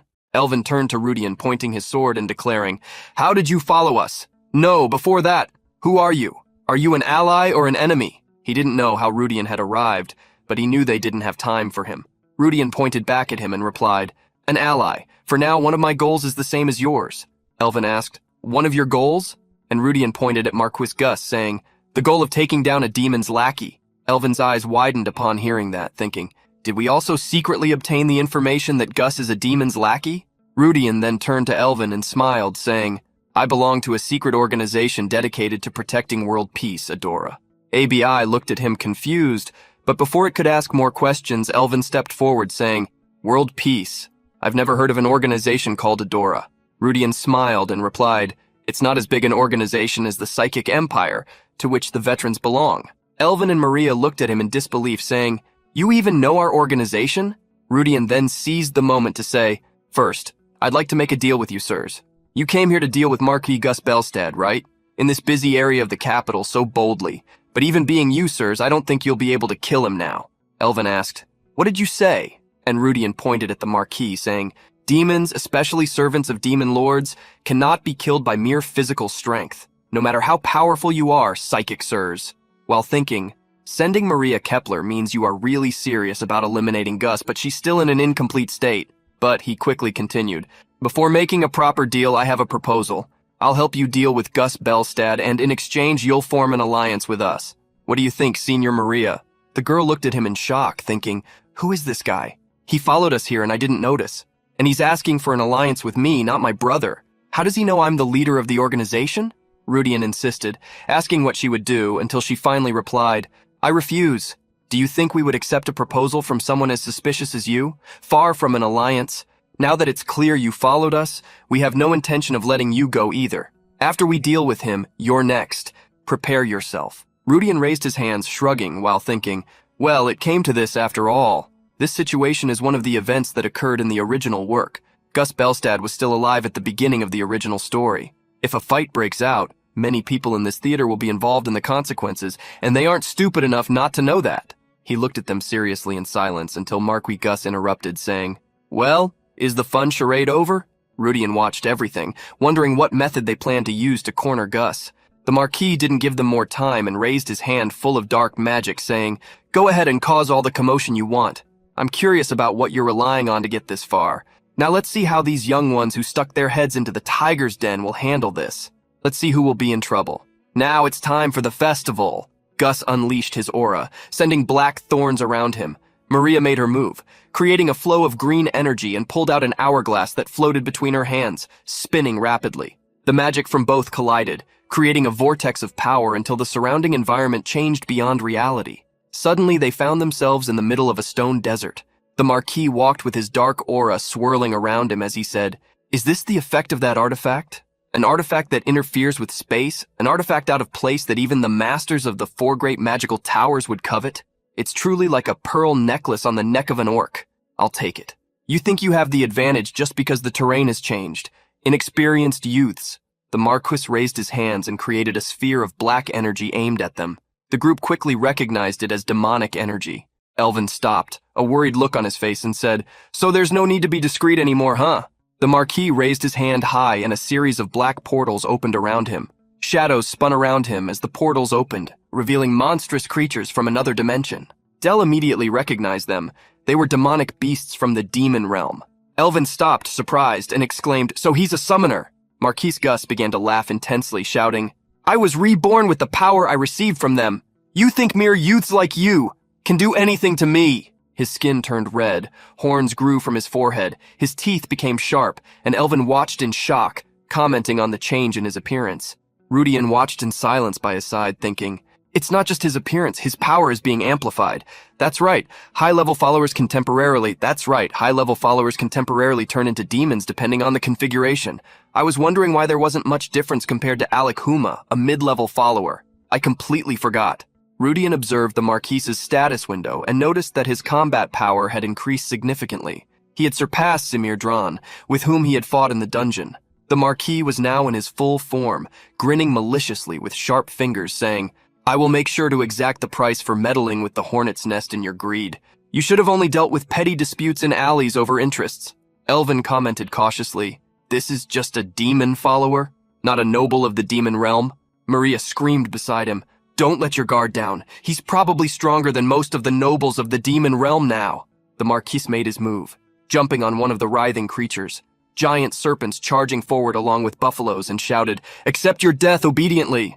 Maria raised her hand and small points of golden light appeared in front of her. The glow began to intensify, and the Marquis was shocked, seeing his creatures being struck. They were torn apart and thrown into the air by a golden sphere that hit them all, making him grit his teeth in apprehension, thinking, How is this possible? I didn't sense any power.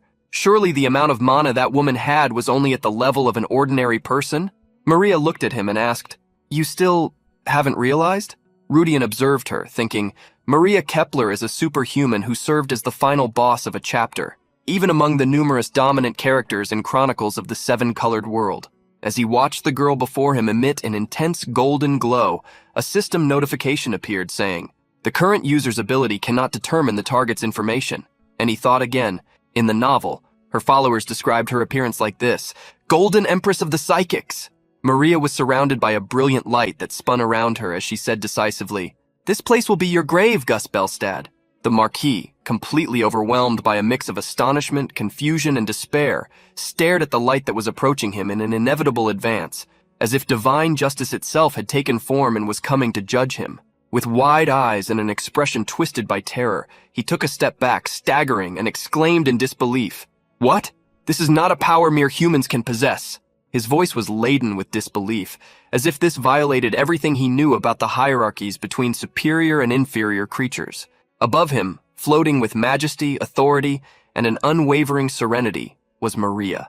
Her body emanated a resplendent aura that was impossible to look at directly. A pure golden light, almost blinding, that enveloped the surrounding space like a sacred dawn. She appeared not just as a warrior, but as a celestial entity, an angelic figure hovering above the sinners, ready to bring judgment. Her tone was firm, full of power and conviction, as she replied with a voice that echoed across the skies. "You still refuse to believe your own eyes to the end. No matter what you do, no matter what actions you take, the result will not change." As her words echoed like bells of condemnation, she slowly raised one of her hands, and with a fluid and precise gesture, she focused her energy. Immediately, a sphere of golden light began to form in the palm of her hand, growing in size and intensity, pulsing like a small sun about to be cast upon the earth. It was at this moment that a desperate voice shattered the tense atmosphere. Gus, already losing control and aware of the imminent collapse, screamed with all the strength of his lungs, filled with panic and hatred.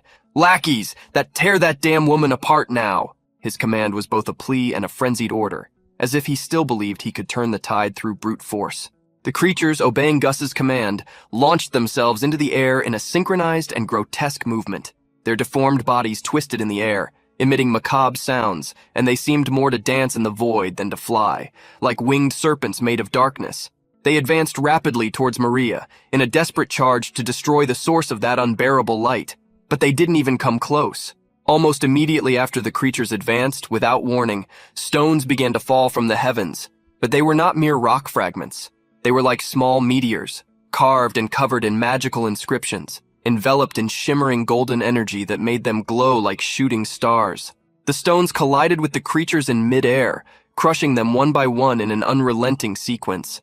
The impact was so strong that it left traces of light in the sky, as if they were drawing momentary constellations. The Marquis, eyes wide, watched it all with what remained of his sanity. His thoughts were scrambled, and he murmured to himself, This can only be an illusion. I must be hallucinating." In front of him, the enchanted rain of stones didn't stop.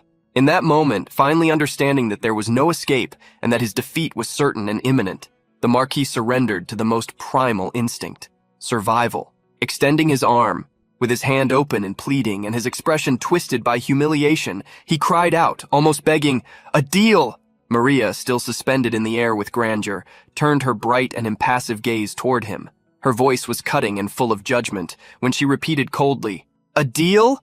With desperation in his voice, he shouted again, "I'll give you all the underground interests. I'll speak with my master and arrange a non-aggression treaty with you. Isn't that what you wanted from the beginning? If you want, I'll even give you my shares in the United Association." Maria exploded into loud, intense laughter, before regaining a serious expression and looking at him, saying, "How amusing." With a movement, the golden energy flowed from her body toward him. The Marquis pleaded for her to wait, but it was already done. He was struck by a blow of bright green energy. The creatures writhed, being pelted with stones along with him, and Rudian watched it all with a smile on his face, saying, "Truly the Queen of Psychics." He looked at the girl floating in the sky, surrounded by a divine aura, and was certain that for future plans, he needed to bring her to his side. A crater formed in the area ahead of the group, smoke filling the air as Elvin looked proudly, saying, "Did you finish him off?" Until Rudian shouted, "No, wait! Senior, you shouldn't say that!" Elvin turned, confused, and Rudian signaled, saying, "Look there. See if Marquis Belstad is really dead or alive." Elvin turned again to where he pointed, responding, "Isn't he obviously dead? Not even a demon could survive being crushed by something like..." "What?" His expression shifted to one of growing shock, as he noticed a black mass floating where the Marquise's body had been. Maria watched everything in silence, her aura still burning around her. The mass began to form joints and connections, creating a gray body resembling a demonic humanoid. The creature laughed, and after fully forming it raised its gaze, shouting, "What do we do now?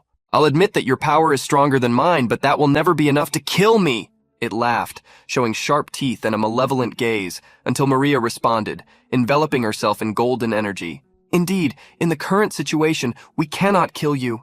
If I had known this would happen, I should have prepared better." The creature laughed again and asked, "You admit it?" It was then that Maria acquired a piercing look and declared, "However, just because we cannot kill the body doesn't mean there isn't a method."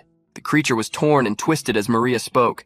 "If it's not a human body, there's no need to treat it like a human, right? After crushing your body until your mind crumbles, we'll take you to our family's house and finish you off." The golden energy made the creature writhe, and it groaned and screamed in pain. Rudian watched it all apprehensively, thinking, death would be much better. If persuasion fails, I might end up like that too. Until the creature stopped groaning and began to laugh more and more, until it was cackling, and with its body completely twisted, it spoke. "If my prediction is correct, that artifact, your time of operation is almost over, isn't it?" Maria looked at it apprehensively, her face showing the effort she was making. The creature continued speaking, writhing. "Manipulating space freely is exclusively within the domain of the gods. There are limits to what can be done with tools. You have at most 10 minutes remaining." Maria saw the creature laughing and felt the sand of the hourglass falling, the energy flowing around her and depleting, while the Marquis continued speaking. "It seems my guess wasn't wrong.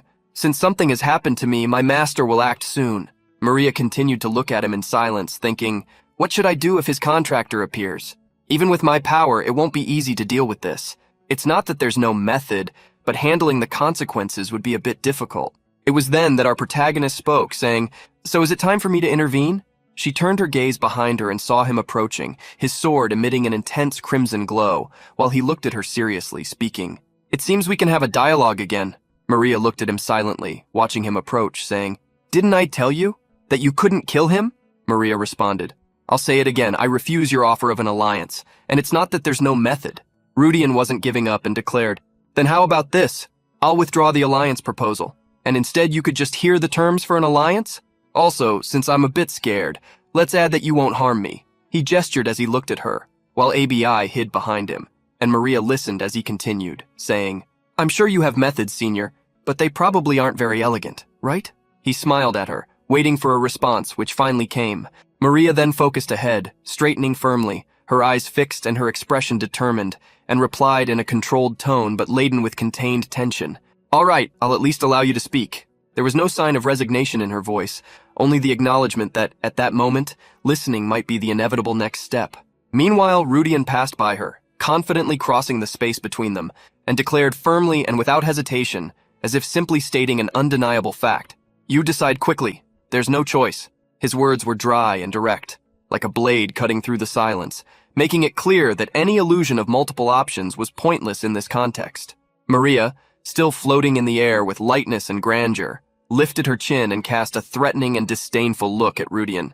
In a cold and controlled voice, she replied, "As for you, be prepared if you fail." Her tone made it clear that although she was willing to listen, her confidence was fragile and her tolerance minimal. Undeterred by the warning, Rudian proceeded with determination, walking toward the Marquis with firm, purposeful steps.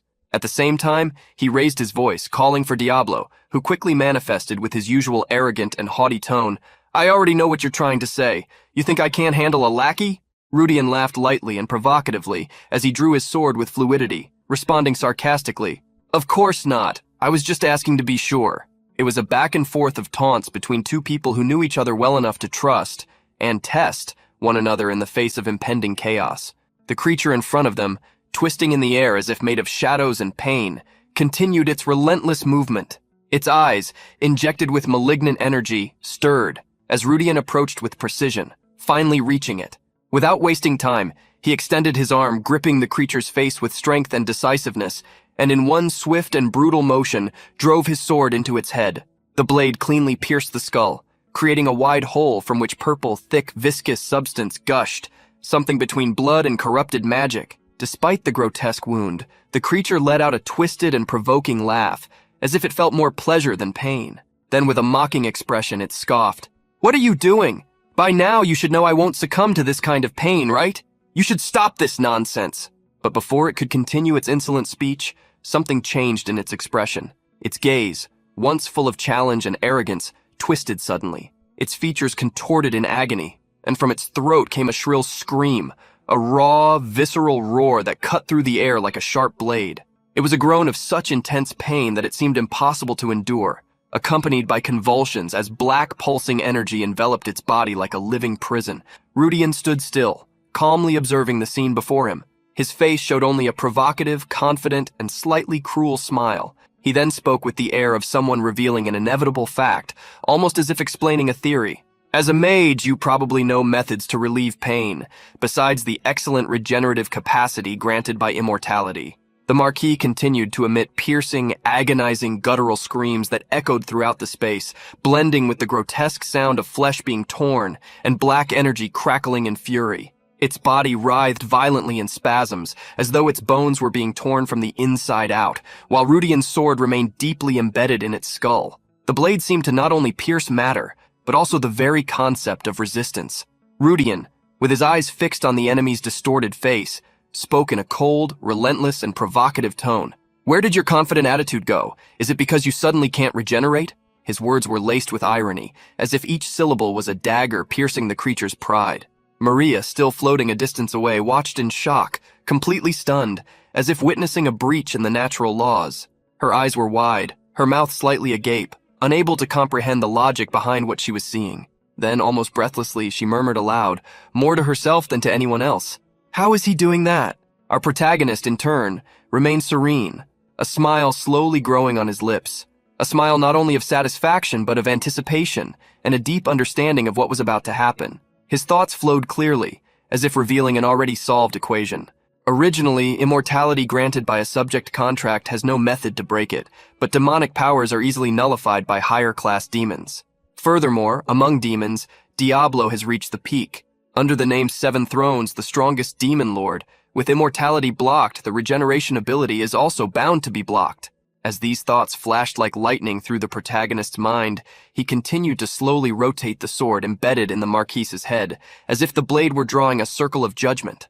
The black energy surrounding the weapon pulsated violently, creating snaps in the air like compact thunder. With each rotation, more of the creature's flesh disintegrated, and its demonic structure was consumed by the dark flames burning from the inside out. The Marquis, once so arrogant and untouchable, now screamed desperately, in utter panic, his voice becoming hysterical and broken, as if no dignity remained. "No!" Our protagonist responded with a laugh that cut through the air, a maniacal laugh that made clear his absolute conviction in the creature's fate, and shouted back with triumphant fervor, "Yes!" The dark energy that had accumulated in the blade and around Rudian's body finally reached its breaking point. A black explosion, as dense as pitch and as violent as a cataclysm, erupted from within the creature, tearing through the air in all directions. The Marquis's flesh was obliterated, disintegrating into particles that dissolved before even touching the ground. Around Rudian, the crater where everything was taking place, briefly illuminated with black flames, spiraling like a hellish vortex, the wave of darkness expanded rapidly across the perimeter, covering everything in its path for a brief and silent second until it dissipated, leaving behind a subtle trail of destruction, as if reality itself had been wounded. In that moment, the Marquis's fate was sealed. Nothing of him remained but spiritual ashes. Rudian observed the energy dissipating, thinking, Gus Belstad, who lost in the succession competition for the Count's family, turned to magic and grew to the point of aspiring to become the next master of the Magic Tower. But at some point, his growth stagnated, and he was eventually removed from the succession for the next master of the Magic Tower. When he was exhausted from desperation and impatience, a demon approached him, and he finally succumbed to the temptation. After that, becoming a puppet of the Demon Lord, he annihilated his own family and rose to the position of Guildmaster. He became a major source of funding for the Imperial demonic forces and took on the role of connecting demons with the upper class. No matter how blocked the path of magic was, joining the demons is unacceptable. Now that Gus is gone, the demons within the Empire will lose a lot of power. He felt mana coursing through his body as he leveled up, and couldn't help but notice that the mana increase rate wasn't as high as when he dealt with Castley. Maria landed, retaining some of her golden energy, and asked, "How did you manage to deal with Gus?" Until her gaze fell on something that shocked her, the demonic sword where Diablo resided. Rudian swung his sword, smiling, and said, "As you can see, it's a demonic sword. Is there a problem?" Maria shouted back, "A problem? Are you serious?" Rudian argued, "Do I look like a human who's lost his mind? Intoxicated by demonic energy, senior?" Maria tried to protest, but Rudian continued, "And if I were the bearer of a demonic sword, do you think it makes sense for me to deal with a servant of the same demon? Have you ever seen someone kill demons with a demonic sword?" Diablo laughed upon hearing his words and declared, "I've seen it countless times. There used to be many of those humans." Rudian quickly responded, "Don't spoil the mood, Diablo." He then turned to Maria saying, "I understand your concern, sir, but please don't ignore the situation in front of you." Diablo provoked again, saying, "The common sense of these days seems different from what I used to know." Rudian reprimanded him again, telling him to shut up, and Maria kept staring at him while thinking, it doesn't matter where he got the demonic sword or how he's handling it with a clear mind. What matters is that I kept my promise. She then composed herself and spoke, "Sorry, I reacted too sensitively." She observed Rudian surrounded by crimson energy and said, "Well then, let's hear about the proposal you mentioned." Back at the Imperial Maha Academy's quarters in Maria's room, the girl was sitting across from Rudian saying, "Let me introduce myself formally. The next leader of the Psychic Empire, Maria Lou Kepler." Our protagonist smiled at her and replied, "Rudian, an official member of Adora, a secret organization assembled to protect world peace." ABI looked at him judgmentally as she heard him say those words. Maria brought the teacup to her lips and took a sip, saying, "I'm not sure if the words world peace are sincere or deceptive. Your performance yesterday was impressive. However, I still have doubts about you. Among the secret organizations our intelligence department knows, there was no mention of Adora." Rudian smiled awkwardly and replied, "It's because we're so few and so selective, that makes sense." While thinking, if we consider even an organization with just one person, an organization, Maria stared at him intently and declared, "Then I'll ask directly, what benefits can we gain from forming an alliance with you?" Rudian found that question amusing and began thinking, benefits, it would be endless if I listed them all. But it should be enough to present the minimum benefits that could persuade Maria. It must be a condition that Maria can't refuse. Rudian then began to speak. "First, there are countless secret societies on the continent. The reason we approach the Psychic Empire among them is because it meets the conditions we want. There are 3 conditions for Adora to form an alliance. First, it must not be evil. Second, it must have established a certain level of power. Third, there must be a matching purpose to pursue common interests." He smiled at her with 3 fingers raised, and she responded, "Even if I accept the first and second conditions, I don't understand the third condition. Are you talking about common interest without even knowing what our ultimate goal is?" Rudian smiled and raised his cup, illuminated by the sunlight, saying, "Psychic powers. Isn't it about being accepted by the public? As a predominant skill like magic?" Maria stammered, How did you know that?" And Rudian responded, "The fact that you're keeping demons under control beneath the Empire's surface. It's to block the intervention of magicians and take all the credit, right? Am I wrong?"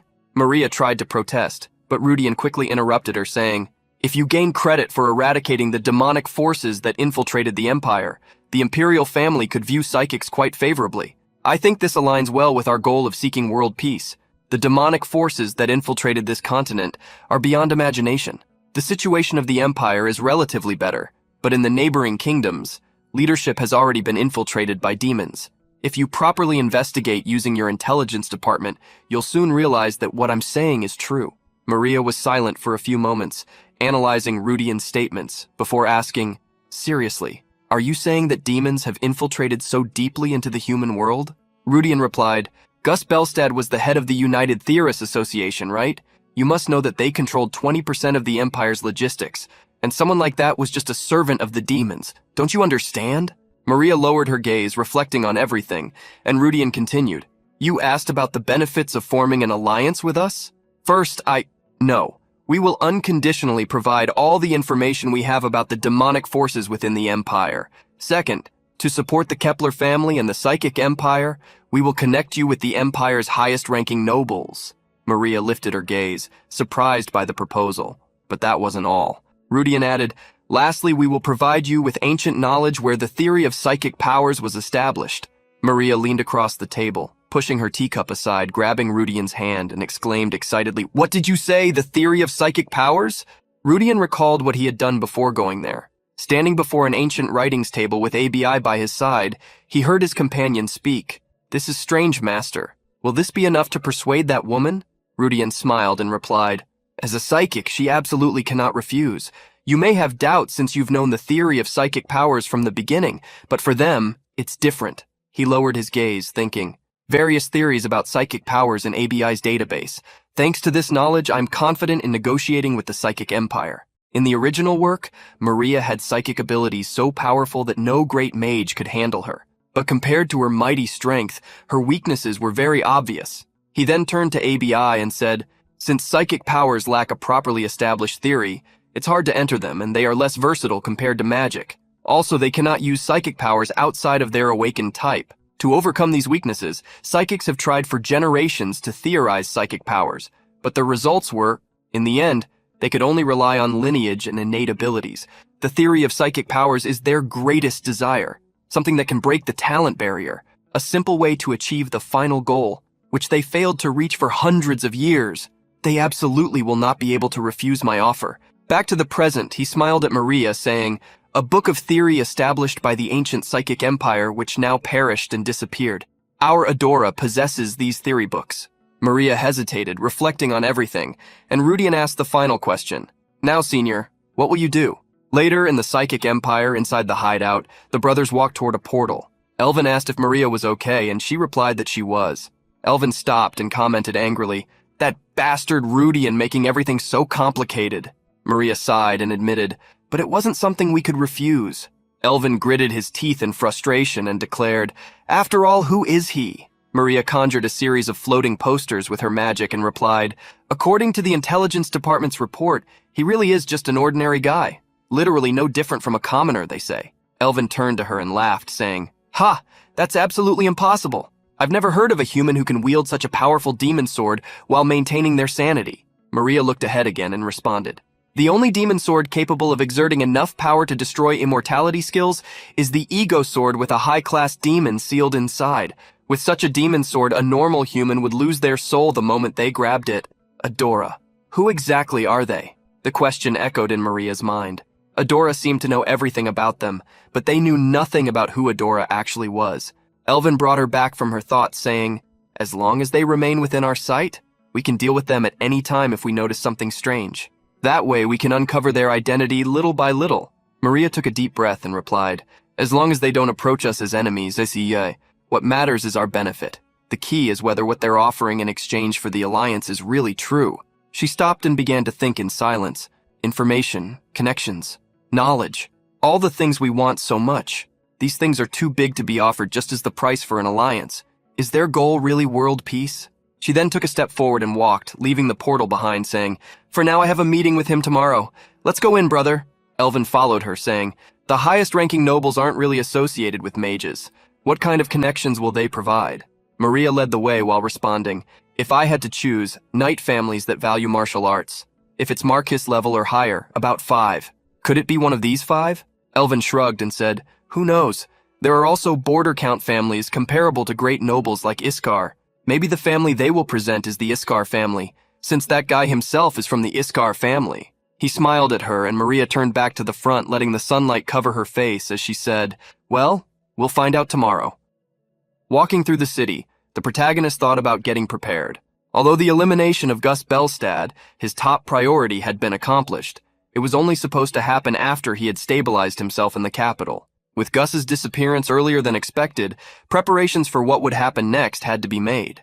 Rudian was still at a point where he could intervene in the original story, so no mistakes could be made. However, what struck Rudian as odd was the fact that the Luda siblings were sitting around him.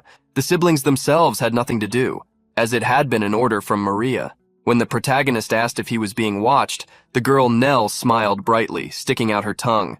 No, actually, she told us to make him join our faction. Del agreed with his sister, as they were now allies. Despite what they said, the protagonist knew that the main purpose must have been surveillance. Pausing to think, he remembered that Elvin and Karen were from rival factions, while Luciella had entrusted his safety to Karen. This meant that if Karen saw him with the 2 siblings, problems could unfold. While the protagonist was worried, the siblings noticed Maria and Elvin approaching. The 2 approached Rudian with a direct request to explain what they were going to do. With a confident look, the protagonist asked for their patience. You'll see when we get there. Inside the Imperial Palace garden, Luciella greeted the prince upon visiting him. While the prince asked what Lady Luciella was doing there, a young woman beside him restrained herself, almost stammering, "We greet you, lady." The girl with a frightened look was Citri Belstad, the daughter of Marquis Belstad. Luciella was surprised to see the girl in such a place and with that frightened look, but the prince quickly snapped her out of her daze. "Aren't you going to accept her greetings, Lady Luciella?" With an irritated look, Rojo Wilhelm von Morian, the third prince of the Mauryan Empire, stared at Luciella as he questioned her. Quickly, Luciella greeted Citri, who remembered it was the first time they had met since the ball. Frowning, Prince Rojo questioned why Luciella wasn't carrying out the mission he had assigned her, and was instead visiting him. Luciella was silent for a second before saying that she was there to report on the incident of Marquis Gus Belstad. Quickly, the prince took the scroll from Luciella's hand.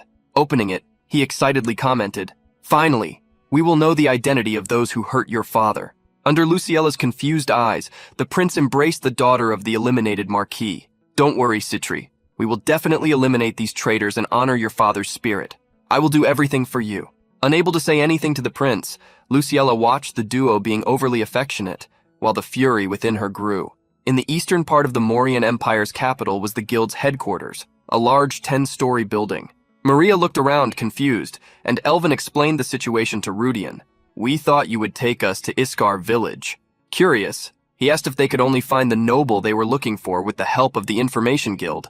What Rudian wanted to do in that place wasn't that complicated, though. Changing the subject, he made a request that they hide the organization's original name. For him, mentioning the name Empire in front of high-ranking imperial nobles was a bit excessive. Maria agreed to the idea without any issues, and accompanied Rudian. To everyone's surprise, the protagonist made a request to the clerk. "Please arrange a meeting with the master of the Information Guild."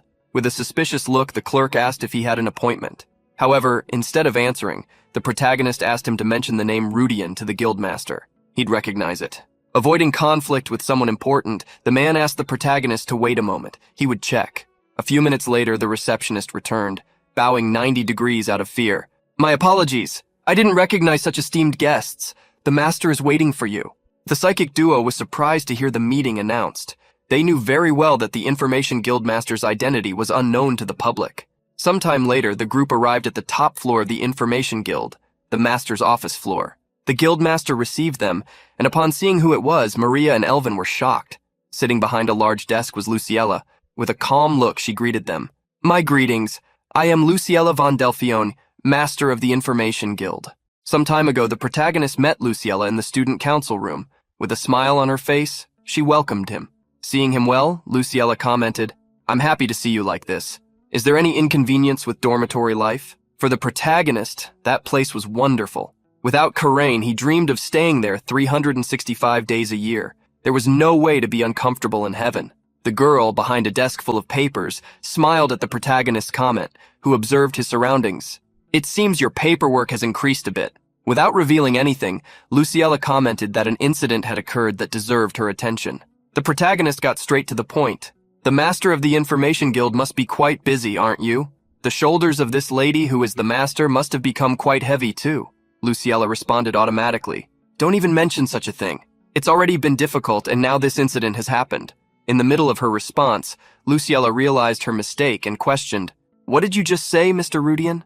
With a slightly mischievous smile, Rudian repeated, "I said that the shoulders of Lady Luciella, the master of the Information Guild, must have become extremely heavy." Luciella slowly gripped a handle under the table, and with a flick of her hand, drew a gigantic heavy sword that sent all the papers on the table flying. Pointing the sword at the protagonist, maintaining a blank stare as she faced him, she questioned, "Rudian, what is your true identity?" Surprised that Luciella kept such a fierce sword in the school office, the protagonist calmly replied, "I am Rudian, servant of Karain, the young master of Iskar, and now I realize the Delphione Foundation." With a sharp gaze, Luciella rephrased the question, "How do you know I am the master of the Information Guild?" The protagonist responded with a long explanation. Firstly, the guild itself was a contradictory entity. When imperial information could leak to other countries at any moment, it was strange for an organization that dealt only with private sector information to openly display its name. Though a guild that exchanged information was interesting, the imperial family couldn't directly get involved with it. Attentively, Luciella continued to listen to the explanation. Playing with the tip of the young woman's sword, the protagonist continued. Imperial information wouldn't be handled by a mere noble. At the very least, it would be managed by a noble family, perhaps one with connections to the imperial family itself. And in the empire, only one family was capable of such a feat. The family that inherited the imperial lineage and proved their loyalty for generations.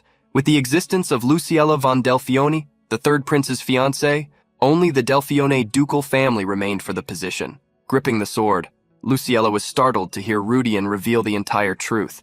However, she couldn't concede. That guess came close to the truth. But still, a guess is just a guess. Answer me. How did you find out? Faced with Luciella's question, Rudian was ready to act. The protagonist fearlessly ignored the sword, retorting, "A few days ago, a very influential noble disappeared from the capital. Part of the documents that just fell from your desk probably contain information about that noble's disappearance. In fact, I am the culprit behind the disappearance." Even though everything Rudian said coincided with what Luciella already knew, she was surprised by the last part. Without caring, the protagonist continued, "I said I was the one who dealt with Marquis Gus Belstad." Trying to look at Rudian and the papers at the same time, Luciella asked if he was really behind that unprecedented incident. Finally, she stared at him, suspicious that he was lying. She couldn't help but sigh. "Your jokes are too extreme." Luciella found it incredible that Rudian could use mana and possess exceptional abilities for his age, but she didn't believe he had the capacity to eliminate the head of the Belstad family by himself. As if reading Luciella's thoughts, the protagonist roared, "Of course it would be difficult to do it alone. An academy student couldn't deal with a dark wizard who became a minion of a shadow being." Hearing that the Marquis had become a minion partially surprised Luciella. Reading the girl's expressions, the protagonist asked the question she wanted to ask. How did I know about the existence of shadow beings? Instead of answering, he made a proposal. "Let's meet at the Information Guild tomorrow. I'll be with those who have joined forces with me." Discovering that Luciella was the master of the Information Guild left the green-haired youths confused. They would never have imagined that she was the person whose identity had been veiled for so long. Seeing the two youths in front of her, Luciella felt dizzy. She got straight to the point as she faced them. "Did you truly eliminate Marquis Gus Belstad?" Before the duo could answer anything, Rudian hugged Elvin, responding for them. "We've been tracking dark beings for a long time and finally managed to find the trail left by the evil forces that infiltrated the Empire." Keeping Elvin silent and irritated, the protagonist continued to speak for him. "The Marquis was a figure who secretly worked as a minion of evil for years. We eliminated him and obtained materials about his exchanges with the dark side. And among that information, we found your name, lady." Hearing that her name had been found among the belongings of a minion of evil left Luciella startled and confused. The protagonist walked towards the master of the Information Guild. "The Marquis chose the third prince to expand evil's influence within the imperial family. There was also a plan to use the prince to expel you from the position of guildmaster, taking control himself." Without Luciella expecting it, Rudian connected several dots about which she had doubts. To fulfill his plan, the Marquis connected his adopted daughter to the prince, trying to create a gap between the prince and you, lady. Luciella became increasingly surprised. Rudian was speaking half-truths. Before the timeline of the story he had read, Luciella was supposed to be the third prince's fiancée. Currently, they were still in the period before the engagement. In the original work, Luciella had been a victim of Gus's plans, had her engagement to the prince broken, and eventually lost her position as guildmaster. Showing his companions, the protagonist revealed that they had created that situation just to reveal the truth to her. Visiting the Information Guild and presenting evidence would be much more convincing than just words. Despite the story being plausible, Luciella still had two doubts. How were you able to accurately find traces of the dark beings that neither the Imperial family nor the Information Guild managed to detect? And how did you deal with his minion whom you discovered? Rudian was confident he could answer both questions with a single response. He had prepared to show himself up to that point. He was ready to pass the baton to the duo who would introduce themselves to Luciella. Immediately, Maria stepped forward. "I am Maria Kepler, leader of the psychic group, the Luminous Psychic. It's a pleasure to greet you this way, lady." The protagonist was confident that the combination of the two girls would produce tremendous synergy. He was ready to see what he had created unfold. Hesitantly, Luciella asked Maria if she had said Luminous Psychic Group. As soon as the girl confirmed it, Luciella sighed. Worried, she hadn't known about the existence of this group within the Empire. She was speechless. Maria found it normal that they didn't know about the group, as there were no official records of it. "We are a simple group that shares an ability called psychic power." Luciella became even more confused upon hearing about this new power. The girl gave a slight demonstration. Energy gathered around a chair, which was then lifted by her power. Luciella's gaze was drawn to the flow encircling the chair, which, with a snap of Maria's fingers, shattered the wood. In an instant, the twisted pieces began to form into a ball that, like crumpled paper, fell before Luciella. The sky-haired girl was impressed. She knew psychic powers existed, but she believed they had disappeared a long time ago, overshadowed by magic. Luciella's comment brought a hint of frustration to Maria's gaze. Despite containing half-truths, the young woman had faith that psychic powers would not be overshadowed, as those who used them still existed. Picking up the wooden ball that had fallen to the floor, Luciella analyzed the result of the supernatural power she had only read about in fairy tales. With everything she had learned, she drew a line. Let's say you really did deal with Gus Belstad. If such psychic power users formed an organization, it wouldn't be irrational for them to have noticed things we missed. But you didn't come all this way just to tell me that, did you? What's your real purpose? Rudian reasserted leadership of the group, knowing there were still many suspicions. As soon as he knelt before Luciella, the psychic duo did the same. The protagonist then revealed his intention. We want you, madam, to become our patron. After some time, Luciella repeated the group's desire to make psychic powers a recognized field of supernatural ability, equal to magic. The protagonist confirmed the desire and added the benefits. If the military power relies on psychic power users, in addition to your support, lady, with these two forces combined, we can deal with the darkness that still exists within the Empire. Confidently, Rudian hid the fact that he himself could attract the holy sword Keitel. Luciella, though she knew there was nothing to lose, was still worried. Information about the existence of dark forces within the Morian Empire was leaking everywhere, and at that delicate moment, a letter with useful military potential had been delivered into her hands. Despite the good that could come of it, Luciella took a step back. This isn't something I can decide on my own. I need to discuss the matter with the main family. She wanted to carefully analyze the appealing proposal before making any decision, to avoid being deceived. Confident that she would accept anyway, the protagonist bid farewell. We will await your response.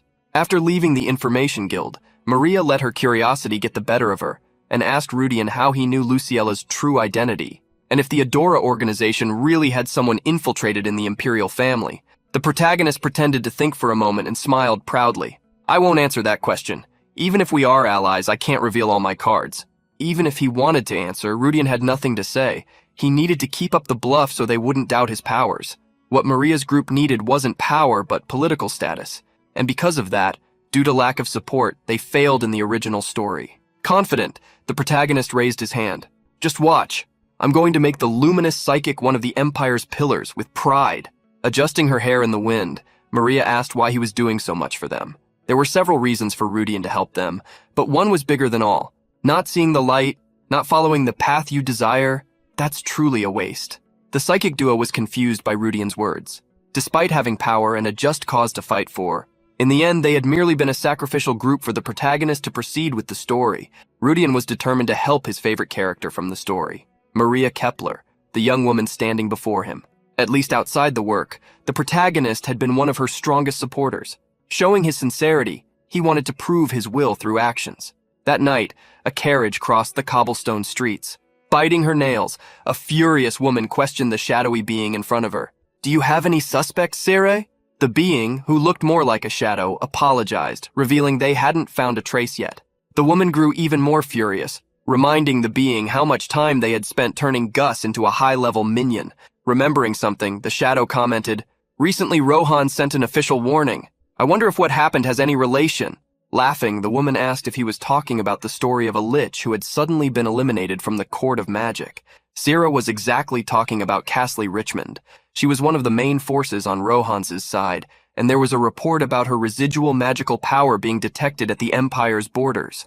The woman couldn't believe the stupid lich had hidden her heart in that region. By not using her brain, she had been easily defeated. Even after mobilizing the mages, no trace was found, which led her to believe that spatial magic or artifacts had been used. She couldn't tolerate the existence of an unknown force. Furious, she sent Sere away. Find the enemy's traces and report immediately. Gritting her teeth, Citri Belstad hurled threats into the wind. No matter who did this, you will pay. At the Maha Academy training ground, the protagonist was taking action. For the next 5 years, at least if everything went as in the original story, he knew he needed to reach the level of a swordmaster. Upon seeing Rudian fervently swinging his sword, some skinny students passing through the corridors joked, Rudian, don't push yourself so hard. If you get bored, try going to some balls. As a student, you'll be welcome anywhere. The personalities of the people at the academy weren't as bad as he imagined. Rudian was prepared to face bullying, but everyone seemed like good people. He had presumed all nobles would be petty like Karain, but perhaps he was being spared thanks to Luciella's secret support. When the protagonist stopped to rest, a young man approached. "You're working hard." The protagonist was surprised to see Elvin but greeted him. Soon irritation appeared on his face. He suspected Maria was behind this. Approaching Rudian, Elvin revealed his intentions. "I heard you used mana in your fight with Karen." Well, I expected that from someone capable of handling a dark sword. Seeing how the matter about Karen had spread, the protagonist considered there might be a spy lurking around the girl. But to his frustration, Elvin revealed the truth. "Karen herself told me." Elvin smiled victoriously. "I just had to take her out for cake and she told me everything." He ended up revealing more than he should have. In truth, he and Karen didn't have a bad relationship. They had known each other since youth, and before maturing, they had even promised to marry. However, things started to get strange when Elvin began to covet her position. Elvin didn't want Maria to handle everything alone. That's why he chose the path of becoming a disciple of the Sword Saint and gaining the strength of a knight for her. However, now Elvin was a bit more relieved regarding Karen. If they obtained the support of the Delphioni ducal family, he would no longer need to become a disciple of the Sword Saint. He was grateful to Rudian for, indirectly, helping to make his relationship with Karen a bit more normal. Changing the subject, the sword-savvy young man went straight to the point. "You have several strange points, Rudian. You can handle a dark sword, but your movements are incredibly clumsy, and your sword proficiency is immature." Suddenly, Elvin drew his sword, as fast as the wind, and pointed it at Rudian. "Because of such contradictory appearances, I cannot trust you." The protagonist rolled his eyes, annoyed by the situation. In a library that more closely resembled a tower, countless books floated with psychic power. A young woman approached the cloaked man who commanded the books, and sensing her presence, he commented, "It's impossible to trust those whose objectives are unclear." Despite her father's words, Maria reminded him that the theories of psychic powers granted to them were real. All research confirmed that such theories were on an entirely different level, something that could only come from an advanced era. Closing the book he was reading, Maria's father partially agreed with her. "Your point has merit. But among all who claim to seek peace for the world, none of them followed that purpose to the true end. You need to remember that." Matthias Kepler, the head of the Kepler family, tried to instruct his daughter to be vigilant. In the ancient records of the psychic empire, for over 100 years, no one like that truly appeared. You yourself have read the records, haven't you? Although her father was telling the truth, Maria remained downcast. She remembered Rudian's words, which motivated her and sounded so confident. She didn't think the expressions he showed were false. Recovering from her memories, Maria patted her own chest. "Holding their hand is my responsibility. Therefore, as the leader of the organization, I believe it's our moral duty to return the favor we received, even if they are truly evil." Faced with his daughter's words, Matthias became thoughtful. Since she insisted he couldn't go against her will and gave her permission to take care of everything related to the Adora organization. Changing the subject, Matthias commented on something he found strange. Such a systematic theory. It's very suspicious that it involves the green world. Frowning, Maria knew her father had some reason to remain cautious. The world of 7 colors referred to dimensions that truly existed, in addition to 7 mythical-level artifacts that granted enormous power. Among them was the green world, which symbolized psychic power, and was an artifact that enabled the use of extremely powerful mental abilities. At the same time, Elvin pointed his sword at Rudian. "I don't believe your contradictions. And furthermore, the decisive factor is the fact that you know about the green world, something that belongs to our main family." Laughing mockingly, the protagonist asked if knowing about the green world was a problem. For the Kepler family, it was a serious problem. Even among their members, fewer than 10 people knew of the item's existence. The protagonist understood Elvin's explosive reaction. Even Maria had been surprised when he made the proposal. To reassure Elvin, the protagonist released power with his hand. "I don't think this is a problem.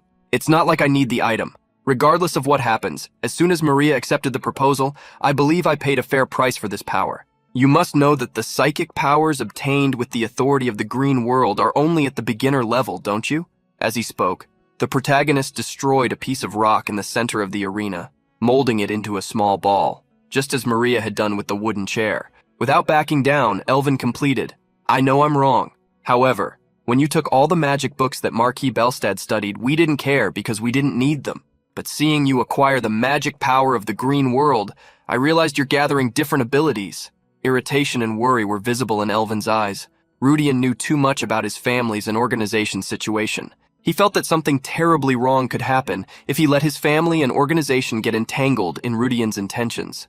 Rudian smiled slightly. Elvin was proving to be someone with attitude, willing to do anything for the organization, with a clear tendency to pursue greater causes. It would be great to have him as a companion and obtain all the power he wanted. Staring at Elvin, the protagonist revealed that he truly was collecting abilities. Rudian wanted to obtain all possible power, all companions who could help him, just as the protagonist Abel had done. Stating that he could prove both his innocence and his objectives at the same time, the protagonist used Abby. Unexpectedly for Elvin, Rudian grabbed his sword with his bare hands. "If you monitor my every move, won't you be able to understand me?" Surprised, Elvin asked what Rudian was talking about. The protagonist responded quickly, "I will actively demonstrate that we are true allies. That's better than us fighting and breaking the alliance, don't you think?" Elvin finally agreed with the protagonist, which pleased him. Knowing Rudian wanted a reliable companion, Abby teased him, "Don't you mean you're looking for a reliable servant?" Fiercely, Elvin pointed at the protagonist. "As you suggested, I'll monitor you. If you do anything suspicious, I won't ignore it." Shrugging, the protagonist allowed the young man to do as he pleased. Rudian didn't care what Elvin would do, as he himself had no intention of letting him escape. Later, the protagonist ended up regretting his decision. With a furrowed brow, he stared at Elvin, asking what he was doing. The young man in casual clothes acted as if Rudian should expect such a thing. "What do you mean? I've come to live in the dorms too." The protagonist, however, asked why he was in his room. Laughing victoriously, Elvin recounted what had happened. "Unfortunately, there were no rooms left. The room is spacious, so sharing it with someone won't be a problem, right?" For Rudian to let him stay, Elvin made a proposition. "I don't know how you awaken mana, but I can help you shorten the time needed to refine its form." As if disbelieving, the protagonist stared at Elvin. The young man noticed Rudian's gaze and became annoyed. "Why are you looking at me like that? I'm known as one of the Academy's greatest geniuses." Rudian had forgotten that fact, since Maria was so transcendental.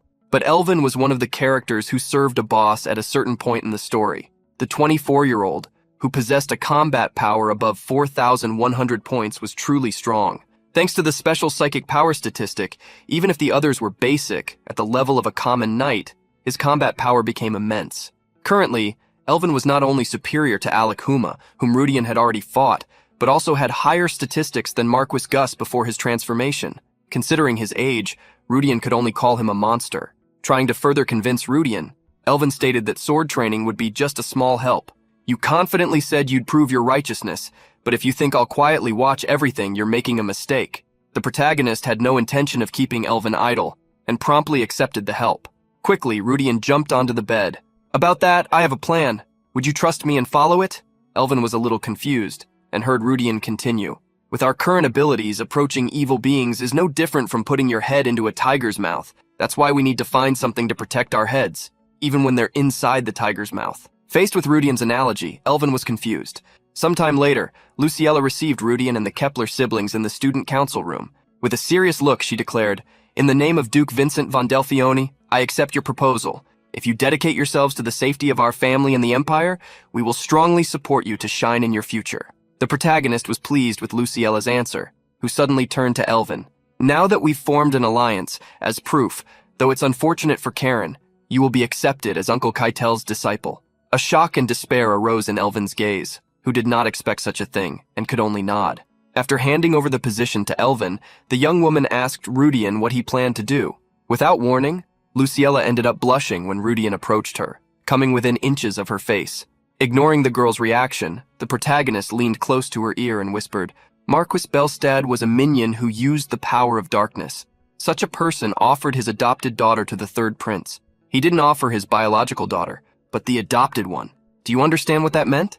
Luciella, momentarily recovering, asked if Rudian meant to suggest that Citri was also connected to the side of darkness. The protagonist then gave a mission. "Let's find out if the Marquis's daughter is involved in the affairs of the United Theories Association.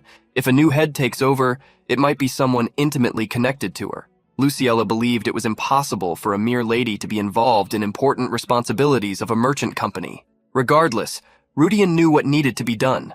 "We need to remove the parasite behind the third prince, don't we?"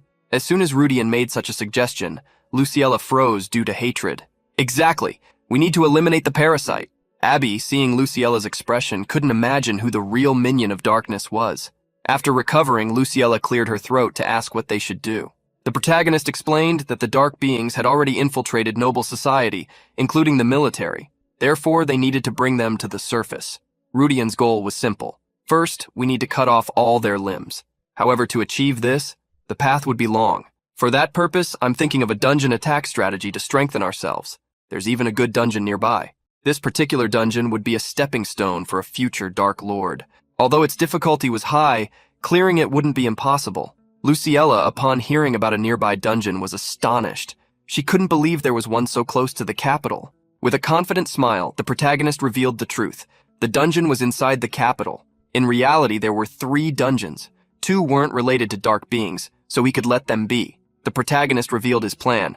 Mr. Elvin and I will enter the dungeon and clear it. Rudian planned to gain experience alongside Elvin, in addition to finding valuable items. Combined with the elimination of a future evil, it would be like killing 3 birds with 1 stone. That night, the group headed to the Catacomb of Perdition, an ancient and gloomy mausoleum within a property seemingly forgotten by time. Inside the large residence, skeletons and undead ran rampant.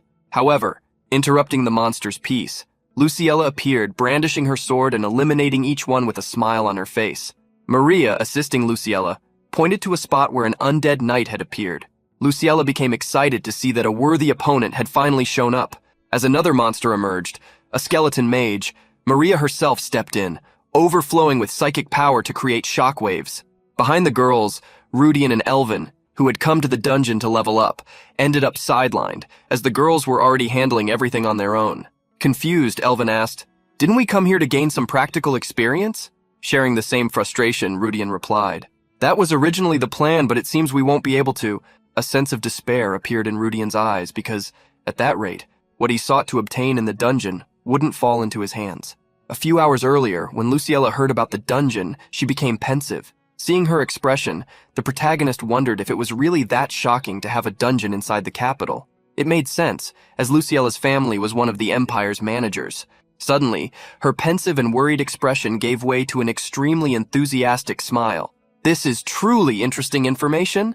I'm sure the dungeon must have been formed by the accumulation of energy from the tombs."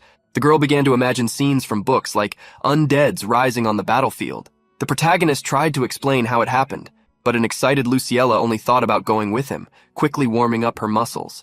"I've been wanting to cut something lately, so this is the perfect opportunity." She quickly began preparing everything necessary for the journey to the dungeon. Seeing the girl's enthusiasm, the protagonist was reminded of her personality. Luciella was the type of person who preferred to wield a sword rather than a pen. He knew that if Luciella joined him, the dungeon assault would be easy. However, the item he wanted to obtain couldn't be divided, and his entire plan was about to be messed up. Before Rudian could refuse Luciella's presence, Elvin convinced him to accept the girl into the group. Few realize it, but the lady's skills are impressive. If she helps, it will be a great advantage. Immediately, upon learning that Luciella was going to the dungeon, Maria stretched and asked, "In that case, please take me too. I've been feeling a bit stiff lately, so this will be a good warm-up." The protagonist was incredulous to see that Maria wanted to join them. Luciella, on the other hand, became extremely excited. "You too, miss? This will be a good chance to see psychic powers in action." Having been quite stressed lately, Maria truly wanted to join the group. Seeing more and more people appearing to mess up his plans, Rudian wondered if he could handle the situation appropriately. The group had gathered in front of the catacombs north of Nevan. Looking at Luciella, the protagonist confirmed that her preparations had been excellent. In one hand, Luciella carried a mithril short sword, in the other an artifact with permanent light magic. She also carried a set of silver daggers, a dimensional bag with water and food, and above all, she was tremendously excited. Luciella carrying a short sword, something easy to wield in tight spaces, instead of her usual giant sword, showed that she was clearly not a novice at dungeon raids. Rudian considered the possibility that she might even be more experienced than him. Thinking of something, the protagonist asked awkwardly, "Oh, Lady Luciella, if we wanted to sell artifacts or mana-infused gold bars, do you know a good route?" After a moment's thought, Luciella stated that her own household purchased goods, provided they came from a clean source, although they couldn't handle large quantities at once. In that case, the magic tower would be more suitable. The protagonist still had the artifacts obtained from Casley's secret vault. Even just one of them should be worth tens or hundreds of gold coins. Finding a way to sell them excited him. At that moment, Luciella looked at Maria, confused. "Kepler Merchant Company isn't small. Are you really so broke that you need to sell artifacts?" The protagonist realized his mistake in asking Luciella about their sales. Quickly, Luciella caught on to the truth she already suspected. I knew it. You two were never allies to begin with. The Kepler siblings were surprised to see that Luciella had come to such an understanding. With a grim look, she approached Rudian. I believe you can explain this properly. However, her expression changed to a smile. Well, you can explain later. For now, lead the way. Taking Luciella's luminous magic artifact, the protagonist went ahead with Abby scoffing at him. Liars always get exposed, master. As soon as they entered the catacomb, the group descended the stairs and encountered a problem. Upon finding themselves in a gigantic corridor, Luciella commented, in such a large underground facility, there should be a caretaker. Facing the calm situation, Luciella told Rudian to explain what was happening. Frowning, he replied, I don't know why the caretaker disappeared, but I know why this place ended up like this. Many people who had left for the wars ended up in this place, causing negative energy to accumulate easily. The location became perfect for necromancers. Hearing the explanation, Luciella asked if the dungeon's culprit was a necromancer, but Rudian denied it, saying it was something worse. The culprit is an underworld creature. Among the 7 colored worlds, the black world symbolized the underworld, ruled by the Grim Reaper. The protagonist explained to Luciella, there must be an entity from the underworld here summoned with the help of dark beings. As they continued walking, Rudian explained that the being, as always, was absorbing negative energy, growing and expanding the underworld's influence. Hearing about such a dark being, Luciella couldn't help but worry about Rudian's previous plan. You and Sir Elvin really plan to try and conquer this place alone? Are you sure we don't need to call the knights for help? The protagonist replied that he didn't think it would be necessary. He knew that with Maria's presence, who could be compared to a scythe, there was no need to call for a bread knife. Believing Rudian's words, Luciella retrieved the light artifact and took the lead, excited. What you say sounds good. This kind of thing should be eliminated right at the source. So let's go! Sometime later, they encountered their first monsters, which Luciella excitedly attacked, dusting off her sword. Her rapid attacks created after-images, lights that cut through the air. Before her, a disfigured undead warrior bellowed, Revenge! I won't be able to close my eyes until I can make them pay. I won't rest until then. With a smile on her face, Luciella responded, I've already dealt with everyone you hate, so please, rest in peace. Thus, she sent him to the afterlife permanently. Rudian observed Luciella's actions. The young woman had defeated a dark knight with combat power over 2,000 in just 3 attacks. Just as he had thought about Elvin, the protagonist wondered if Luciella was a monster. Wiping away a little sweat, the young woman sighed excitedly. This is great! I feel all my stress melting away! The protagonist ended up feeling great too. He just wished he wasn't in the underground of a catacomb. That way his heart would be beating even stronger. Returning to the matter at hand and paying attention to the dungeon, Rudian realized there were more monsters than he had expected. Having to face so many monsters, yet none of them strong, Luciella sighed, this is getting boring. I haven't seen any more knights or mages. To get rid of all the monsters, Maria stepped forward, releasing a large amount of her psychic power. The power overflowing from the girl had taken on a golden hue due to its purity. Extending her hand, she declared, it seems none of them are worth leaving, so let's finish them all at once. As soon as Maria closed her hand, a massive blast of light struck the undead, throwing them back. That blow seemed to serve as an opposition to the undead, who began to melt. Having seen Maria's powerful magic, Luciella quickly rushed to her side. It's like a grand magical spell passed through here. Is that the true power of psychic abilities? Feigning humility, Maria tried not to smile. It was nothing special. Upon seeing the girl act as if it were child's play, Luciella became even more excited. Seeing how the two acted, the protagonist faced a new problem. At this rate, Luciella and Maria would obtain most of the dungeon rewards because of imperial law. Rudian didn't mind leaving some rewards for them, but there was a sword he needed to obtain. As the group conversed, a dark energy seemed to spread through the catacomb, accompanied by a voice. Maria felt chills upon hearing that voice. The entity from the underworld seemed to cry like a sheep. However, Luciella cheered her on. Let's get her, miss. Blushing because of Luciella's excitement, Maria replied, all right, let's go, miss. Arm in arm, the girls ran off, leaving the frustrated boys behind. They couldn't help but ask, but what about us? When they reached a new room, they were met with thousands of disassembled skeletons. Luciella couldn't believe such a place existed. She felt there was much to investigate when they returned. Looking all around, Maria felt as if she were in a coliseum, about to face a battle. Luciella thought of something else, and as if he had guessed her thoughts, Rudian commented, you thought the place looks like a public execution ground, didn't you? Worried, Luciella confirmed his thoughts. The countless skeletons that were around the coliseum didn't seem to be spectators, as one would normally think. They looked more like those who had once been there, where the four currently stood. Suddenly, a flying being emerged, flapping its black wings and screaming with its goat's mouth. "Damn humans! How did you know I was here?" Everyone looked up toward the monster, and quickly Elvin discovered its identity. Stammering, he faced the large monster. "He's a Lacacius of the Underworld Lord." Although Maria had been expecting something when she heard a sheep's cry, she and Elvin encountered something much larger than they expected to face. Diablo, in the protagonist's hand, was already cackling excitedly. Hey, he must have been damaged while traveling through the dimensional portal. Hearing that the monster was damaged left the protagonist confused. That winged monster with enormous wings, a human body, animal legs, and a goat's head, swinging a massive greatsword, seemed perfectly healthy to him. However, Diablo assured him, "Hey, if he were in perfect condition, he wouldn't waste time talking to humans like you. With the Underworld Lord backing him, he acts arrogantly even against lords." After explaining the monster's identity, Diablo described its behavior. "I guarantee you, that thing will try to negotiate with you using cunning illusions and strong temptations. The moment you accept, it will all be over." While Diablo revealed his insight, the monster, which looked more like a goat, screamed, "Only 4 humans, what perfect prey! Damn humans, I'll finish you all off." Seeing that the goat had no intention of negotiating, but rather of eliminating them immediately, the protagonist confronted Diablo, who tried to change his tune. Anyway, he is a master of curses, so stay cautious. Be especially careful when he's about to be banished back to the underworld. That's when he's most dangerous. The protagonist heard all the advice given by Diablo and understood the reason for the apprehension. "You mean he'll try to drag you along with him when he leaves, right?" More and more, the protagonist wished to make such a being his servant and use it as a sword. The dark goat advanced through the mist it carried, raising its greatsword toward the protagonist's group. Wielding the greatsword, the winged goat charged at the group. While Elvin was worried about fearing that brutal weapon, the protagonist quickly drew Diablo, ready to defend himself. Feeling challenged, the goat aimed at Rudian, who enveloped himself in a protective aura. Maria quickly advanced before the goat could attack, unleashing her mental power. She created a globe around everyone to protect them from the impact.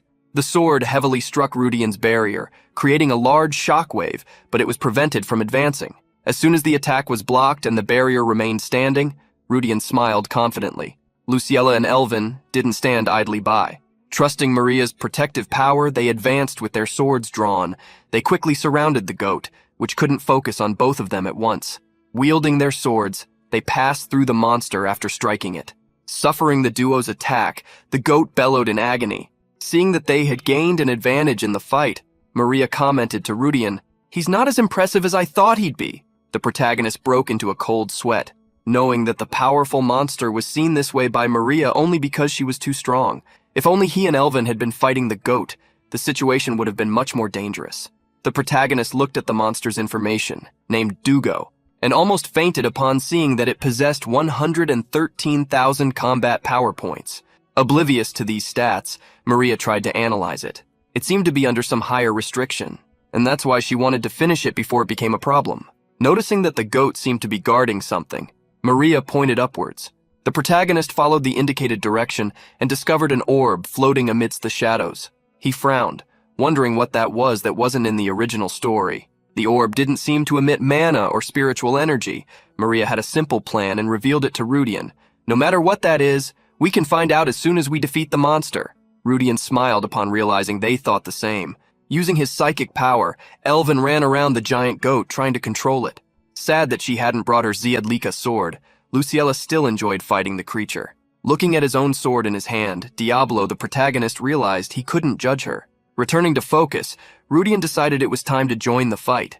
As the protagonist circled the giant goat, Diablo advised, "If possible, aim for the vital points. His magic must be delicious." Holding the sword's hilt tightly, Rudian struck the goat before it could defend itself. The creature tried to swing its greatsword, but the number of enemies around it made it too confused to land its attacks. Furious, the goat roared from side to side. Normally, those boys wouldn't be a threat to it. It vented its rage with a scream that echoed, "I won't forgive anyone, from those who imprisoned me in this place to the damn humans who are trying to attack this sacred body." Diablo couldn't believe that a mere servant of the underworld would refer to its own body as sacred. Seeing how desperately the goat reacted, the protagonist encouraged everyone to amplify their attacks. He kept in mind Diablo's warning about the goat casting a powerful curse before returning to the underworld. Everyone quickly nodded at Rudian's command. The The protagonist himself moved with speed, charging towards the monster's back. The goat continued to attack, aiming at Elvin, who, thanks to Maria's defensive power, managed to block the blow by combining with his sword. Facing the goat head-on, Elvin yelled to Rudian, "Hey, wasn't this guy too strong for just the two of us to handle?" Seeing that Elvin still had time to complain, the protagonist smiled provocatively. Confronting the barrier created by the humans, the goat became furious. It interrupted its attack against Elvin, surprising the boy, and then looked around. The creature located the source of the barrier and attacked Maria, blaming her for frustrating its goal. The goat tried to injure her as best it could, but she was not alone. Rudian quickly intervened, preventing the winged goat from acting as it wished. Rudian's sword caught the monster off guard and struck it before any defense could block it. Once again, the goat roared in lament. After the heavy blow, it fell to its knees on the ground, dropping its sword. Faced with the scene, Rudian wondered if it was time to end the battle. Sobbing, the goat didn't want to accept defeat. "Curse it! If only I had one more chance." The protagonist quickly called Elvin to finish off the monster while it was still weak, before it regained its power. Elvin couldn't believe Rudian called that weakened, but accepted the command. Suddenly, the goat stopped crying and smiled maliciously. "You think I would disappear so pathetically? Normally I would be banished back to the underworld, but even if it cost me everything, I won't allow you to mock me." Furious with the youngsters and with those who had imprisoned it, the goat placed both hands on the ground. The protagonist didn't understand why the creature also mentioned its captors in its vengeful rant. Then the goat grabbed its sword and threw it onto a pile of bones. Elvin wondered what it was doing, and seeing that it had abandoned its weapon, Luciella questioned if it had given up the fight. The goat just smiled maliciously as if anticipating what would come next. The Kepler House siblings were confused and watched the monster's actions intently. Suddenly the creature raised its hand, stiffened its fingers, and surprisingly, attacked itself. Immediately upon seeing this, Maria screamed, "Watch out! He used his own life to break his restrictions." She then used her psychic power to reinforce the barrier around the entire group. Everyone, protected by Maria, quickly realized that the goat was trying to cast a curse. The creature began to scream, "I offer the rest of my life, as well as my magic power, everything I have dedicated to you. Please do not ignore the call of this miserable goat." Before everyone, it pleaded with the one beyond the stars. The protagonist frowned upon hearing who was being invoked. Suddenly, he remembered something. There was a part of the story where a being appeared during the war against the alien races, in the third arc, the Galactic War. Even though the goat never had such prominence in the original work, the protagonist blamed himself for not remembering exactly what happened in this arc. That meant the monster in front of them was, in some way, linked to the aliens, or possessed the power to invoke something like that. The goat raised its hands towards the floating orb as it clamored, Come to this place!" Quickly, an even darker energy than before enveloped the orb. Faced with that situation, the protagonist gritted his teeth. "Damn it, we're screwed." Seeing that energy, Diablo commented with disdain, "How dangerous. Resorting to tricks because he can't summon the king of the underworld." Confused, the protagonist questioned what Diablo was saying. The dark being was direct. Most sacred beings related to this planet exist in other dimensions, so they are difficult to summon. However, beings from the alien world are in the same dimension as this one. Judging by the spatial transfer sign, this bastard seems to want to summon an alien master. Diablo completed his reasoning. These beings from outer space don't care about this planet, so if they are summoned, they will certainly attack. If we don't stop this summoning, it will be a serious problem. The protagonist gritted his teeth, worried. He knew that if even Diablo considered it a problem, the situation was extremely serious. The goat continued to clamor, accelerating the summoning. Elvin smiled despite his concern. The energy was tremendously evil. Luciella, beside him, commented that she had never felt anything like it. Unlike the two, Maria didn't stand still. "We can't let him use the orb! I won't hold back my power anymore!" Before Maria could launch her attack, the protagonist stopped her. "Wait! It's not the orb we should worry about. If you act against it, it will explode massively." The goat was already satisfied. It knew that even if it was defeated, it was already too late. It provoked the young people. "Go ahead and attack. Watching this power go out of control will be fun." Worried, Maria knew that if the goat's summoning was completed, not even she would be able to deal with what might emerge. Therefore, she tried to convince Rudian, "Even if the capital is destroyed, we need to stop him. Otherwise, it won't just be an empire. The entire continent will be destroyed." But Rudian smiled, trying to reassure her. "Miss Maria, the continent won't fall that easily." Maria instinctively argued with him. "Look at this situation. This is no time for jokes." But confident, Rudian wielded his sword, taking charge of the situation. I'll take care of this. I'll run up to that bastard and stab him with this sword. As he watched the energy gather, the protagonist asked Maria to protect him. Maria couldn't believe he was suggesting throwing himself into an unknown power. The protagonist smiled, mysterious. He had never seen the power of the underworld personally, but he trusted Diablo. If it's him, he'll handle it. Diablo cackled, excited. So you finally realized how great I am. Looking once more at Maria, the protagonist asked if she could help him. Faced with his insistence, Maria sighed and agreed to help him.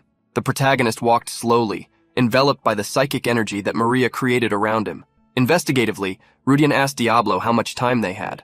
Remembering how Rudian had slightly improved, Diablo believed he could use his power for 1.5 minutes. Although that was enough, Rudian questioned why only 30 seconds had been added to his time. Seeing the boy's dissatisfaction, Diablo scoffed. If you want to use me properly, then become a master swordsman, brat. Smiling, Rudian replied, one day I will for sure, just wait a bit. With the dark energy overflowing from Diablo's sword, the protagonist continued towards the goat. As the energy began to envelop his body, the protagonist felt the weight increase, as if his lifespan was being shortened. Faced with the sensation spreading through Rudian's body, Diablo commented, your life really is being shortened. But isn't it amazing to use my power? Seeing Rudian wield that sword for the first time, Luciella was surprised, thinking he was carrying a magic sword. Maria, who was observing such power for the first time, recognized that the sword was not ordinary. Seeing how the young Keplers appreciated that weapon, Luciella was sure it was indeed a magic sword. Noticing that they weren't surprised by Rudian's weapon, Luciella questioned, you all knew he had a sword like that? Elvin didn't know how to respond and just watched Rudian wield his sword. Rudian charged forward, plunging the blade into the summoning sphere, causing the dark energy to react violently. Gritting his teeth, he forced the sword onward. Meanwhile, Maria's barrier activated, protecting him so he could continue his advance. Holding the sword firmly, Rudian finally cut through the summoning energy, striking the goat at the same time. The goat was surprised to see its barrier destroyed with a single blow. However, it was the energy carried by Rudian's sword that most caught its attention. A gigantic Diablo seemed to materialize before it. The goat gritted its teeth, startled. How can it be you? I saw you sealed at the end of the war. Upon being recognized, Diablo was surprised that this being belonged to the ancient era. Upon discovering that the goat was one of those responsible for his sealing, Diablo felt even more urgency not to forgive it. The attack hit the goat heavily when Rudian swung his sword. With a desperate scream, the creature felt the malignant energy of the higher being consume its body, spreading up to its head. The sword's energy passed through its neck without any resistance. Cackling, Diablo ordered, return to the underworld and give everyone my regards. Little by little, the goat began to shrink, imploding within its own body. Seeing the monster disappear in that way, the protagonist was a little worried. Even if the absorption of magic power was done by Abi, Diablo still received a small part of it. As soon as all the energy was absorbed, the goat turned into ashes, disappearing from that world. At the same time, the floating orb that served as a channel for the summoning began to become unstable. In moments, it cracked, shattered, and fell to the ground. Calmer, the protagonist asked if it was really over. However, he was told it wasn't. Diablo still felt a small particle remained. Suddenly, a dark and frightened look appeared on the protagonist's face. Looking up, the rest of the group also became incredulous. A being with several heads and dozens of faces scattered across its body appeared, extending a hand, which possessed a mouth, towards Rudian. The protagonist wondered what that monster was, as all the aliens he knew until then were cephalopods with tentacles. Noticing his doubt, Diablo explained, it seems this isn't the extraterrestrial the goat wanted to summon. Hearing this, the protagonist felt a little more relieved. However, Diablo soon spoiled his brief happiness. This is something even more dangerous. Faced with Diablo's words, the protagonist imagined they were really screwed. He wondered what they should do. The monster, with dozens of eyes and mouths scattered across its body, stared at the group of humans in front of it. Trying to communicate, it roared in strange tongues, languages none of them understood. Rudian and Diablo were confused, but Abi quickly intervened, translating for them. He's saying not to stare at him like that, as he only came to this plane to have fun. Unlike the others, he has no intention of fighting. While Rudian was surprised to see Abi understand the monster, the artificial intelligence commented like a teacher, I can continue translating, Master. Do you wish for me to do so? Rudian, however, wasn't so impressed. It doesn't surprise me. You also look like an alien. You two look like cousins, monsters with eyes and tentacles. Changing the subject, Rudian asked, confused. By the way, if the others can't see him, how will you translate for him? Confident, Abi asked Rudian to trust him and his adjustments. Remembering that aliens usually had humanoid forms, the protagonist asked Abi to request the being to change its form. Granting Rudian's request, Abi flew towards the monster. Quickly, monster and artificial intelligence began to converse in strange tongues. A short time later, Abi returned to the protagonist with the message. He said he can do it. That previous form wasn't his true one. He was just imitating a human form. Next time, he will make an appropriate transformation. Suddenly, a flash of light enveloped the monster of eyes and mouths, while its body began to become gelatinous. As it transformed into a human form, the monster spoke in the earthly language. This language, difficult, takes time, chosen, sealed. That one, dragged? Interesting. Transforming into the figure of a young woman with short hair, the monster introduced itself. I am Yev. I will follow you for a while. You will be able to understand me. Hitrio, accompanying the protagonist, was surprised to see the monster's transformation. Rudian was the most astonished. He couldn't believe what Yev had just said, even though he understood her words. Rudian frowned as he didn't recall any being named Yev in the original story. Diablo, sensing Rudian's gaze, quickly replied, Even though my body has lived for many ages, I don't know the name of every being in the universe. The only thing I can tell you is that Yev didn't participate in the Celestial War. Diablo wanted to add more but remained silent. Rudian pressed him, urging him to continue. Diablo then remarked, This being's stats, they're incredibly high, not much inferior to my body. In fact, there's a chance it might be even stronger. Seeing Diablo back down startled and scared the protagonist. The situation was driving him crazy. The being before him, above all, was from another world, an alien world. Even a mere whim from Yev could derail Rudian's carefully laid plans. Such an uncontrollable variable could ruin everything. And now, this being wanted to follow him. Diablo reassured Rudian, Don't worry. If a being of this level wanted to cause trouble, the celestial realm would have already intervened. They're likely debating how to handle the situation right now. Diablo then muttered under his breath, To think the day would come when I'd feel sorry for those bastards in the celestial realm. This is a new experience too. While the protagonist secretly conversed with Diablo, Maria approached. Seeing no reaction from the Tower of Magic, I think that orb served as a powerful barrier, she mused. She figured the goat itself was using it to hide while recovering its power. Hearing about the barrier, the protagonist became thoughtful. The essence of the underworld was a key to unlocking the power of the Black World, one of the 7 worlds.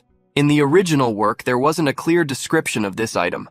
Abel had defeated the goat and obtained the essence of the Black World. So, circumstantially, that crystal should have been the power. Seeing the crystal destroyed, tears welled in Rudian's eyes. He no longer had any use for it.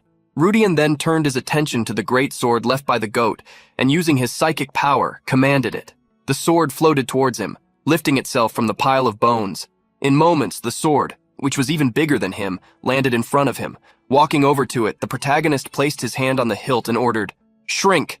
In seconds, the heavy sword diminished, transforming into a long sword. Grabbing it, the protagonist analyzed it. This is a good sword, so use it well. Unexpectedly, he handed the sword to Elvin. This is a blade that can even withstand aura with its own edge. The incredible sword could be freely adjusted. It was a high-grade artifact from the underworld, equipped with defensive functions. Upon receiving it, Elvin was confused. Is this a magic sword? But is it okay if I accept it? Showing his own sword, Rudian stated that he didn't need the other one. Maria chimed in, reminding her brother that he didn't use swords. Elvin then looked at the last person in the group, but Luciella tried to avoid the choice, even against her will. I have my precious sword, so it's fine if Lord Elvin uses it. Holding the sword, Elvin asked once more if Luciella truly agreed. Quickly, she nodded vigorously. Even though Rudian didn't get the monster's essence, he didn't leave empty-handed. While most of the mana had been purified in the process, the goat's immense accumulated power had increased his own mana. Now, his level was on par with knights at the top of the expert rank. With the goat eliminated, Luciella looked around confused. Quickly, the protagonist clarified. Now all that's left are the final discussions. Everyone turned their gaze to the girl, or rather the monster's transformation, and began to discuss what they should do with her. Being observed by 4 people at once, Yev looked confused. Is something wrong? Fearfully, Luciella approached Yev. Miss, according to what you said earlier, are you going to follow Lord Rudian? Sighing, Luciella pondered how she could help. I can find you a place to stay, or an identity to cover your existence. Despite her offers, Luciella wondered about the girl's true identity and how much power she possessed. Numerous questions flooded her mind. She didn't understand why the girl wanted to stay with Rudian, nor what she had spoken with him. What unsettled Luciella most was the sinister indifference in Yev's gaze, like a beast of prey uninterested in its quarry. Though Luciella was concerned, Rudian showed interest. Walking up to Yev, the protagonist asked why she wanted to follow him. The alien girl's answer was swift. Why else? For fun. The girl's statement mirrored Diablo's, who had said something remarkably similar. The protagonist wondered what these beings felt when they looked at him. Still, fun wasn't a bad answer. Among the higher beings that appeared in the final chapter, some descended to the mortal realm simply for entertainment. The protagonist bent down to speak with the alien. So, Yev, will you interfere with what I'm trying to do? Pouting and looking away, the girl affirmed that it wouldn't be fun to do that, besides being problematic. Yev, claiming it would be problematic, caught the protagonist's attention, and he tried to question why. Looking away, the girl slowly replied, I can't tell you. The protagonist smiled when she confirmed what he wanted to hear. However, he warned that if she wanted to follow him, there would be some conditions. Raising his finger, he began, Firstly, you must not use your power without my permission. When Yev agreed to the first condition, everyone felt a great sense of relief.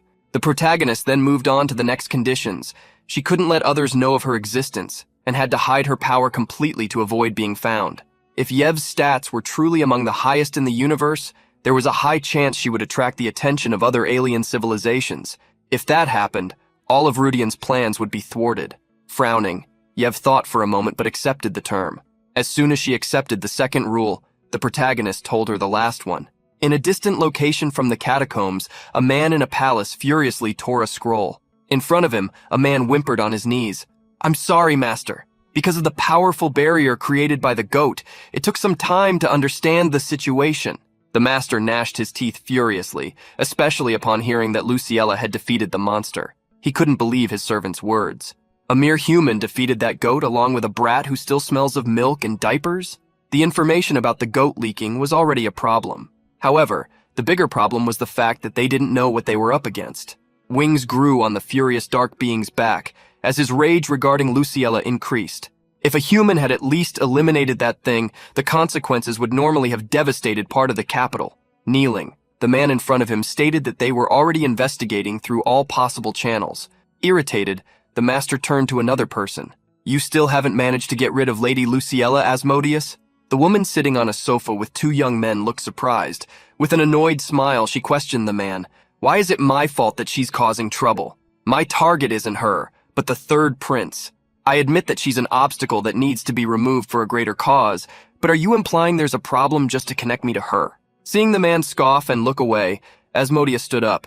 There's something more important to do. We need to find out what happened to the goat. As she handed the mission to her partner, Asmodeus knew Luciella could never have handled the goat alone. Gritting his teeth, the man agreed with her about the possibility of an accomplice. Asmodeus frowned. Could she have received help from the bastards who always interfere with our work? The fury in Elagos was so strong that he trembled. Even with all the investigations he had already conducted, no clues had been found. Seeing the rage in Elagos, Asmodeus scoffed at his competence. But for someone like you, your plan was decent. Ignoring the provocation, Elagos gritted his teeth and swore, as soon as the goat recovers even a little, we will immediately take her power. Since the power had been wasted, Asmodeus questioned Elagos if what had happened was a coincidence or something premeditated. Furious, he rebutted the veiled accusations. Of course it was a coincidence. If they knew what our plan was, there's no way they would have left other things aside to attack the goat first. Asmodeus licked her lips, sensing a challenge ahead. Until now, she had only acted as a love rival to try to get rid of Luciella. But as the young woman was connected to the bastards who interfered with their plans, she could no longer consider letting her escape. With thirst in her eyes, Asmodeus, the fake daughter of Viscount Belstead, Citri Bestrade, devised a plan to capture Luciella and her partners. How about we start looking into her surroundings? A few days after the dungeon attack, a group of reporters gathered at the entrance of the main building of the Maha Imperial Academy. They were all there to try and interview Luciella, attempting to get news about the rumors. Lady Luciella, I heard you're going to receive a medal. They say there were even ghost knights. Did you take care of them, miss? From one of the windows, Elvin watched what was happening outside and commented, She's quite popular, isn't she? Next to him, Rudian smiled. Are you jealous? Lady Luciella, who eventually noticed the situation, dealt with a horde of undead alongside Delphione's knights. That's a pretty convincing story, isn't it? Rudian felt bad that Elvin's name wasn't in the official document. Otherwise, he too would become a renowned knight. However, Elvin preferred to remain anonymous and not be hunted by dark beings. There was nothing good about honor when his neck was on the line. The protagonist hoped the results would soon show. The true identity of the mage is contacted by young Lady Belstad. Young Lady, Viscountess Belstad. Citri Belstad was the only dark queen who had survived the first chapter and the true mastermind of the second chapter of the story. Rudian didn't intend to get involved with Citri so soon, but to prevent Luciella and the Delfioni family from falling, it would be better to deal with it quickly. Changing the subject, Rudian questioned Elvin about the consolidation of the underworld. Elvin replied sincerely, "It's been easier with the Delfioni support, and since there are no more impediments, I'm constantly expanding my territory." Rudian advised the young man to do a good job, as there were various secret factions planted by the darkness in places like that. The protagonist knew he needed to eliminate the evil beings one by one. They always followed the same method, the one used to devour the Rohan's empire, from the bottom up, from the shadows to the light, from the lowest rung to the aristocracy. In the original story, it was already too late to prevent this, but now, years earlier, Rudian knew it was different. As long as he knew the method used by the dark beings, it would be possible to bring them down. Still, one question remained. How were they able to open the gate to the dark world and invade the empire? The first place the evil forces occupied was the vicinity of the Rohan's kingdom, but the gate had actually been opened in the Morian Empire, where Rudian was. One thing was certain, they couldn't open the gate whenever they wanted. There was some condition. There was something they were looking for inside the empire for this purpose. As the protagonist was thinking, someone called him. Turning around, he saw Maria approaching. With a slight shyness, the girl asked if he could lend her some time. Maria, Rudian, and Yev entered a restaurant. Seeing Yev pout and look at the menu, the protagonist asked if she wanted anything, but the alien was still unsure. Rudian offered to choose something for her and she readily accepted. So he pointed to the parfait on the menu, something sweet and delicious. Even in doubt, Yev followed his recommendation. Thus, Rudian could focus on Maria. The young woman with a melancholic gaze began the conversation by apologizing to Rudian. The protagonist didn't understand why she was apologizing, but she quickly explained, "Inside the goat's dungeon that day, I should have resolved the situation somehow. I promised to protect you, but I couldn't even do that." The protagonist was stunned by the reason Maria wanted to apologize. First of all, if it weren't for her barrier, he wouldn't have been able to defeat the goat. He wondered if Maria felt her pride had been hurt. Maria continued her apology. "If I had done everything from the beginning, I could have handled it easily without any risk. There would have been no reason for an uncertain variable to appear." That variable, she mentioned, was currently blushing while trying a parfait for the first time. Sipping his coffee, the protagonist faced Maria's deep thoughts. The young woman had done nothing wrong. No one would have imagined that the goat would use a self-destructing summoning. She must feel that way because she couldn't control the final outcome. Suddenly, the protagonist asked, "Well, what does it matter between us?" Maria looked confused and asked if he was talking about their relationship. With a slight smile, Rudian nodded at her. "We are colleagues, aren't we?" Lowering her head, Maria repeated Rudian's words interrogatively. The protagonist, while drinking his coffee, confirmed, "Yes, colleagues or comrades in arms, as they say." Feeling somewhat frustrated, Maria looked away. Rudian could see the confusion in her eyes. She had likely never heard anything like that before. In Maria's life, there had only ever been people she had to lead, never a colleague to walk beside her. The protagonist sought to lighten the mood, supporting her. "You probably would have handled everything alone. Even if the goat had used its full power, you likely could have defeated it by yourself. Being so strong, if something happens, it's understandable that you develop a compulsion to solve everything on your own." The protagonist recalled the battle and explained that it was fine when they fought the undead together, because they were easy to deal with. However, the goat was different. In the final moments, he knew that a feeling of responsibility had arisen in Maria's heart. Seeing Rudian uncover everything she felt, Maria couldn't look him in the eye. She only truly faced him when he surprised her with his words, "That's a pretty arrogant thought." Faced with Maria's surprise, the protagonist repeated his words. In a world like theirs, clinging to such a thought was nothing short of arrogance. Rudian seemed to read the girl's entire life. Until now, you've probably never had a friend or colleague to walk shoulder to shoulder with, because you've borne everything alone. You've probably fought alone all this time, haven't you? Always. At the pinnacle of the kingdom called the Kepler family's psychic empire, a solitary empress stood alone. The problem was that the kingdom was a kingdom in name only. It was more like a house of cards full of holes. Leeches would pursue Maria, forcing her to lead them, forcing her to prove that psychic powers were superior to magic, making her the sole hope. Awakening the girl from her worries, Rudian went straight to the question. "During the fight with Gus von Belstad, Why didn't you let Elvin and the Ruda brothers participate in the battle? Faced with the question, Maria flinched, trying to assert that it was because she could handle it alone. However, the answer only irritated Rudian, who questioned her. How long will you hold on to that thought? What if an enemy appears that you can't handle alone? Will you still fight them by yourself? Faced with another difficult question to answer, Maria bit her lip, looking away. Obviously, Rudian knew she hadn't yet encountered an enemy she couldn't face, so she never considered such a case. But at some point, she would reach her limit. The protagonist continued.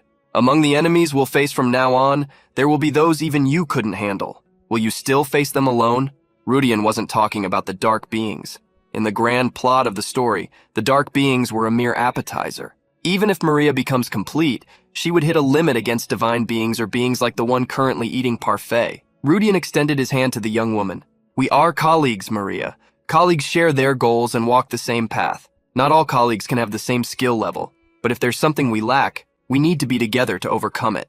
Recalling the dangers and battles they were about to face, Rudian explained, you can scream when you're in a hurry and you can complain when you're disappointed. But colleagues are also beings who can offer advice when things are tough, just as they can tolerate you when you're irritated. Faced with all of Rudian's supportive words, Maria felt a little more relieved. There were times when she wanted to be heard. Sometimes she wanted to be pampered, and other times she wanted to travel with someone far away. This was what Rudian remembered she had told the protagonist Abel in the original story. Rudian wanted to teach her what it meant to be a colleague. Even if I wasn't born with abilities as strong as yours, Maria, one day you will find colleagues who can support you.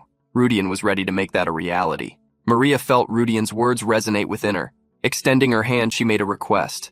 Instead of just being colleagues, being friends suits us better. So can we be friends? Wide-eyed, Rudian was surprised. Blushing slightly, Maria explained her thinking. Although they were from different affiliations, she wanted to keep him as a friend, at least while the alliance stood. The protagonist was surprised but liked the suggestion. Shaking Maria's hand, he affirmed, very well, then let's be friends. Receiving his confirmation, Maria showed a big smile, bright as morning dew. Then please take care of me, Rudian. After reconciling, Maria took a sip of her coffee. She ended up revealing that the reason for her apology was nothing more than a way to comfort herself. She knew that when she got up and went home, she would end up carrying everything on her shoulders again.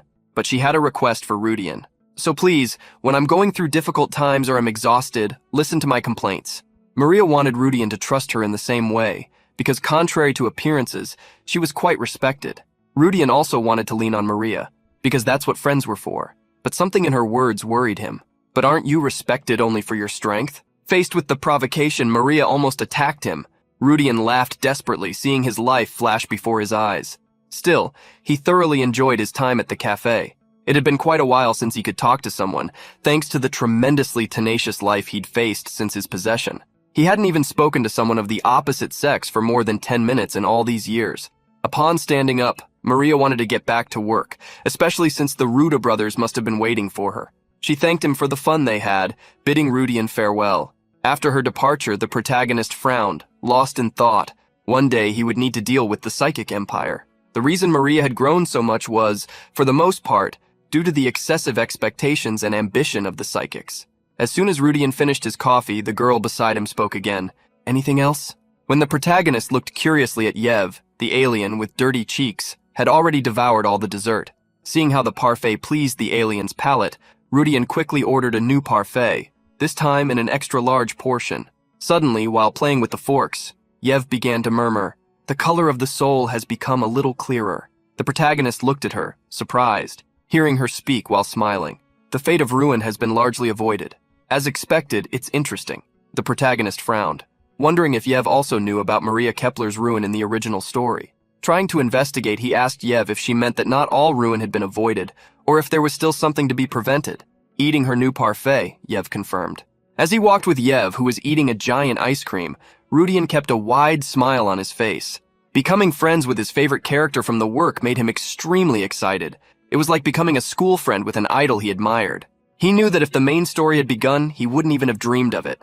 In Chapter 1, when the Empire was thrown into chaos by the Dark Beings, Maria Kepler, who had completed the succession and reached the pinnacle of true psychics, closed the doors to her emotions to revive the Psychic Empire and take possession of enough military power to destroy a nation. However, upon falling into Asmodeus's traps, the psychics, starting with the mages, ended up facing severe hatred and persecution throughout the Empire. After that, only after the final fight alongside Abel Restine would Maria open the doors to her emotions again. But this time, Rudian would not allow the young woman to lose her emotions. The three Dark Kings infiltrated in the Empire were disguised as nobles: Asmodeus, Eligos, and Marbus. Eligos was famous for his mistakes even in the original story, so there was no need to worry about him too much. Marbus was outside the capital to disguise his identity. The problem that kept Rudian deep in thought was Asmodeus. She was by the third prince's side, coveting Luciella's position, and she should start moving earlier than expected thanks to the dungeon incident. Rudian wondered if she would act directly or try to use the prince. Thinking about this, the protagonist called Diablo. If I were to face the three of them in my current state, what would be the outcome? Diablo knew that those three were high-level beings, considered promising even in his ancient era. Now, after 10,000 years, their power was unimaginable. For Diablo, it didn't matter how much of their authority was sealed. With Rudian's current capabilities, he could at most face one of them, and even then with difficulty. Of course, if Rudian's level increased, the story would change. This made Rudian aware that he needed to increase his capacity as quickly as possible, becoming a sword star or something similar. Rudian knew that at that exact moment, the three evil beings weren't in a position to freely use their military power. At best, they could send a secret subordinate for a stealth attack. Thus, this became a battle of wits to see who had more prepared moves. With a smile, Rudian was confident he could counter any move made by Asmodeus Citri Belstad. As soon as he thought of her, Citri's voice reached his ears. When the protagonist turned, the Marquise's daughter was smiling at him. Citri wasn't alone. She was accompanied by Karain and several other people. Annoyed, Karain pointed at the protagonist. "Rudian, you little fellow, Lady Citri is greeting you. Can't you bow your head immediately?" Rudian wondered why the bastard had appeared with that woman just now. He especially didn't expect to see her revealing herself. Despite that, he greeted her awkwardly. "Ha-ha, how is the lady?" Acting shyly, Asmodeus spoke. "Oh, my mistake, let me introduce myself. I am Citri Belstad." The protagonist, not caring, smiled as if he had discovered gold, provoking her. "Ah, you're the one they say has that kind of relationship with the third prince." To hide her fury, Citri smiled despite the provocation. Quickly, she cleared her throat timidly. "Ah, those are unfounded rumors." Smiling, the protagonist acted as if it were true. The witch internally gritted her teeth. She couldn't believe a human dared to insult her honor. Despite that, she kept a smile on her face. On the other hand, Rudian didn't care about provoking her. After all, he was just a villager with nothing to lose. Despite that, others were irritated. Karain, followed by other young people, bellowed, "Rudian, you brat! Where did you get these rumors to bring them here? There's no way these vile and heinous rumors about Our Lady Citri are true." Rudian couldn't imagine when that woman had become Our Lady for Karain. The most surprising thing was that he had been quiet all this time, and only now decided to bother him. Leaving Karain aside, Rudian was surprised to realize that the Dark Being's connections were good enough to find him quickly. The Royal Intelligence Agency, directly subordinate to the Emperor's power, would only move on his orders, and there was a limit to their capabilities. This made Rudian even more curious about how he had been found. Citri tried to approach Rudian with an excuse. "Since I only transferred yesterday, I don't know much about this place, so Sir Karain was guiding me." Despite Citri's words, the protagonist went straight to the point, asking what she wanted to discuss with him. Seeing how Rudian didn't treat her gently, Karain was furious. That was revolting to Rudian. Citri wasn't even royalty, but Karain, who had a higher title than hers, treated her as if he were her servant. With a sharp gaze, Citri whispered, "I love stories about knights, and Sir Karain told me something very interesting, that Sir Rudian played an important role in a dungeon conquest at the borders." The protagonist quickly understood. Citri was talking about how Casley Richmond had been eliminated, and how the Dark Being's plans had first fallen apart. He acted humbly to try and disassociate himself from the feat. How could that be possible? In that team, I was merely a squire. It was thanks to the valiant Sir Karain, who possesses exceptional martial prowess, wasn't it? Upon seeing Rudian attribute the credit to Karain, Citri raised an eyebrow, confused. The protagonist quickly continued to praise the young man. "Thanks to that, I had the privilege of witnessing Sir Karain's martial prowess up close." Karain was satisfied upon hearing the praise, even though in truth, Rudian had only bothered the knights who were fighting arduously. While Karain seemed satisfied and Citri confused, the protagonist sighed with relief. He knew that Karain wouldn't tell Citri what he had actually done. However, despite Rudian's words, Citri grabbed his wrist, trying to cling to him, feigning sweetness and shyness. "Still, wouldn't you spare a moment of your time? I still want to hear Sir Rudian's stories." The protagonist gritted his teeth, trying to pull away from that witch, refusing promptly. "I don't want to." Citri slightly raised her eyebrow, confused. He then asked her to let him go as he was busy. Watching the scene, Diablo began to cackle. "Ha ha ha! It's been a long time since I've seen something like this." Taking advantage of Rudian's words, Karain held Citri's hand. "Please, lady, leave him alone. I still have many places to show you. Don't pay attention to this guy who disrespects your honor." Although Citri didn't want to leave, she couldn't act openly against Karain. While trying to convince him to stay, she ended up being dragged away. The protagonist watched Karain take her away and was satisfied. Internally, he mocked her. "So you had to crawl all the way here?" As he reveled in the moment, Abby frowned his single brow, calling to him. Releasing a hateful energy, Abby stared at Citri's back. "I sense a fragment of one of my terminals with that woman." The protagonist was surprised to see that Abby had sensed one of his auxiliary terminals. Rudian remembered very well when Abby told him about all of them. The first, the Eldorado collection type. The second, the Elysian research type. The third, the Utopia healing type. The fourth, the Delman transportation type. The fifth, the Symbola combat type. And the sixth, the Eden restoration type. These were the 6 artificial intelligences created for Abby, each being a terminal of a generation that allowed him to use special abilities. If he collected all the terminals, his main body, which was externally sealed, would be freed.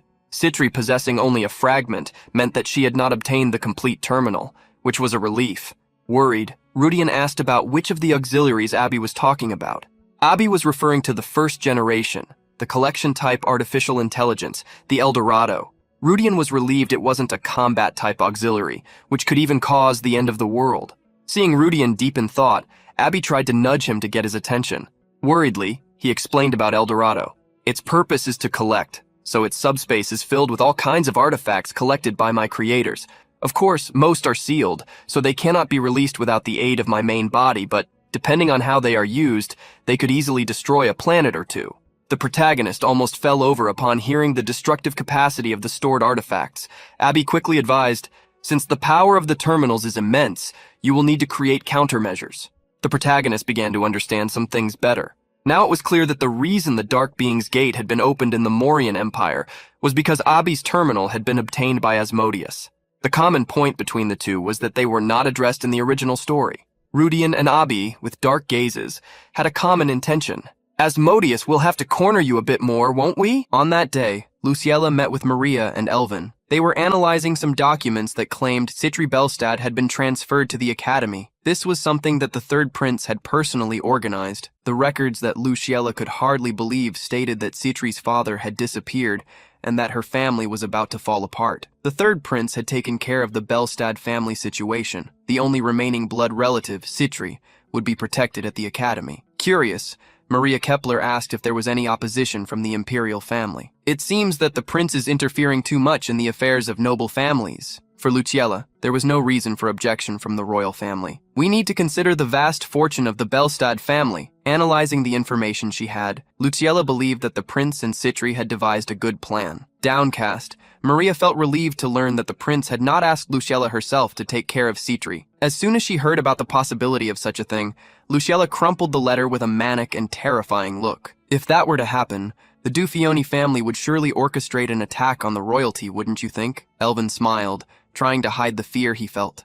Maria changed the subject. She commented on the prince's objective and Citri. "They will surely attack the young lady in some way," before Lucia responded. A man's voice echoed as the door opened. "If you want to target her, let them do it. Things will be even better for us if that happens." Seeing Rudian enter the room, Maria asked what he meant by that. The protagonist was direct. Citri Belstead, in name only, is Good's only adopted daughter. Maria already knew this information, but Rudian continued, "The only person who can take control of the Mercante Seores unit." Rudian had always wondered how to approach Citri. Now he had found the perfect opportunity. With a provocative smile, Rudian revealed what he discovered. "This is the chance to swallow the Mercante Seores unit. Isn't it a golden opportunity?" The Mercante Seores unit was a gigantic trading guild. It had more than 300 branches across the continent. It was a coalition formed by the 3 largest trading guilds, along with 8 medium-sized guilds. The group amassed an immense amount of wealth and was responsible for 20% of the empire's logistics. They said that if they failed,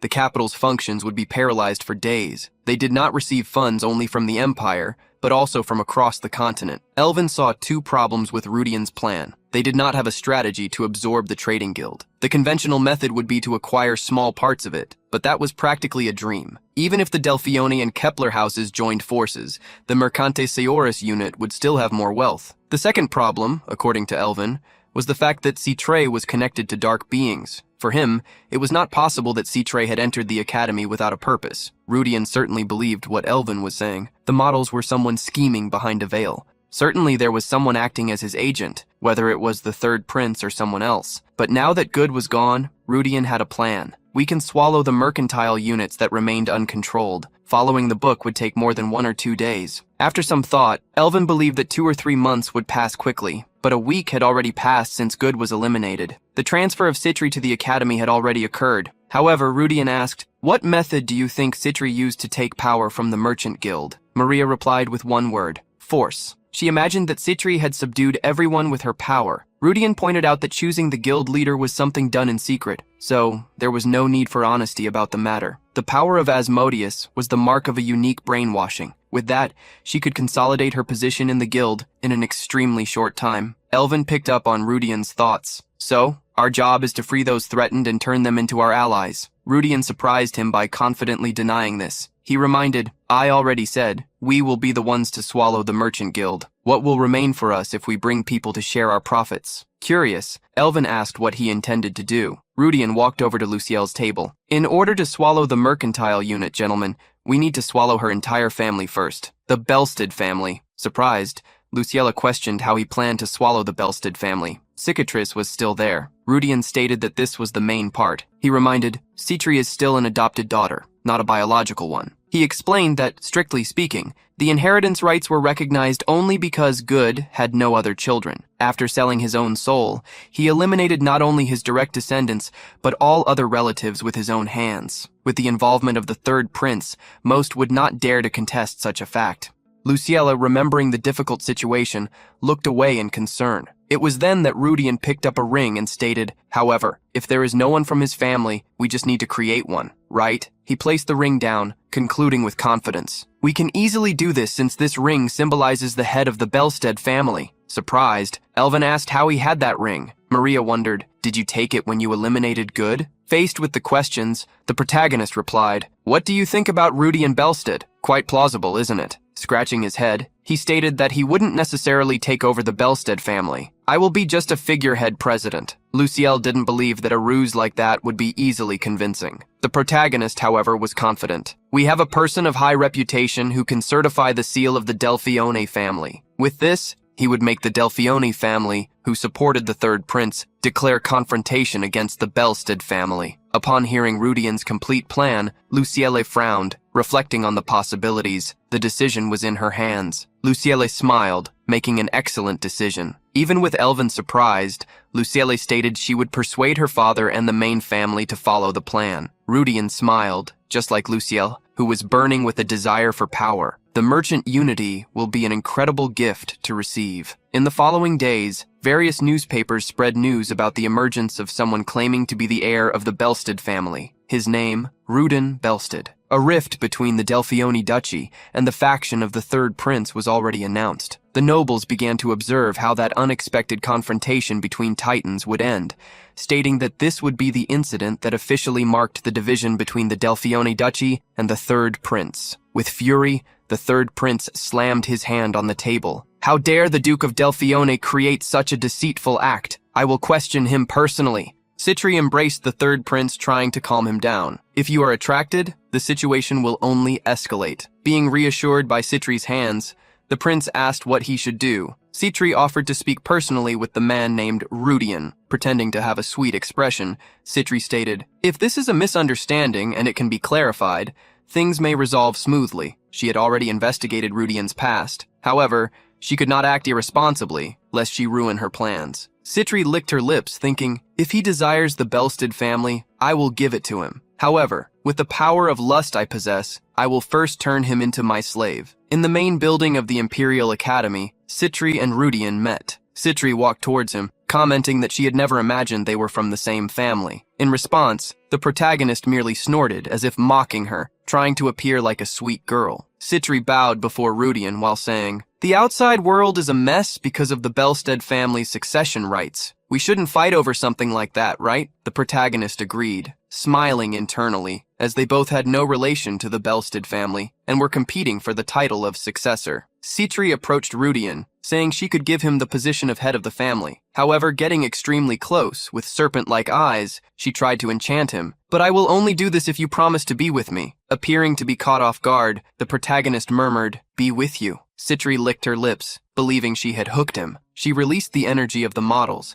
making red wings sprout from her back. Caressing Rudian's face, she murmured, "Not just the position of head of the family. Don't you want to possess Luciella? If you become mine, I will make her yours. You will have status, honor, money, or pleasure. You will have it all." At that moment, Rudian held Citri's hand and smiled. "You must be joking with me. What nonsense is this?" Citri was so confused that she asked for forgiveness. Pushing her hand away, the protagonist looked her in the eyes. "I need to repeat. Are you deaf?" Shocked, Citri managed to compose herself and stepped back hurriedly. The protagonist laughed at her reaction. Next to him was Abby, who commented, "Compared to the evil power of the sword, she is still very weak." Trembling, Citri pointed at Rudian, questioning who he was. If his authority wasn't working, she could only imagine he was a half-dragon or some kind of deity. Rudian remarked that everyone had been asking the same question in recent days and recalled another case. "You speak exactly like a girl. I think her name was Kesley Richmond." Surprised, Citri accused, "So it was you who broke the bloodstone?" In the heat of the moment, Citri accidentally revealed she knew about the matter. Trembling, she tried to pretend she hadn't said anything. She knew she couldn't face him, even using all her power. Sitting in a chair, the protagonist invited, "Come, sit with me," Citri barked. "No, the models, like Eligos and Marbus, you must have faced a lot to open the gates." The model Rane, her teeth clenched, angrily questioned who he really was,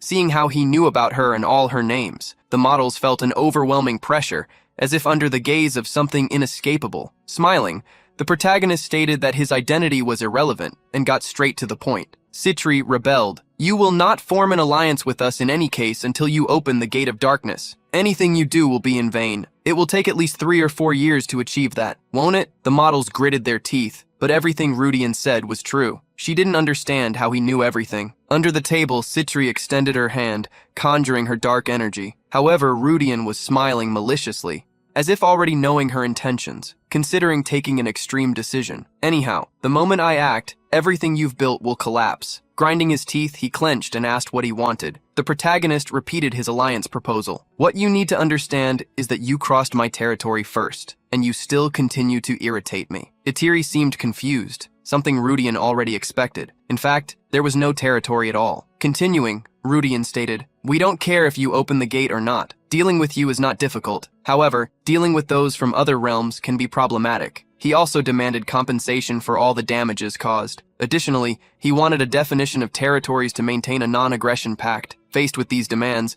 Citri clenched her teeth, but did not question. Realizing she had taken the bait, the protagonist moved forward and declared what he wanted. "First, transfer control of the company's theories and Belstead to us. It may be inconvenient now, but once the gates open it won't matter, right?" Prudence made a demand. "Do not touch the Duffion family. I need to maintain my social status in human society." Since everything involved money, Citri asked if that was all he wanted. The protagonist thought for a moment before adding, "I would like you to let Karai go too. I was his squire in the past, and I do not want to see his life ruined." Rudian revealed all his demands. He stated that he would remain silent if Citri complied. Despite his words, Itiri felt it was her own territory that was being invaded. However, imagining an immeasurable dragon behind Rudian, she could not refuse. Furthermore, everything he knew was not something a human could uncover. Itiri realized she was caught in the webs Rudian had carefully woven. Leaving him satisfied, she accepted the offer and declared, "In the name of the King of Luxuria, I accept your demands." Despite this, Rudian appreciated her honesty.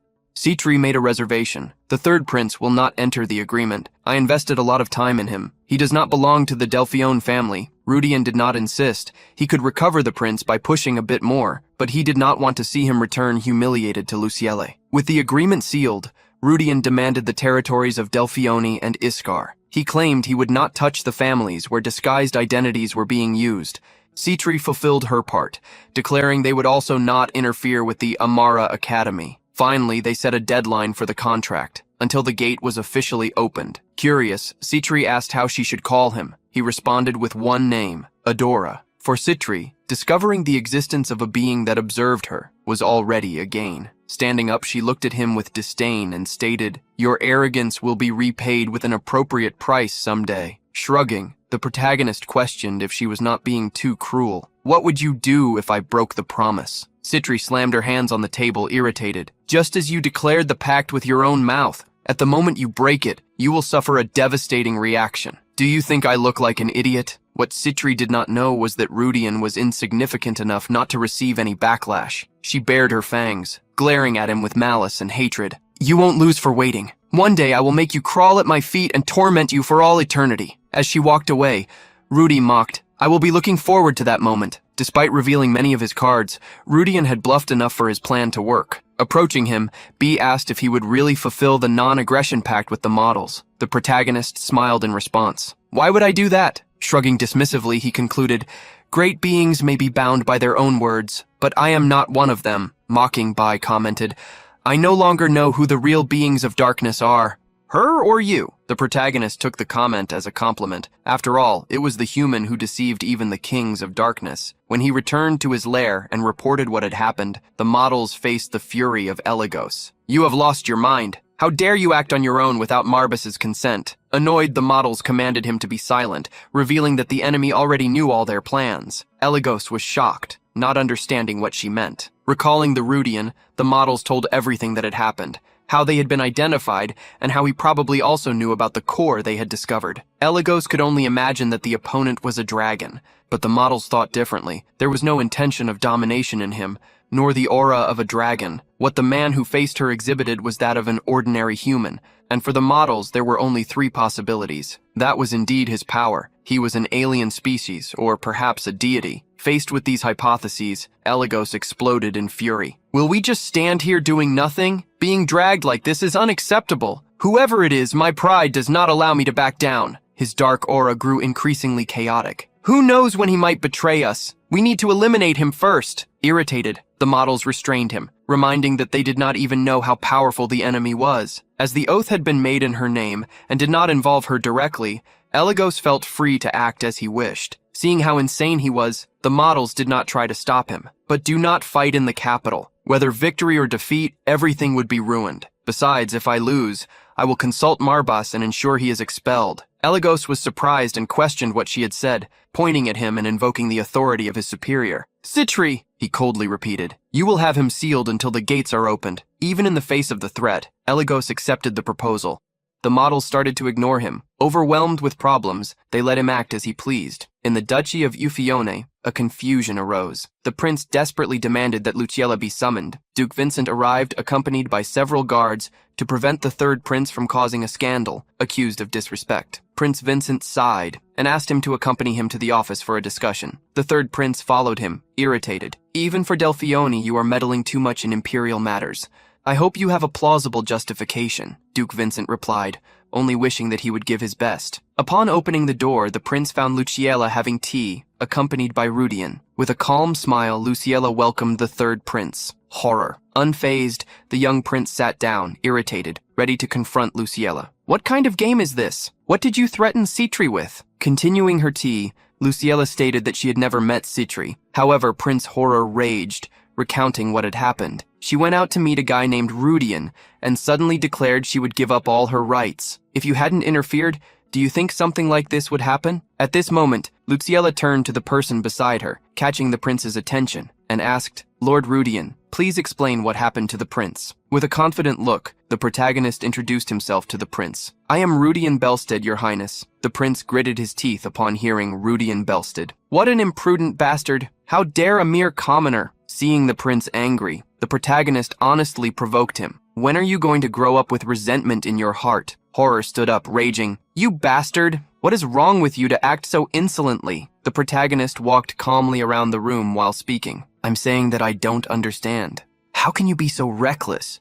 Even after the Delphione family, your sponsor, turned their backs on you. Did you really think that just by putting your hands on the Merchants' Union, you could replace the Delphione family? Disturbed by the accusation, the prince became even more angry. Raising his voice, he asked, "What got into you to say such nonsense? The power and wealth that Viscount Buster gathered for me in the political world are far beyond what you can imagine. With their support, I do not need this unwanted engagement." Discomfort and sadness appeared in Luciella's gaze. Rudian sighed as the prince continued to shout, "If you do not want to become an enemy of the imperial family, then obediently hand over the seat of leader of the Belstead family. It doesn't matter if the Delphione family is one of the three great families. They cannot challenge the imperial family alone." Hearing the prince, the protagonist asked what would happen if not one, but two families united. As soon as he heard someone knock on the door, Rudian asked the guest to come in. The prince was shocked to recognize the person with the great wizard hat. The young man removed the hat, greeting the prince, whom he hadn't seen in a while. While Rudian rejoiced, the prince shouted, "Grey Bellatrix, why are you here?" The Bellatrix were one of the three houses of the Empire's dock, a prestigious family of wizards, opposed to the Delphione, who were famous for their fencing. Rudian knew the young lord of the House Bellatrix, the one in charge of the magical attribute in the protagonist's original story group, the legendary archmage known as the Lord of Magic, Grey Bellatrix. The short young man took off his hat and jokingly mocked the prince. "You remain as uninformed as ever." One day before, in the academy office, Rudian met with Lucielle, revealing what he had done to buy time, the time when they would not dare to lay hands. In the Delphione territory, even with the report, Luciella saw a problem concerning the Belstead Viscount family. The protagonist, upon picking up the paper, did not understand why there was almost no fortune left in the family. Luciella told him that after the Viscount was officially buried, the vassals had taken over the assets. According to the Information Guild, not even 30% of the fortune remained. Rudian, however, only needed the shares of the Merchant Guild to take on the position of Guildmaster. Luciella was there to support him and stated that the Delphione family could provide temporary funds if necessary. Rudian knew the Delphione family would suffer damage if they went against the imperial family in such a situation. That's why he thought of a plan. Why not bring another family to our side? Rudian recalled that Luciella had mentioned a route to liquidate dungeon items earlier. Remembering who could obtain them, he asked, "Isn't that the wizard who lives in the fire magic tower?" Luciella did not understand how Rudian had such information, but the protagonist asked her to just accept that he had it. That's how Rudian introduced the idea of bringing the Bellatrix family to their side. That day, the duo went to Grey's study room at the Bellatrix house. Grey was working on some scrolls when he saw the guests. "What brings you here, Beansprout?" When teased, Luciella became furious, to the point where flames covered her body. Still, she held back and greeted Grey. The protagonist noticed in a few seconds that, like in the story, Grey was a great narcissist, perhaps the greatest. However, because he had skills that justified his arrogance, he was someone impossible to hate. Luciella showed irritation in response to Grey's sharp tongue, who proudly sat on the table. "Do you expect kindness from a Bellatrix? Just say why you came here." Luciella got straight to the point, stating that she wanted to propose that the two families unite in an investment to take on the position of leader of the Merchant Guild.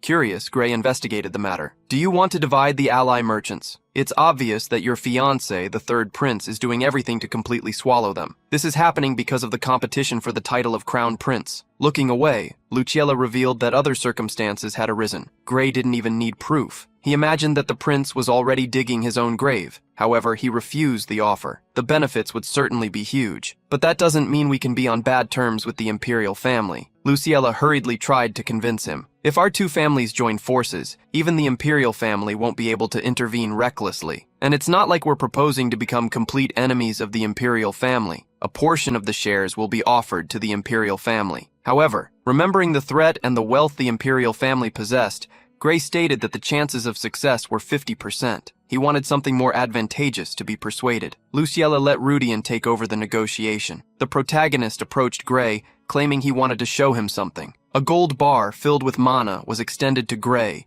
whose purity was extremely high. The protagonist stated that he wanted to sell the item. Rudian asked how much he valued it at. Grey became interested and, analyzing the bar, stated that he would pay 200 coins for it. Luciella was shocked to hear such a high price for just that. With 200 gold coins, you could buy a mansion with a garden in the capital. Holding and pointing at the bar, Grey commented, "Neither I nor the elders of the Magic Tower can process this. At this level, it seems like stolen goods." However, where did you get this? The protagonist revealed that he obtained the bar in a dungeon, but couldn't say which one. If Rudian revealed that he got the gold bars from the Kesley dungeon, Count Iskar would immediately march with the Lionheart Knights, agreeing not to ask any more about it. Gray questioned whether Rudian would sell that gold to him. Offering the 200 coins, just as Gray was looking for money in his pockets, the protagonist interrupted him. No, what I want to sell is not just this one you have in your hand. Summoning Dai, the protagonist ordered him to recover all the gold. In Gray's eyes, piles and piles of coins began to fall. The young man saw from a portal his entire office taken over. Even Lucielle couldn't believe what she was seeing. Picking up some coins and crystals, Gray asked, in doubt, "Is all this really mana metal? Several tons of high-grade rare metals too?" The protagonist thanked the bastard Kesley for collecting an insane amount. Gray trembled at the sight of so much wealth. "With this much, I think you could easily buy a title of Viscount, as well as your territory." With his hands on his hips, the protagonist offered, "If I promise to sell all this at a fair price, would you cooperate with me and the Delfioni family?" Although he agreed, Gray stated that he would need to convince his mother. Since the deal hadn't been closed, the protagonist raised the offer. He took a grimoire, extending it toward Gray, who was shocked upon checking the book. A magic book from Richmond School, authored by the legendary archmage Kesley Richmond? Are you saying you were going to sell this? Rudian, asking if they could close the deal now, saw Gray nodding and smiling as he flipped through the book. "Of course. If I own this, I can solve the problems I've been stuck in." While Lucielle asked when he had obtained all that, Rudian winked at her, asking her to be quiet. Before Gray, the prince stated that they would not surpass the authority of the imperial family. Gray interrupted the prince's speech, telling him to look correctly at the facts. "Our opponent is not the imperial family, but the third prince." Horror was surprised to hear Gray. He extended his hand. "You are not aware that our house Bellatrix supports the second prince? To the second prince, we will transfer a portion of our merchant union actions to him. He will be happy to help us." The third prince trembled with hatred upon hearing that. Gray, the young wizard, bent over Luciella's sofa. He then commented, "Drop that skinny girl here and please live peacefully with your new love. If you keep being a nuisance, I really won't let you be." Gray's frightening gaze fell upon the prince threateningly. Horror quickly ran out of the room, swearing that the matter would not end like this. After delivering his villain's line, Gray put on his hat, striking a heroic pose. Then he spoke, "Speaking of which, do you have more gold for me?" The protagonist smiled excitedly, as things had become interesting. After stating they could call him one more time, Gray said goodbye to Rudian. Rudian had never seen Gray so enthusiastic. In the original story, he was always a self-proclaimed monster of magic. Changing the subject,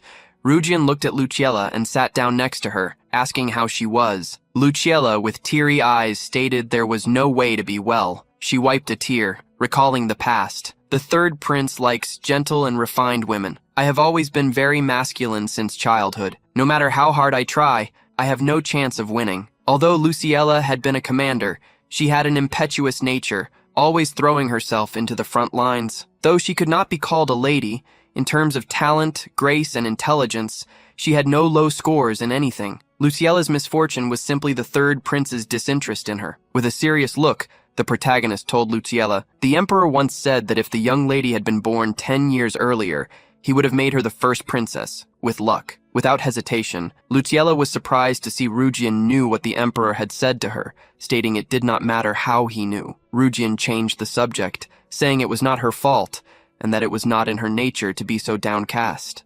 Lucielle heard what Rudian thought about her and became pensive. She ended up laughing when she saw Rudian tease her. She just slapped the third prince. "That's how he is." Rudian managed to make Lucielle smile for the first time in a long time. He ended up smiling along with her that night in Villa Baran in the Iskar territory. A young man with white hair and red-stained feet was watching all the houses from a distance. It was Karabia, a high-ranking being of darkness, under the command of Iblis. He had found the place where the last traces of Alex were. He ground his teeth, irritated. He had spent a month traveling back and forth, trying to find traces of magic that had completely vanished. He had just destroyed a small group of mercenaries who had survived by mercy. Since that village was the only clue about what had happened to Alex, he unleashed his dark power, probing the area. He hoped to turn the tables. Walking through the village of Karabia, he saw nothing unusual. He sensed about 500 humans, all of low level. Karabia imagined that at this rate, all he could do would be to destroy everything. As he walked through the village and saw some traces of traps,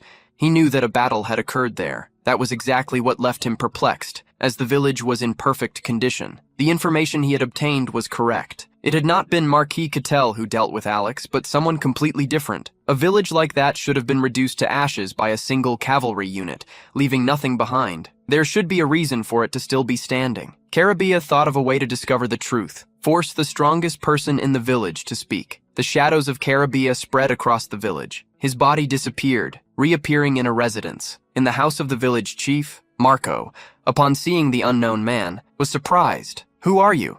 De Carabia was confused to observe the old short man. Marco hurriedly tried to search for a weapon to use. However, De Carabia grabbed him and pushed him. "Human, I have something to ask you." Holding Marco by the face, De Carabia ordered him to respond obediently. "What happened in this village? An attack came here." Trembling, Marco tried to say something, but the dark being covered his mouth. De Carabia realized the mistake and released him so he could answer. Marco coughed hastily. After recovering, he asked what the man wanted to know. Sighing at how humans played dumb, De Carabia commanded the old man to speak about everything that had happened in the village recently. Marco tried to pretend he knew nothing, which made De Carabia stare at him coldly. He extended his claws toward Marco. He shouted, "Trying to make a fool of me?" A ghostly hand appeared, grabbing Marco and holding him down. The village chief, De Carabia, ordered him to speak or everything would turn to ashes. Jokingly, he claimed to have plenty of free time. "How about we light a fire with the village?" Marco knew that talking about Rudia would put him in danger. He preferred to surrender. De Carabia blamed himself for not having learned any mind control magic. Imagining he would have to be a bit harsher, he created several dark tornadoes with sharp tips. Marco ground his teeth, awaiting his end. At that moment, a young woman appeared at the door of the house looking for the village chief. De Carabia was surprised to hear someone's voice. Rebecca looked at him with curiosity. De Carabia observed, incredulous, that someone had managed to approach without him noticing. As he tried to understand who that woman was, Marco shouted, "Run!" Shadows appeared in De Carabia's eyes as he became confused. He had thought that a master beyond imagination would appear, but the mana levels of that young woman were average. She did not seem trained, merely at the intermediate level. Still, De Carabia intended to be cautious. He conjured a spell at his fingertip, and with it,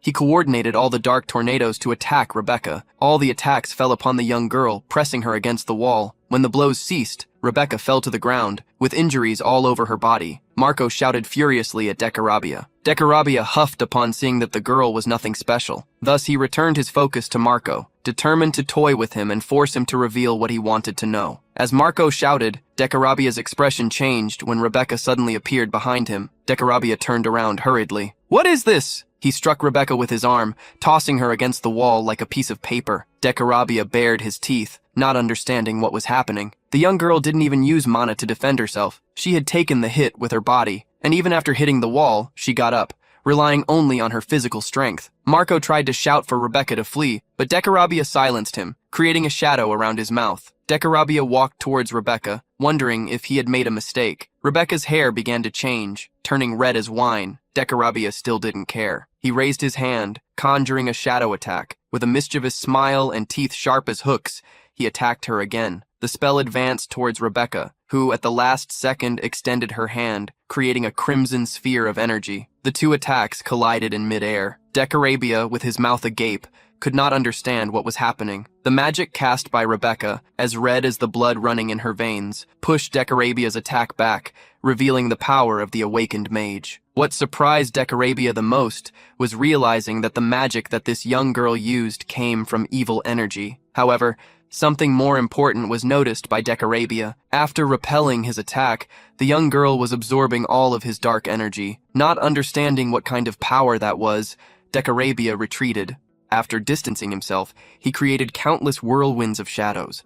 Like a spear of dark energy, he launched the spear at Rebecca to end her once and for all. However, all the attacks fell upon an energy shield. Like the previous attacks, they began to be absorbed. De Carabia's pride would not allow him to lose. He extended his hands towards Rebecca, overflowing with all the energy he had left. De Carabia rose to the skies while launching a pillar of dark energy towards Rebecca. An overwhelming power destroyed the entire leader's house in the village. However, De Carabia trembled in fear at the sight of the result. The young woman with crimson hair was unscathed, looking at him. Rebecca's gaze showed no ill feelings, yet her power, overflowing, was as sinister as the worst creature of darkness. Before De Carabia could react, his hands twisted in pain at being gripped. Red wings as large as a dragon's appeared on Rebecca's back. She had reached De Carabia, locking any escape route he still had. He screamed, asking who she was. However, the questions went unanswered and were accompanied by Decarabia's strength being drained. The power he had gathered for thousands of years was being absorbed by a human, pathetic in his eyes. Rejecting what was happening, Decarabia screamed one last time, "This cannot be happening!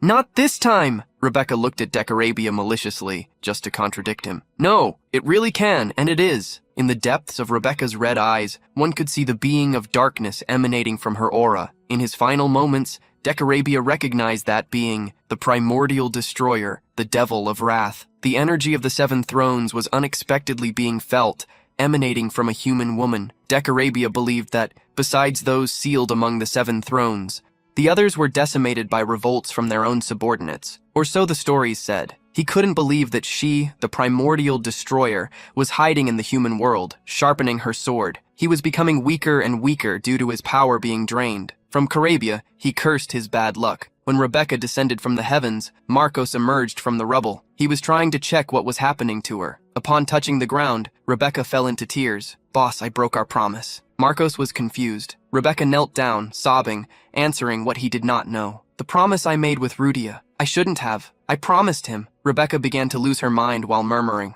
"I need to apologize. I want to see him. I have to say I'm sorry. I want to see him now." Marcos tried to approach Rebecca to calm her down. Hearing the girl's murmurs, Marcos asked if she was talking about Rudia. He commented to reassure Rebecca that Rudia was now in the capital. They wouldn't be able to find him. Besides taking 2 weeks to get there, it was at that moment that Rebecca murmured, surprising the village chief, "I can feel Rudia's energy." Rebecca, who was gradually canceling the transformation, had sensed the distant energy present in the sword Rudia carried. She stood up, still trembling, and apologized to the village chief. "To suppress this power, I think I need Rudia." The village chief lowered his head. He did not know what that dark energy from Rebecca was, but if the villagers saw her, they might react negatively. Marcos asked if she would be okay for the journey, but the young girl did not know. Marcos made a decision and said to Rebecca, "Leave everything else to me." All he could do now was pray for Rebecca's path to be blessed by the heavens. Meanwhile, in the main estate of the Belstead family, a meeting was taking place between the merchant guilds. Jester, the chief butler of the Belstead house, introduced himself and stated that, by the orders of Lady Luciella, from then on, he would serve. Everyone was gathering around Rudian, now officially the heir of House Belstead and Viscount. He was trying to create connections with him. When he met Jester, the protagonist greeted him. "Now you will act as the interim guild master and lead the trading guild. You will be in real command." Jester thanked him for the trust placed in such a responsibility. Lastly, Rudian asked him to remember to send the reports frequently. Suddenly, Gray entered the banquet hall waving at Rudian. "I'm here, brother." Gray was carrying a wine glass, his face flushed, while asking Rudian to call him brother. "Thanks to you, my position at home has been solidified. My mother was also quite pleased with the recent agreement." As Rudian wondered if it was all right for Gray to be drinking, Addie was carrying several bottles of liquor, joining him from a distance. While drinking, Gray revealed that he had received a message from his mother. Rudian was surprised because Gray's mother was the head of House Bellatrix, Sonia Bluefield Bellatrix. At first, she wasn't decided on accepting the proposal, but after seeing the gold infused with Mana and Kesley's spellbook, she must have agreed immediately. Gray revealed that his mother still hadn't managed to assess the value of the spellbook. That's why she wanted to negotiate the price in person at a banquet. Gray explained that a book like that was hard to price since it was worth the fundamentals of an entire school's grimoire. The protagonist agreed with Gray's assessment. Sonia should now be testing the spells. It didn't matter how high someone's level was or how intricate their formulas were. The foundation still came from basic books. After the discussion, they planned a banquet. Then, Gray changed the subject. "Is there anything else saved? Don't hide it. Bring it next time." The protagonist smiled but was irritated to see the drunken young man clinging to him. Sometime later, Rudian saw a new guest who had arrived. Calling attention, "Our drinks here are truly delicious." The protagonist met Sonia, who was sitting on a sofa holding a bottle of alcohol. Gray's mother wore a small pointed wizard hat and looked at the drink with a flushed face. "That kid is just a viscount, and yet he has better liquor than mine." Rudian realized where Gray had learned to drink. As soon as Rudian sat close to her, Sonia got straight to the point. "Congratulations. In just a few days you have become a noble known throughout the capital." The protagonist believed that this achievement was due to the dukes and the second prince for their help. He smiled, claiming to be just a frontline man. Antonia would not argue with how he saw himself, and ended up commenting, "If Gray were actually a daughter, I would have thrown him at you already." Gray was shocked by his mother's behavior. Seeing the empty bottle, she continued the topic. If that were true, I wouldn't have to pay any price like this, and there wouldn't be all these complicated negotiations, right? Claiming to be only half joking, Sonia changed the subject, putting the bottle on the table. She asked to get to the main subject. She retrieved the skill book Rudian had provided them to discuss a price for it. Finishing her review, Sonia placed the book on the table and gave her verdict. Simply genuine. A general manual specifically written for the direct lineage of the school. The problem for Sonia was that, since the authenticity had been confirmed, it was hard to pay for the book in cash, as they had already spent quite a bit on Mana Metal and on the Merchant Union's shares. Revealing that it was not completely impossible to pay, Sonia asked him to see her as a head of the family, as she could not ignore financial imbalances. Asking if they could negotiate, Sonia questioned if he was interested in artifacts or magical tools. However, Rudian declined, unless the artifact was at the level of the psychic empire, Sands of Time. He would not be interested. He still had some high-tier artifacts made by Kesley. After all, realizing it would not be possible, Sonia drank a bit more to ease her discomfort. At that moment, Rudian stated he wanted to make a counter-proposal. The reason Gray became an archmage in the original timeline was because he was an exceptional genius, playing the most important role. However, the magical theory, knowledge, and expertise accumulated by the Bellatrix family were key results for his transformation. That is why Rudian wanted them. I want the complete infrastructure of the Bellatrix house to help me become a great archmage. Upon hearing the request, Gray asked if he was not in the night department. Confused to see him wanting to learn magic, the protagonist nodded confidently at the question, just as he did in his goal of becoming an archmage. Even starting at a late age, Sonia ended up mocking Rudian. Magic is not something you can master alongside fencing. You should know that this is impossible, so try asking for something else. Despite her instruction, Rudian showed he was serious about his request. Surprising Sonia, she tried to do some calculations. If he started learning magic at that moment, even if he was a genius and used the resources of the Bellatrix family, it would take 30 years to reach the Archmage position, but only if he left the academy and spent 18 hours a day in the magic tower. Sonia had confidence in her family. We can offer superior training than what the royalty of the Empire receives. However, we cannot create a customized circle for that. Considering the time they would spend, Sonia thought it would be very inefficient. Just paying for the book would be smarter. Rudian then made a counter-proposal. 10 years. Deliver a circle that makes me an archmage in 10 years and deal done. Sonia was shocked by what Rudian planned to achieve. However, according to 80's calculations, Rudian could really achieve this goal in 10 years. To make it easier, Rudian added for Sonia, "You can include a clause that does not impose obligations on me if I fail to reach the Archmage level. My only fear is that the Bellatrix house will end up neglecting my training." Irritated by the provocation, Sonia slammed her hand on the table. "Who do you think you are?" She stood up, pointing at Rudian, while declaring, "Leave the academy immediately and start going to the fire tower tomorrow." Fired up by the challenge, the mage concluded, irritated, "I swear on my honor that I will make you an archmage, no matter what happens, even if you have no talent at all." Seeing how motivated Sonia was, Rudian smiled. The negotiation went perfectly. However, Rudian needed to frustrate Sonia with a postponement. "I will be traveling for a month, so the training will need to start after that. I will also continue my night studies in parallel." Gray, fearful of his mother, asked Rudian not to provoke her, as things could get dangerous. Slamming the table once more, Sonia agreed to the demands but warned with a burning fury, "Since I will personally supervise you, if you slack off even a little you will face a world of pain." Seeing how well Rudian and Sonia could understand each other,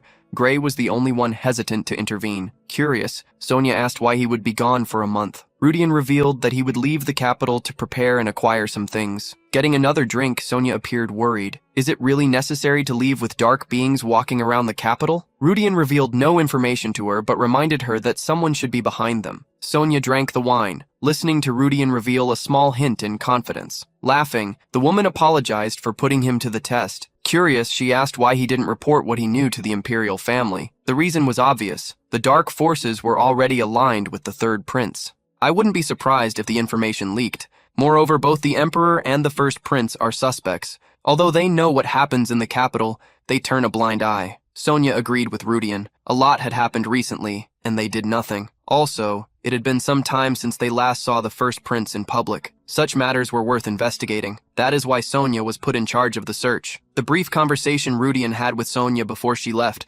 made him certain of something. changes were necessary. Extending his hand, the protagonist conjured a magical attribute that transformed into a sword. Becoming an expert in high-level swordsmanship in just 1 month made life at the academy meaningless for Rudian. A day earlier, at the Belstad family training field, Rudian was training with Elvin. With speed surpassing his training partner, Rudian moved. At the last second, Elvin managed to raise his sword and turn to block the thrust, brandishing his own sword. Elvin forced him to retreat. He was still incredulous since a month ago, Rudian could barely use the first form of the sword, but now he was a completely different person. In 1 month, he proved to be a genius. While Elvin was lost in thought, he didn't notice Rudian's sword approaching and hitting him on the shoulder. Elvin ended up dropping his own sword. He placed his hand on the wound and grew concerned. "Sir, are you okay?" Elvin reassured him, but he knew Rudian had held back. In the end, such a thing was only possible when one was certain the opponent was clearly beneath you. Elvin sighed, commenting that he thought they could no longer face each other. Rudian disagreed with this idea, claiming he still had much to learn. Elvin didn't believe that. "Don't talk nonsense. When it comes to swordsmanship, you've already surpassed me. I doubt anyone in the Empire can keep up with you." With deep thoughts, Rudian asked what he should do to continue growing.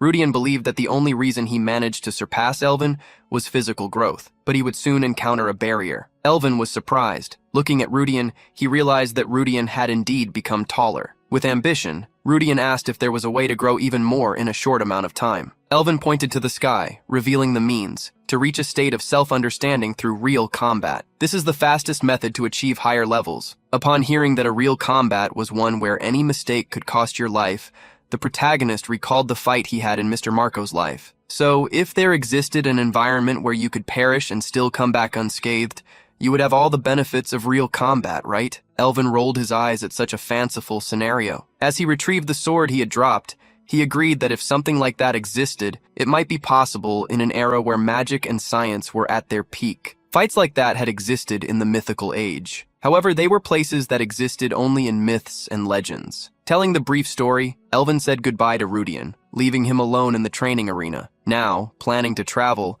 Rudian dreamed of finding such places that existed in the mythical age. Curious, Rudian asked Diabo how he would react if he encountered another being from the Seven Thrones. Diabo's answer was straightforward. "If I really encountered those bastards, I would warmly greet each one of them and crush their faces." Diabo's response made Rudian believe that the group must indeed be close. Diabo thought there was a reason for Rudian to mention the Seven Thrones. Rudian revealed to him that he planned to take a risk next month and conquer the legacy of one of the thrones with Abby's help. Diabo was curious to know which one he would attack. However, Rudian wanted to keep the secret so as not to spoil the fun. Abby then caught Rudian's attention, and he commented while flying over, "You are growing at a fast enough pace to exceed your goals. Isn't it a bit too hasty? The difficulty of obtaining the legacy of a throne is insane." The primordial being wanted to know if he really needed to take such risks instead of seeking other modules. Rudian revealed that his real objective was to take the risk. "I was forced into a non-aggression pact, but the pact is only between the modes and me. It won't last long." Looking at the horizon, Rudian revealed that even before he made the first move, there was a damned impudent one wanting to attack him first. Hearing the comment, Diablo guessed which battle-crazy fool they were talking about. Heligos. Rudian intended to strike before Heligos made his attack. Abi did not want Rudian to follow such a path. Attacking first would not create gaps in the pact. Swinging his sword, Diablo, the protagonist, commented that upon leaving the capital, Heligos would surely attack him. But attacking him first did not violate any agreement. Abi did not think there was any guarantee that he would attack them alone. Rudian knew that, and the danger of attacking alone and losing. However, he had the strongest guardian by his side. Looking sideways, Rudian saw Yev sitting, enjoying some sweets. The next day, the protagonist went to the Mara Academy, more specifically to the administrative hall of the night department, to submit an absence request. The coordinator was confused to see the young man wanting to leave the academy shortly after arriving. However, upon looking at the request in the letter and seeing the seal of House Delphion, as well as that of House Bellatrix, the man trembled with fear. Without any questions, he accepted the request. Rudian had shown the power of connections. As they left the office, Rudian asked Adi if he had confirmed the location and condition of a module. The artificial intelligence monster nodded but warned, "It is blocked, but the terminal itself is already active." Confused, the protagonist asked what he meant. Abby began to change shape, spreading like tentacles. Showing his power, he said, "Like me, right now, the energy and function of the module can now be used." However, they need to manually input each single command. Rudian was worried, as it would be dangerous to face someone with Abby's module. However, the monster reassured him, saying that the other party could only have total control of the module if they managed to decode Adora's language system. Just discovering the basic commands would take an incredible amount of time. Rudian felt a little more relieved. He knew that as long as there was mana, Aid's computational powers would be strong enough to even conjure advanced magic, and that the specifications of the module the enemy possessed were similar to those of Adi, which Rudian carried. The dark beings would surely use it to open the gate to the dark realm. Now Rudian understood why it took years for them to achieve such a thing. It took time to finish deciphering the codes. With this in mind, Rudian set off to the next place he needed to visit. Rudian went to the liberal arts department of the Mara Academy, where unexpectedly he found Citri Belstad. Surprised, she asked what he was doing there. He asked to talk, wanting some time alone. Rudian claimed he wanted to inform her of something. Citri smiled, and with a snap of her fingers, all the men who followed her turned around and walked away. Citri could finally reveal her true face. Annoyed, she asked what he wanted, warning that she would leave the city for a month. Rudian asked that the agreement they made be honored, even while he was away. With a superior look, Citri stated that she would not be the one to break the agreement, as long as he continued not to get involved. Reassured by her words, Rudian grabbed Citri by the shoulder, startling her. He looked at her, warning, "But if that reckless idiot next to you attacks me, that wouldn't be a problem. I trust you will handle it." Citri gritted her teeth upon hearing the threat. She acted as if nothing had been said. Rudian said goodbye, leaving the mission to her. Worried, Citri wondered what Rudian was planning. She knew Alogos would not sit still if he found out that Rudian already knew about him. Lastly, Rudian visited the student council room. Lucielle was concerned about him traveling alone. She wanted to send some of the best knights from Delphione to accompany him. However, Rudian rejected the offer. Maria was also worried and wanted to send some psychics. Elvin joined the conversation, offering to go with Rudian, but the protagonist refused everyone, especially Elvin. "If you come, you won't come back alive." Elvin was annoyed by the response. "And you're saying you will be okay?" The protagonist, however, had Ive with him during his departure. Ive was currently completely absorbed by the desserts. In the end, it had become a harmless hobby. Rudian felt uncomfortable when Ive stared at him without doing anything. It was much more reassuring when she focused on eating. Suddenly, while eating a sugar straw, Ive stated, "Gross." Surprised, Rudian asked if the dessert tasted bad. The young alien, however, corrected him. "They keep looking at us and following us." The protagonist was not surprised to see that Ive had already discovered they were being followed. On the contrary, he smiled with satisfaction. Curious, Rudian asked Ive if she knew who was following them. Ive calmly replied, "They are just annoying flies." Despite already suspecting, Rudian was incredulous to see that the other side had bitten the bait so easily. In a carriage pulled by 4 fierce horses,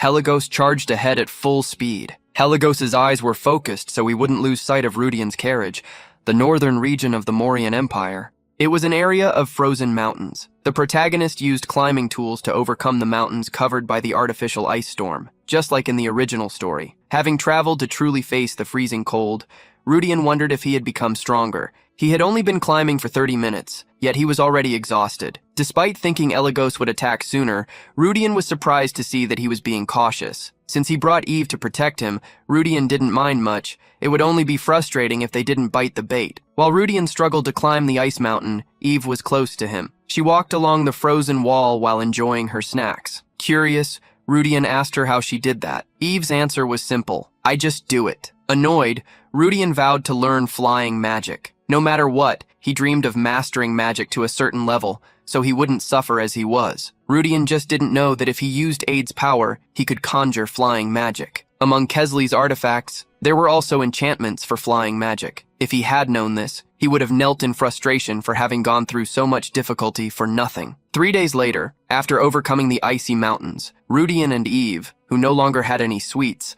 arrived at a tropical forest. Rudian had finally found what he was looking for. "A temple," Rudian commented as he looked at the place. "It looks like the Eye of the Storm." Upon hearing him, Eve agreed. Yes, the core of the great ritual was because of this poorly maintained ancient temple. The cold of the north has persisted here for over 10,000 years, regardless of the season. Rudian walked through the temple, remembering that it was in this place that Abel became a master of the sword. Upon reaching the center of the temple, Rudian found a dragon statue. Diabo immediately remarked that this was where the 7 thrones left their legacy. The power of Leviathan could be felt by him.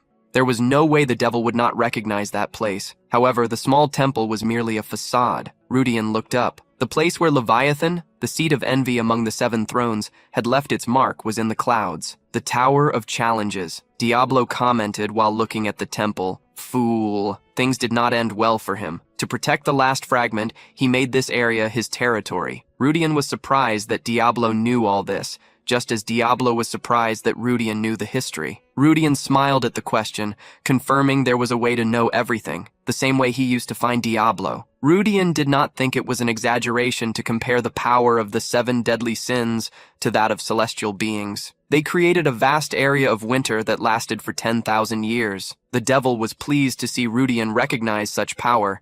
However, Rudian mocked him. You should be silent since you couldn't even defeat one of them. Rudian then picked up a small dagger, using it to spill his blood.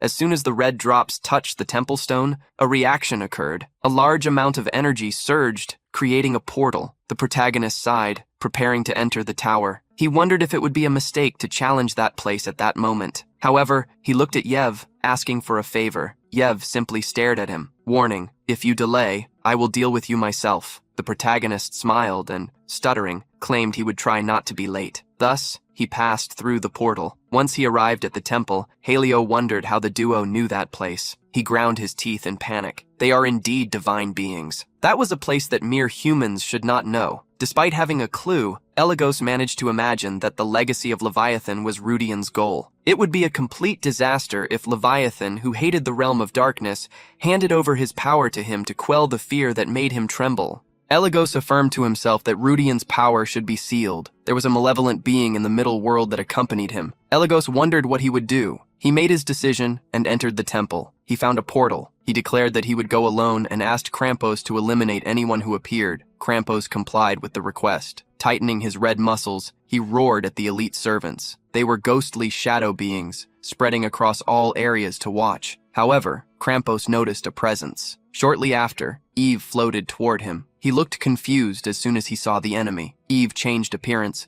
turning from a beautiful young woman into an alien being with thousands of eyes. The promise will be fulfilled. The original name of the place where Rudian had arrived was the Tomb of Leviathan. However, it was named Tower instead of Tomb due to its shape, possessing 66 floors. Abi looked around, commenting that in this place, space and time seemed practically frozen. Rudian revealed to Abi that, for this very reason, the place became the best training ground. 1 year in this place would be just 1 day in the outside world. However, he could not leave until he conquered all 66 floors. Abi could sense a curse in that place. Rudian told Abi that here, one could revive as many times as desired. If someone perished in that place while trying to conquer the tower, they would be revived at the entrance of each floor, which became a safe zone. Despite the safety, the difficulty of the place was extremely high. Abi liked the rule, and, curious, asked what would happen if one failed at the final minute of the challenge. Rudian's answer was simple. If you fail, you will be endlessly devoured by the tower. The Tower of Challenges revived the challengers, but only those who maintained the desire to continue the challenge. The moment their fighting spirits were broken, and they wished to surrender, the power of the tower's chains would increase proportionally to the number of resurrections. Eventually, they would not be able to escape. The challenger would become an appetizer for Leviathan itself. Abi felt confident knowing all the rules. Rudian's protections would surely be enough to withstand anything.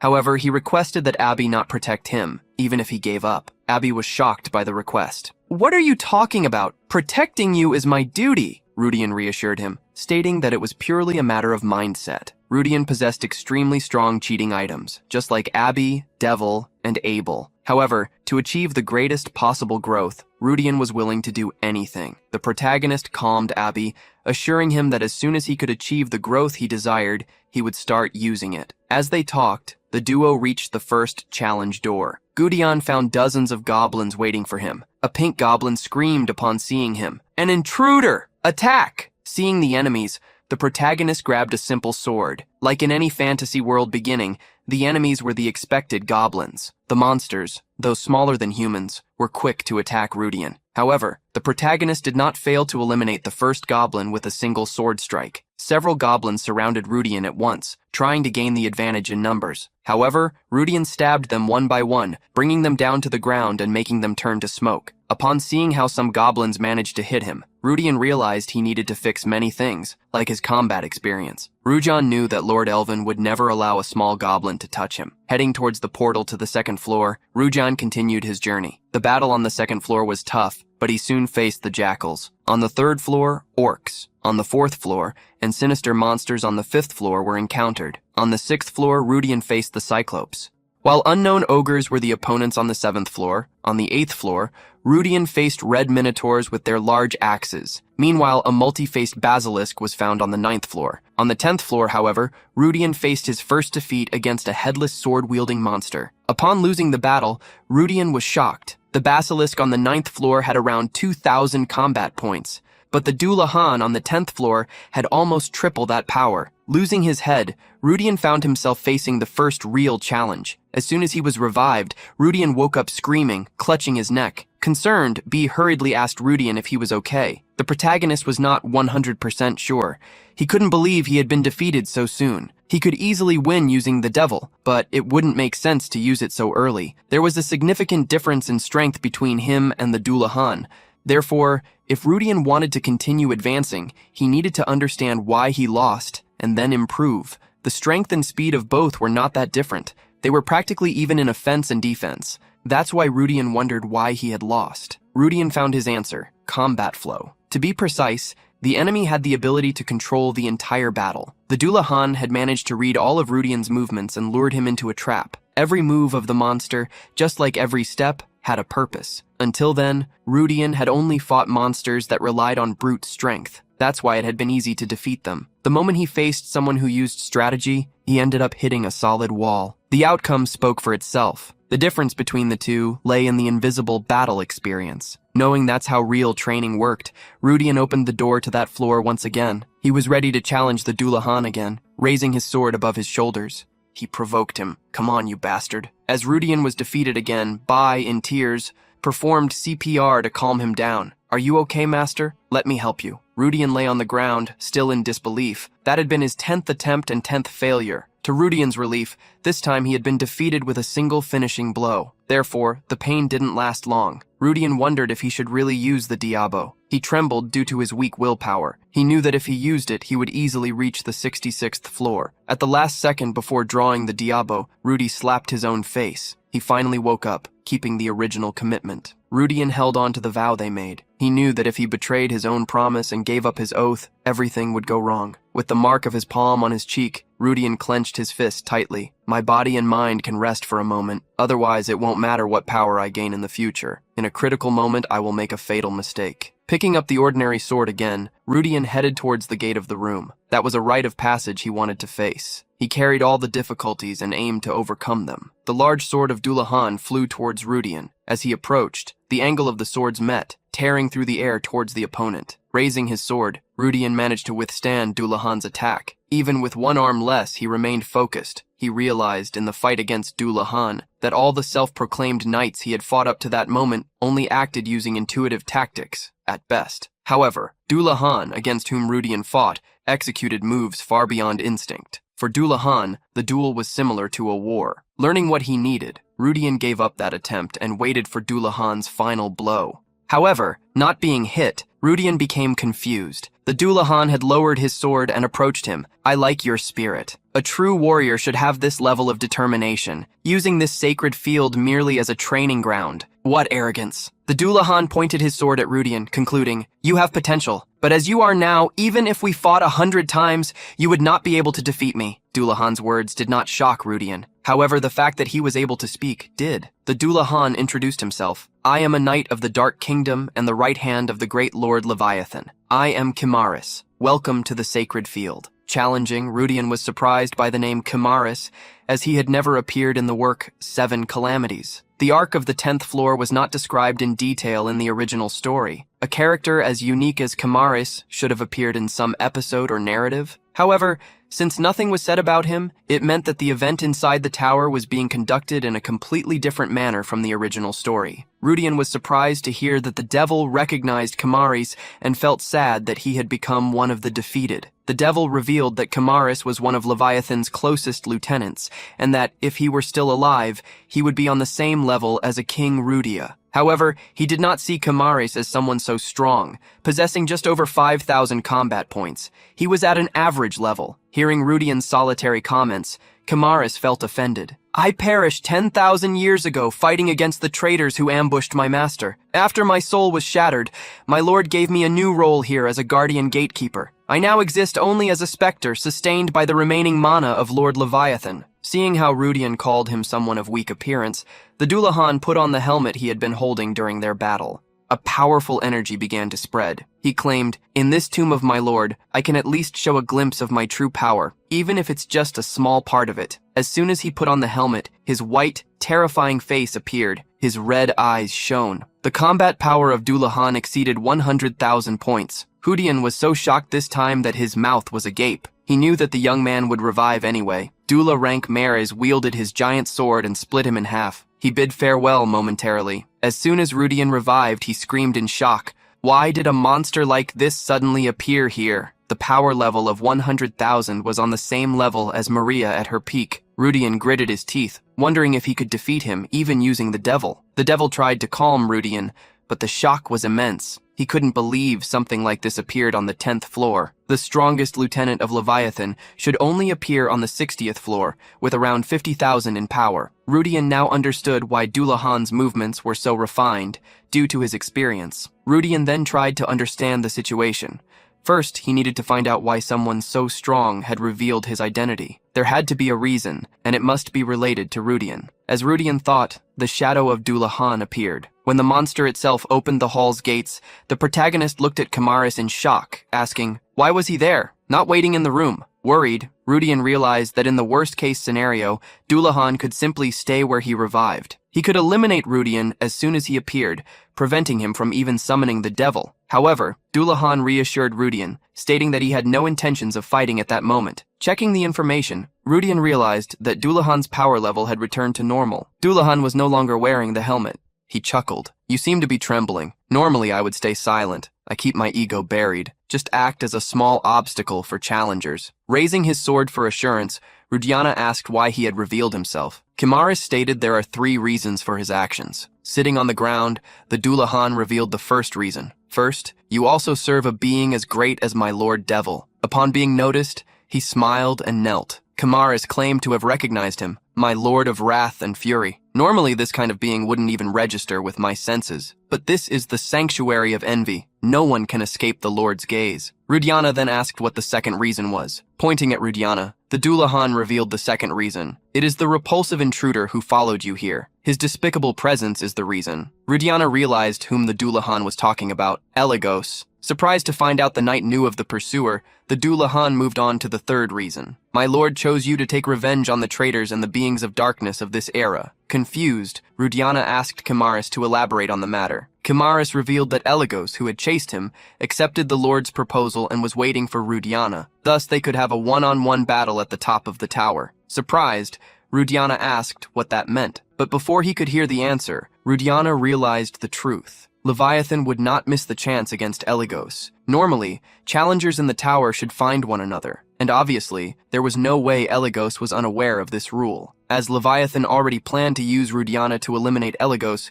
the pieces fell into place. The Dullahan revealed that Leviathan had ordered him to train the young man as a veteran warrior. I am saying that I will personally train him. So, what will you do? Rudiana never expected such an offer, one he had no reason to refuse. Extending his hand and shaking the white hand of the ghost, Rudy canceled the agreement with the handshake. The Dullahan noticed something that surprised him. Unlike many humans, you possess multiple strengths. Not just mana, something that humans commonly have, but also dark energy and psychic power. Rudy was shocked to see that Kamaris had discovered so much with a simple handshake. Stating that such strengths would be useful to him, Reno recommended digging as deep as possible to find good results before they returned to the battle room. Rudy showed his surprise. "I thought you would tell me to stick to a single discipline." Reno, however, corrected him. "Only humans with a short lifespan do that. If you desire the power of the great, you can transform your body and exceed the trivial lifespan of humans." Rudy, however, did not plan to become a being of darkness. Kimaris revealed that the closer he got to the end, the forces would convert into the divine.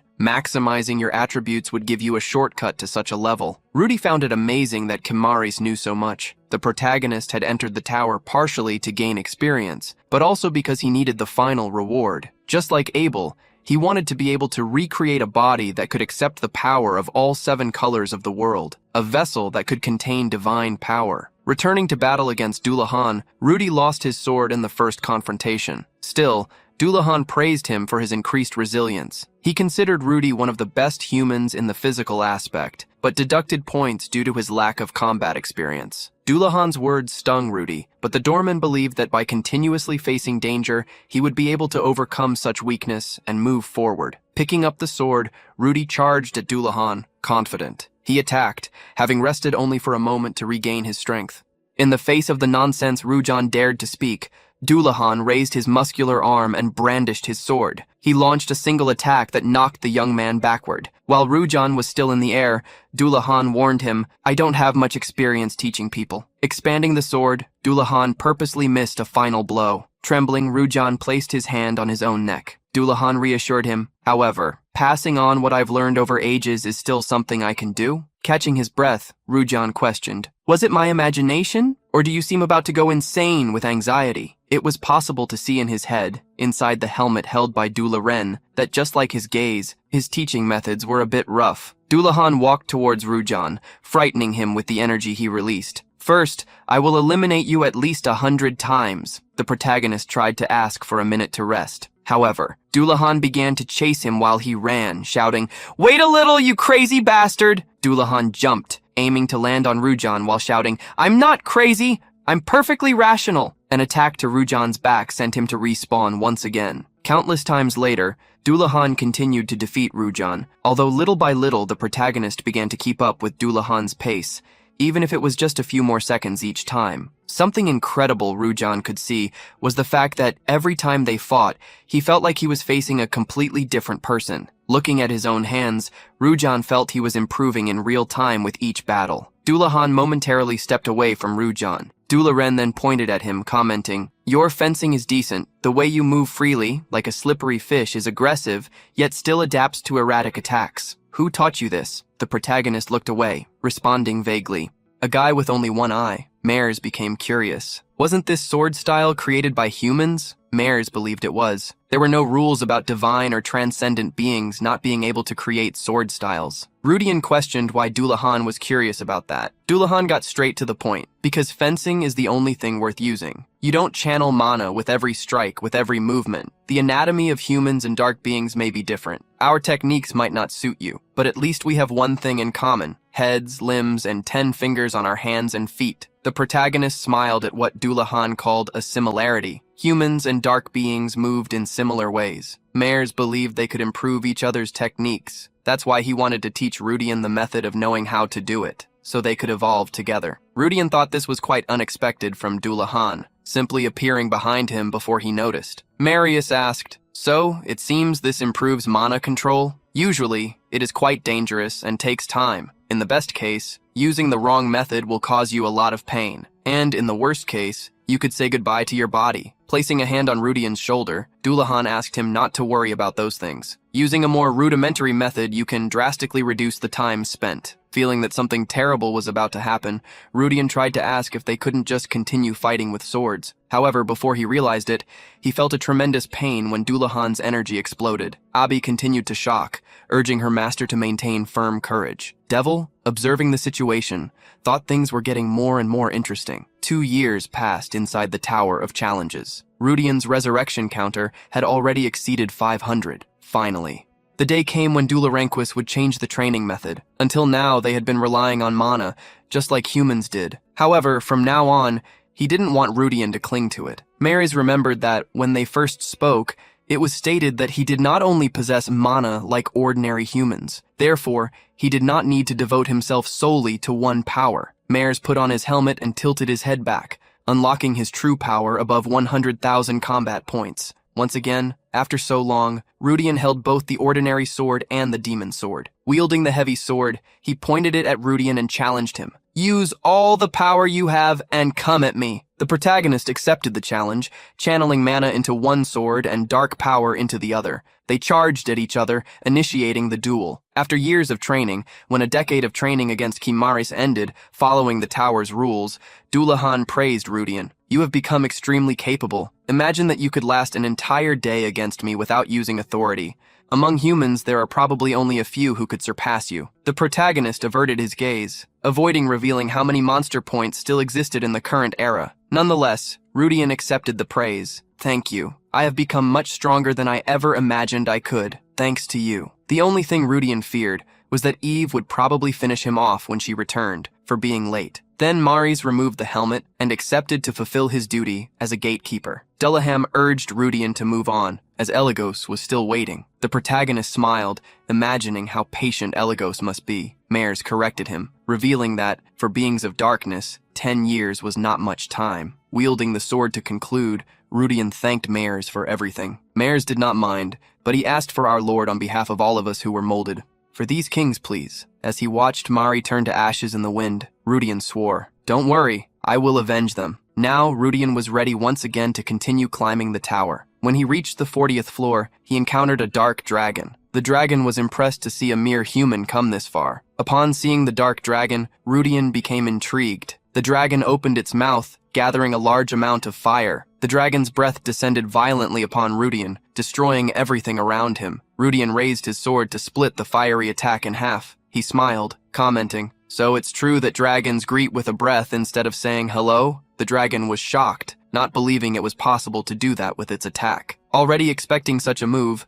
Rudian easily counterattacked. He jumped toward the dragon, his sword overflowing with energy. He sliced through everything in front of him like a hot knife through butter. The dragon's axe-shaped tail fell as well, just like its whole body, which was disintegrated. The protagonist smiled, seeing that even the guardian of the 40th floor was not so difficult for him. Without training from Kimaris, however, he would have already been defeated dozens of times. At his waist, Devil smiled, praising his growth. Thanking for the compliment, Rudian asked if it was time to abandon the rookie nickname. However, Devil did not think he had grown enough for that. Still, having seen a dragon so early, Rudian wondered what he would find behind the next door. Upon reaching the 45th floor, he felt refreshed, to say the least. Rudian encountered a Balrog, a being of darkness made of fire, wielding a similarly hot chain. He knew the battle would not be easy. Therefore, Abi hurried and asked, with a stern look, if she should use what they had practiced. It would be his first time using such a thing as well. Rudian wanted to try. Devil nodded at the command. Seeing the human murmur before him, the Balrog roared, You are certainly disrespectful for ignoring me. Suddenly, Abby's body began to deform. It stretched out like a red cloak on Rudian's back. Some time ago, Rudian had questioned, If you can inject mana into me, doesn't that also mean you can take my mana? Abby revealed that, according to protocol, he should protect Rudian. Therefore, using his mana freely was not possible, only if Rudian wished for it. Upon hearing the terms, Rudian got excited. This is perfect! Rudian remembered that Abi had said his database was like a storage of magic. He then asked, If I channel my mana into you and use your computational ability, wouldn't I be able to cast high-level spells? Abi crossed his arms, frowning his single eye. Master, my calculations reach a realm where even deities cannot arrive. Channeling some spells could make you dry up. Do you really want to try that? Hearing it would be dangerous, Rudian still believed that if Abi only helped a little, he could become a powerful weapon, one that would ensure superiority in battles, no matter the enemy. Trying such a fusion, Rudian murmured, Arcane Blizzard. The spell created a magic circle in front of him, shooting shards of ice at the Balrog. The Balrog, with half of its body frozen and the flames of the chain extinguished, shouted in surprise, Human, you are a mage, but this level of magic won't stop me. When the Balrog was almost completely frozen, it unleashed its full power, destroying the ice surrounding it. It leaped away, distancing itself from the attack. However, Rudian had already moved, jumping behind it. Abi wrapped around the sword Rudian carried like a cloak. When the Balrog was about to be hit, it tried to use a teleportation spell to escape. However, the spell did not work because a magic circle surrounded him. Rudian had conjured the dimensional prison. He prevented the monster from escaping. As soon as he broke the Balrog's defenses, Rudian closed the distance between them. The Balrog was still in shock. He could not believe that a human could use magic that interrupted spatial movements. While wondering if he was really human, the Balrog met his end at Rudian's sword. Rudian felt relieved. The battle was easier than he expected. Still, he didn't imagine he would feel so weak after using 2 spells. Abi praised him, happy they had finished the battle without any injuries. Rudian knew that from then on, no one would be stronger than Kimaris, but if there was any real danger, he would count on Abi. 11 years had passed,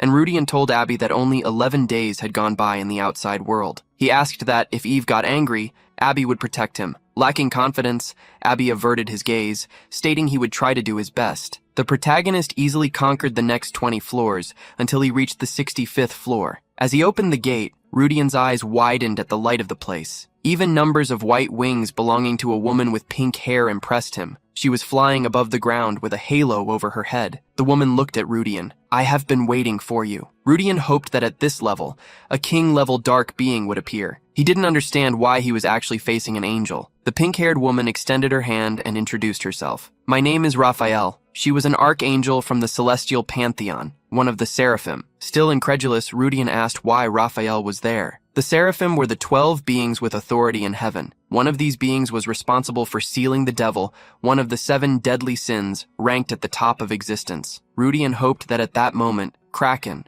the closest assistant to Leviathan, should have appeared. Still, Abel needed to fight for 3 days against the Kraken to subjugate such a monster. Rudian wondered why the story continued to diverge from the original. Grinding his teeth, he stared at Raphael. He knew that this time, the opponent was much more overwhelming than the one appearing in his knowledge. Rudian placed his hand on the sword upon seeing that he would face an archangel. Raphael, however, smiled without attacking. What a grim expression on his face. "I am nothing more than the guardian of this tomb. Just an illusion. So, you don't need to worry." Raphael extended his fingers, showing an ancient vision from 10,000 years ago. The era when Leviathan lost most of his powers and collapsed. Had he been cast aside, the dark energy overflowing from Leviathan's body would have corrupted the whole world Leviathan wanted to leave behind, at least a trace of himself. Raphael, to prevent the land from being tainted by his energy, and out of respect for his will, cooperated to create that place. Upon hearing the story, the devil shouted, "Ridiculous! It would have simply been easier to burn this whole land until it turned to ash. What a pathetic excuse." Raphael smiled at his comment, stating that incinerating the surface was not a decision that could be made so easily. The devil did not want to talk anymore, and departed for his own interests. "Gabriel, the one who sealed me, is still alive. Tell that bastard that when I break free, I will tear him apart." Remembering the fire archangel, Raphael revealed that she still rested in the heart of the celestial pantheon. What a pity, as he could not delight in seeing the pathetic situation the devil was in. Making the devil silent, Rudian humbly acted to ask why Raphael had appeared to him. Raphael looked at Rudian with interest, revealing that what Leviathan had left was a dangerous legacy, capable of breaking the balance between heaven and earth. Curious, Rudian questioned why beings from the heavens they were not guarding the tomb. From the first floor, since such a thing was dangerous, Raphael let his wings fall. He saw Rudia's suspicion approaching him with a smile. She asked him to leave that subject alone, since he was not entirely wrong. Revealing the reason, Raphael claimed he had gone to the tower simply to see her. She knew about Rudia. "You broke the laws of the world and ignored Uriel's restrictions. You formed a pact with the devil. You summoned a divine being of incomprehensible identity. It is because of you that the heavens are facing a considerable amount of problems." Rudia questioned what kind of problem she was referring to. Raphael thought for a moment before answering. "This place received the prophecy of being destined for someone who would one day stand against the dark species, but that prophecy has been broken." The archangel looked at the sword in Rudia's hand, continuing, "Moreover, the devil's intervention in the affairs of the middle realm began to occur earlier than expected in the heavens. You shattered the prophecy's chances and are regarded as someone who must be eliminated, even by force." The protagonist frowned in concern upon hearing Raphael. However, the archangel revealed that they concluded his existence would not be a disadvantage for the heavens. She ended the conversation by stating that Leviathan and Heligos were already waiting for him upstairs. Reluctantly, Rudia asked if that was all she had to say. Raphael maintained a smile that hid his feelings while confirming, "You are more than capable of breaking the balance of the world, but seeing your face is enough for now." She said goodbye as Rudia continued on his way. One day, we will meet again. In Rudia's hands, the devil warned him, be careful, this belongs to the cruelest race, even among the heavens. The devil was truly irritated. Ah, the most arrogant bastard among them. Rudia could not identify whether what the devil said about Raphael was an insult or a compliment. Still, as he continued advancing through the hall, Rudian thought of Raphael. In the original story, he was never particularly an important being. However, being connected to it meant they would see each other often. Discovering that the skies were watching him was a great gain.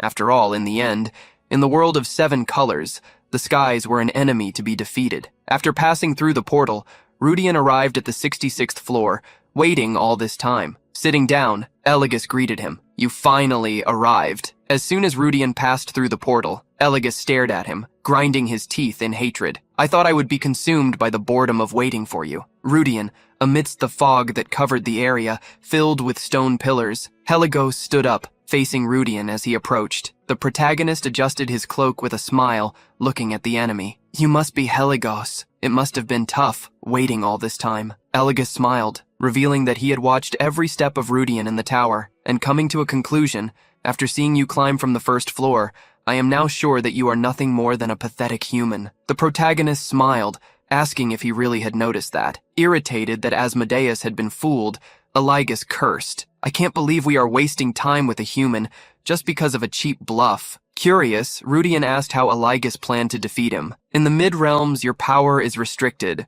Without Leviathan's offer, you wouldn't have even made it here alone. Still, do you think you can defeat me? Mocking Rudian, Eligus asked, why do you assume that I accepted Leviathan's proposal? Then, he abandoned his human appearance and began his transformation. His red hair grew, and his skin turned blue. Pointed ears, along with sharp teeth, also appeared on the terrifying face he had. Eligus unleashed all his power, shouting, come to me, human. Black energy arrows like pitch attacked Rudian. The candle dissipated as it approached. Eligus mocked his big body and his source of confidence. Not even a crude wall of evil energy would stop him.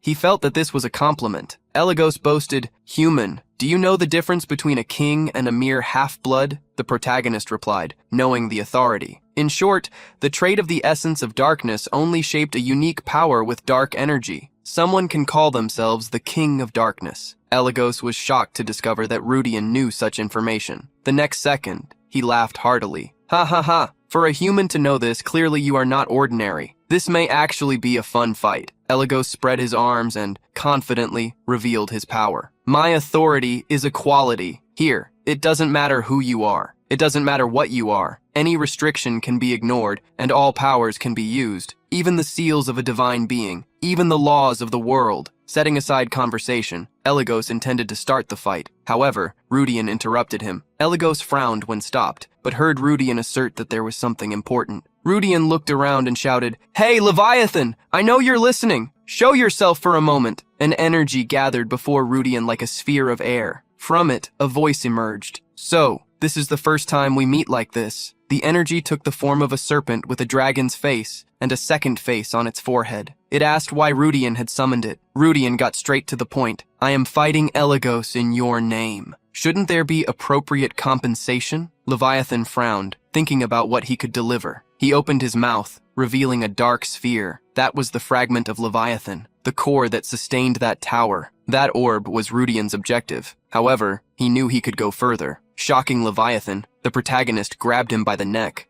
It's not enough. Surprised, Leviathan asked how all the power he had left was not sufficient. Rudian pointed at Eligus. He stated that after climbing this high, if the final boss is stronger than the previous ones, don't you think it's unfair? Trying to free himself, Leviathan reminded Rudian that he had tempered him to become stronger. With a look of disgust, Rudian claimed that he was the one wasting time there. As there was nothing Leviathan could do, he asked what Rudian wanted. Rudian smiled, demanding, I want the orb and something more. Give me the fragment and you will be free forever. Then, why not be generous and contribute a little more? Once the fragment of Leviathan was removed, the tower would disappear, Leviathan would meet his true annihilation. Seeing how terrible Rudian could be, Leviathan laughed and decided, all right, if you defeat him, I will agree to one more condition. I will give you an extra reward. The protagonist nodded, liking Leviathan's response. As he wished Rudian good luck, Leviathan disappeared. Eligus, who watched the whole scene, laughed. What a waste of time, useless. No matter what Leviathan offered, do you dare to think you can defeat me by showing your strength? He summoned an extremely powerful two-handed axe. Rudian, unleashing the power of the devil, mockingly remarked, "For someone who has come this far to become a king, you are quite narrow-minded. I thought you would have figured it out by now." He frowned, not understanding what Rudian meant. The confident protagonist pointed at Elagos, intimidating him. What else could it be? "You're screwed." The dark energy Rudian released was oppressive and overwhelming. Its intensity forced Elagos to put his hands in front of his body to protect himself. The dark being was surprised. That was a terribly familiar power, which made no sense. To feel it coming from a human, the devil volunteered to fight in place of Rudian. However, the protagonist refused the offer. "What kind of nonsense are you talking about? How often will I get the chance to gain such valuable combat experience?" Damn. Still, he alerted Rudian that something was wrong in that domain. Even Leviathan's authority couldn't resurrect him. He would face eternal doom. Rudian, however, didn't care. "Why do you think I risked so much in the first place? If I were just seeking safety, there would be no point in truly fighting." Grasping the devil with both hands, he commanded the sword to unleash all its power. The being within the sword laughed, unable to refuse. Rudian's face darkened as an image of a being of darkness appeared behind him, like a ghost. Elagos took a step back while murmuring, "Why shouldn't the seal be broken for at least another 20 years? Why are you here now?" Elagos's murmuring made Rudian confirm something. "You bastards are surely working with the heavens." Elagos frowned when discovered. "What do you mean?" Rudian revealed what he had uncovered. "Only those involved with the seal know when it will break. The devil was sealed in the middle realm. How could you know so much about him?" Rudian was sure that unless they were involved with those who created the seal, knowing such a thing wouldn't be possible. Elagos was left speechless upon hearing so many truths thrown at him. Rudian offered a single option to Elagos at that moment: to flee. He would not attack or pursue Elagos. At first, Elagos was surprised by Rudian's offer, who stated that outside the tower he wouldn't be able to demonstrate such power, and outside, Elagos would have a better chance against him. The words seemed to carry a tone of disdain, which irritated Elagos. "Are you kidding me?" The protagonist sat on the ground and stated that he would give him exactly 20 seconds to flee. Elagos didn't know how to react upon seeing that Rudian insisted on such a speech. Suddenly, Rudian started the countdown immediately. Elagos shouted in the name of the Dark King, "Elagos, I command the opening of the gates of the dark sky!" However, before Elagos finished speaking, he looked down and found a sword piercing his armor. The protagonist smirked provocatively. "Are you scared?" When Rudian pulled the sword back, Elagos screamed in pain. Elagos cursed Rudian as he was confronted. Raising his axe, he made spears fall from a dark sky while shouting, "I will definitely finish you!" Rudian looked at the attack, asking Addie if he could stop it. Confidently, the little red ball asked him to leave the mission to her. Elagos promptly stretched out, transforming into a red cloak worn by Rudian. Elagos's power also allowed Rudian to use the power of the inner world without any risk. Just like Devil Mana, sharing infinite mana with the devil, Rudian was ready to use it as fuel for the battle. Equipped with his two greatest supporters, Rudian stepped forward. The attack of hundreds of spears falling from the sky fell into the giant mouth of Had. Wrath and gluttony together devoured that attacking power. Elagos was shocked. With an unknown power, Rudian had destroyed the attack he had launched with the power of Lord Baal. The mouth of giant teeth attacked Elagos in an attempt to devour him. However, he managed to dodge by jumping back. Rudian continued to chase him, not allowing him to escape. With a sword strike, he sent an energy cut towards Elagos. Elagos was able to use his axe to break the attack, shouting as he advanced, "Just because you managed to attack first doesn't mean you'll win the fight!" Riding a dark horse, Elagos jumped towards Rudian. In midair, he arrogantly swore, "This time you won't escape!" Rudian was already ready, waiting for the attack on his back. Addie used magic. Suddenly the blood barrier, the magic barrier, appeared like a spell circle. Behind Rudian, it blocked the attack Elagos launched against him. Elagos cursed Rudian for managing to escape. However, the protagonist didn't let the cheap words pass.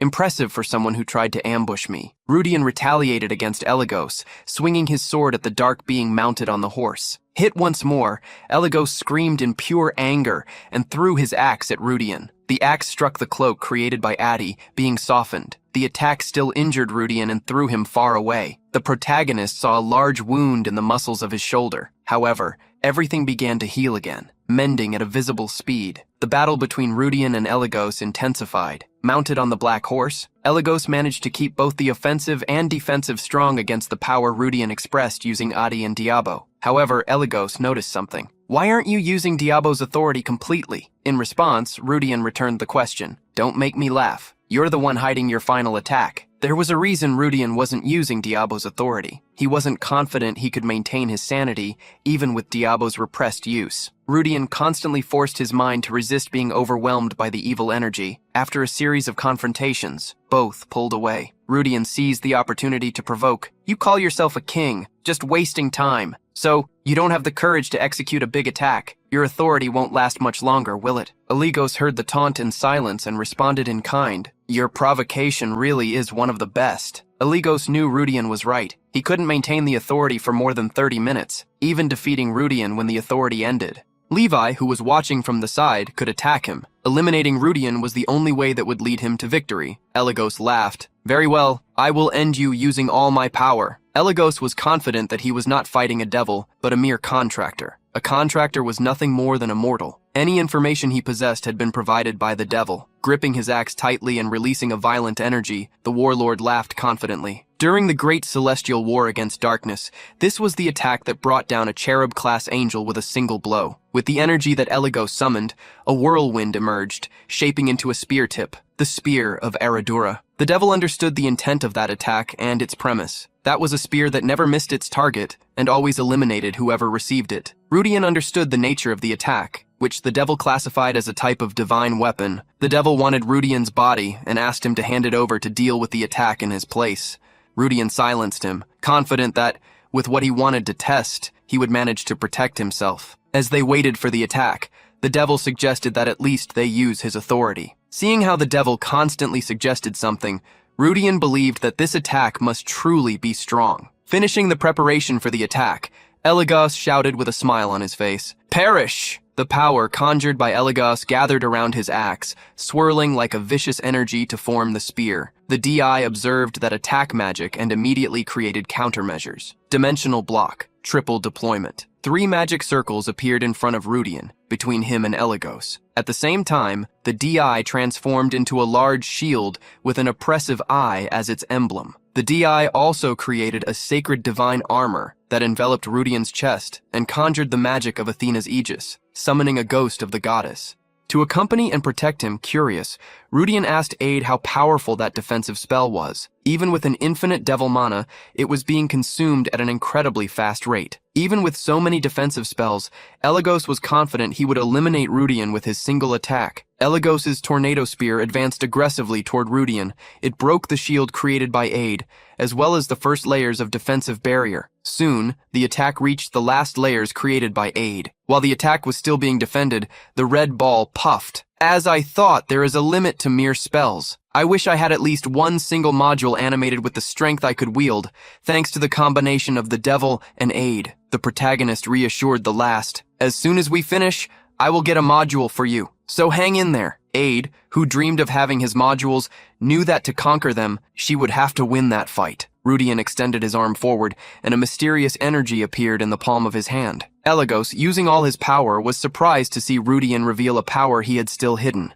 The protagonist smiled, revealing that this was his trump card. Rudian had not only trained his body and fencing in the last few years inside the tower. One of the powers of the 7-colored world, the green power, the psychic energy, was about psychic powers. Amid Elagos's attack, Rudian conjured a spell that created numerous magical circles in the shape of clocks. Time-space regression. Elagos was shocked to face the psychic energy of the time subtype. Rudian extended his hand toward him, confidently revealing, "This is my final attack that I have kept hidden all this time." The secret authority of the green world was the ability to freely acquire any psychic power the user desired. Rudian had disguised such power as simple telekinesis until then, but the strongest time-space abilities were kept hidden. Because of this, with his current power, slowing down the forces and neutralizing them was all Rudian could do. In the current battle situation, that was more than enough. Looking at the weapon in his hand, Helio was surprised to see that the spear was moving on its own. Rudian saw this as his last chance. He overflowed with psionic energy, causing it to infiltrate Hagos's spear energy. It was the purest crystallization of power. Even if the sword's aura didn't work, Rudian only needed to change the idea in the enemy's mind. He unified all the powers he possessed into one. Mana was the foundation of magic and aura. Psychic energy was the base of psychic powers. Dark energy was the source of black magic and calamity beings. Recently, Rudian could barely handle another law, the power of the outer realm, the external force. Rudian had made 3 promises when he met Yev. The last promise was to offer mana to Yev, along with dark energy and that of AD,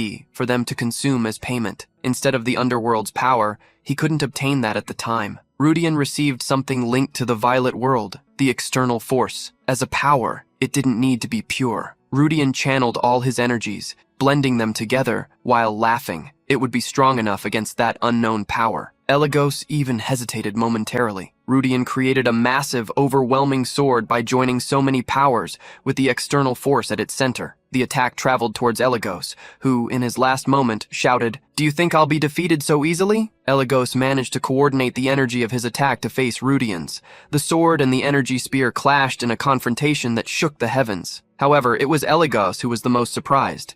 His spear of massacre had broken. The handle of his axe shattered. Rudian's attack continued with an arrogant strike. "Perish immediately!" Damn. Elagos saw his life flash before his eyes. The attack descended upon him. At the last moment, he managed to move to the side. He was struck only in the arm. However, the damage was enough to make him roar. An explosion occurred as the attack ended. Elagos left Rudian's body as they saw the battle had finished. On his knees on the ground, Elagos lost his transformation as a king. Stammering, he asked as his last words, "What is this? Is it the power of chaos? How can such power exist?" The protagonist himself replied that he didn't know either. He was just somehow using it. The attack launched by Rudian had been extremely dangerous, close to self-destruction. Even when all kinds of power merge, the reason they didn't go out of control was due to a transcendent means that could withstand everything, the very sword used for the attack. Elagos recognized his defeat in battle. As his last words, he apologized to Asmodeus, for he truly wanted to win. As Elagos turned to ashes in the wind, Rudian allowed himself to rest and fell sitting on the ground. It was at that moment that a voice warned him. "Impressive.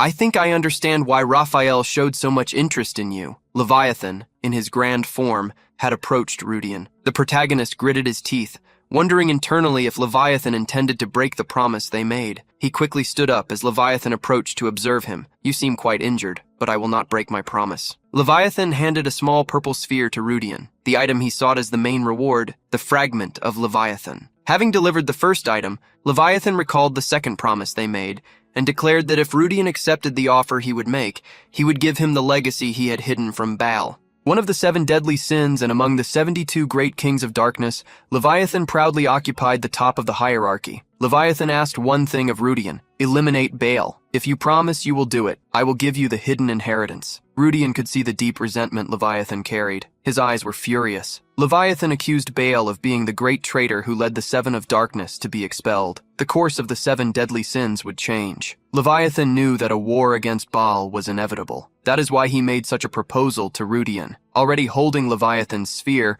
Rudian paused to think. Taking down Baal and defeating the forces of darkness were 2 different things. Baal had not even entered the human world yet. However, Rudian knew how to conduct the negotiation. "This may take some time. Is that okay with you?" Hearing the question, Leviathan thought about how long it would be. "About 100 years, the protagonist corrected him. "It wouldn't take that long. Well, maybe 50 years. Seeing the young man's confidence in defeating Baal in half the time, Leviathan became excited. Yes, if 10 years of training were enough to defeat Elagos, then there is reason to have hope. Although humans live a short time, Leviathan knew how fast they grew. Confident, the protagonist declared, "You can wait. I will definitely eliminate Baal for you." Leviathan laughed with joy. He shrank in size and approached Rudian. Before the protagonist could notice, the sea serpent bit his arm. Rudian, confused, felt a strange power flowing in his body. Leviathan revealed that the orb contained the remaining power he had gathered. What he had impressed on Rudian's arm was his mark. Rudian rolled up the sleeve of his shirt, realizing there was the mark of a serpent biting its own tail, imprinted in crimson. Leviathan, now small,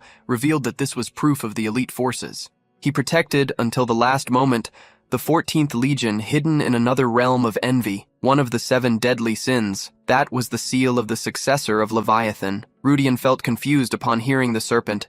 Before he could ask any questions, it swam through the sky on the horizon. The devil praised the mark on the sleeve that Rudian had just obtained. While Rudian was still confused, up high, Leviathan murmured, "Ah, since I was born in the primordial sea, this is the first time I can sleep in so long." The protagonist tried to hastily call Leviathan to clarify things, but even with his shouts, the being of envy did not return. Only the fog remained amidst the stone pillars. Seeing Rudian downcast, the devil asked him, "Why are you so glum? With the power of Leviathan and the seal now complete, the throne of a true king of darkness is within your reach, if you just try a little harder." Rudian, however, believed this was a problem. If the models knew of the devil's existence, he would focus on eliminating him instead of invading the human world. Rudian cried for becoming a successor of Leviathan. He would be much more in the spotlight from that moment on. Although Leviathan's forces only had 14 legions against the highest kings, they could be divided. It would basically be like having a ticking time bomb in his lap.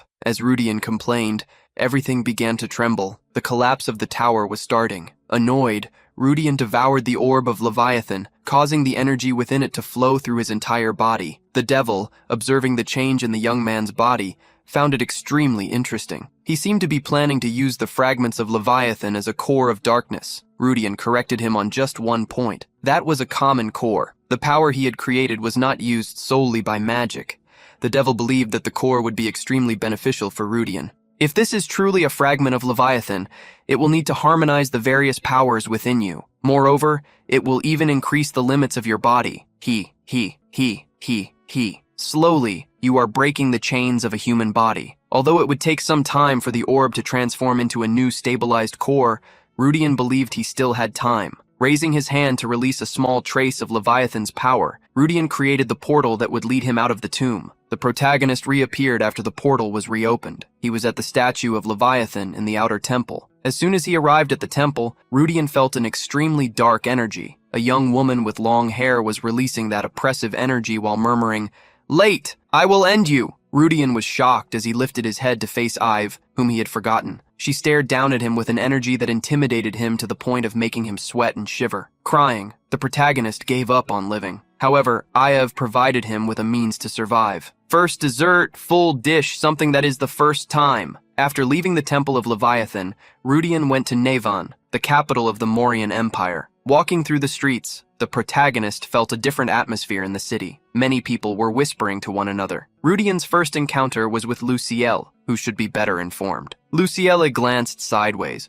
welcoming Rudian and commenting on the strange atmosphere. Rudian asked what had happened. Lucielle then revealed that something terrible had occurred. "I think you should come with me to the main house of the Delphione so we can talk properly." In the meeting room of the Delphione mansion, some people were already waiting, including Sonia. The protagonist frowned, asking what was going on. Sonia was the first to question Rudian's delay. He had said he would take a month, but he was late. Rudian got straight to the point. Asking what had happened and why everyone had called him, Vincent greeted Rudian. He stated it would be good to hear his opinion on a certain matter. Joining the table, Rudian asked them to get straight to the point. Sonia picked up her wineglass and revealed irritably, "That bastard caused the problem, and a big one." Rudian tried to imagine what the prince had done. Sonia revealed the atrocities committed by the third prince. She seemed to gain a suspicious strength. He ruthlessly eliminated all his opposition, although for some reason, some had remained untouched. Vincent revealed that the factions of the fourth and first princes, which were openly opposed to Harrow, suffered the most damage. Those factions were now in a position to ask for help.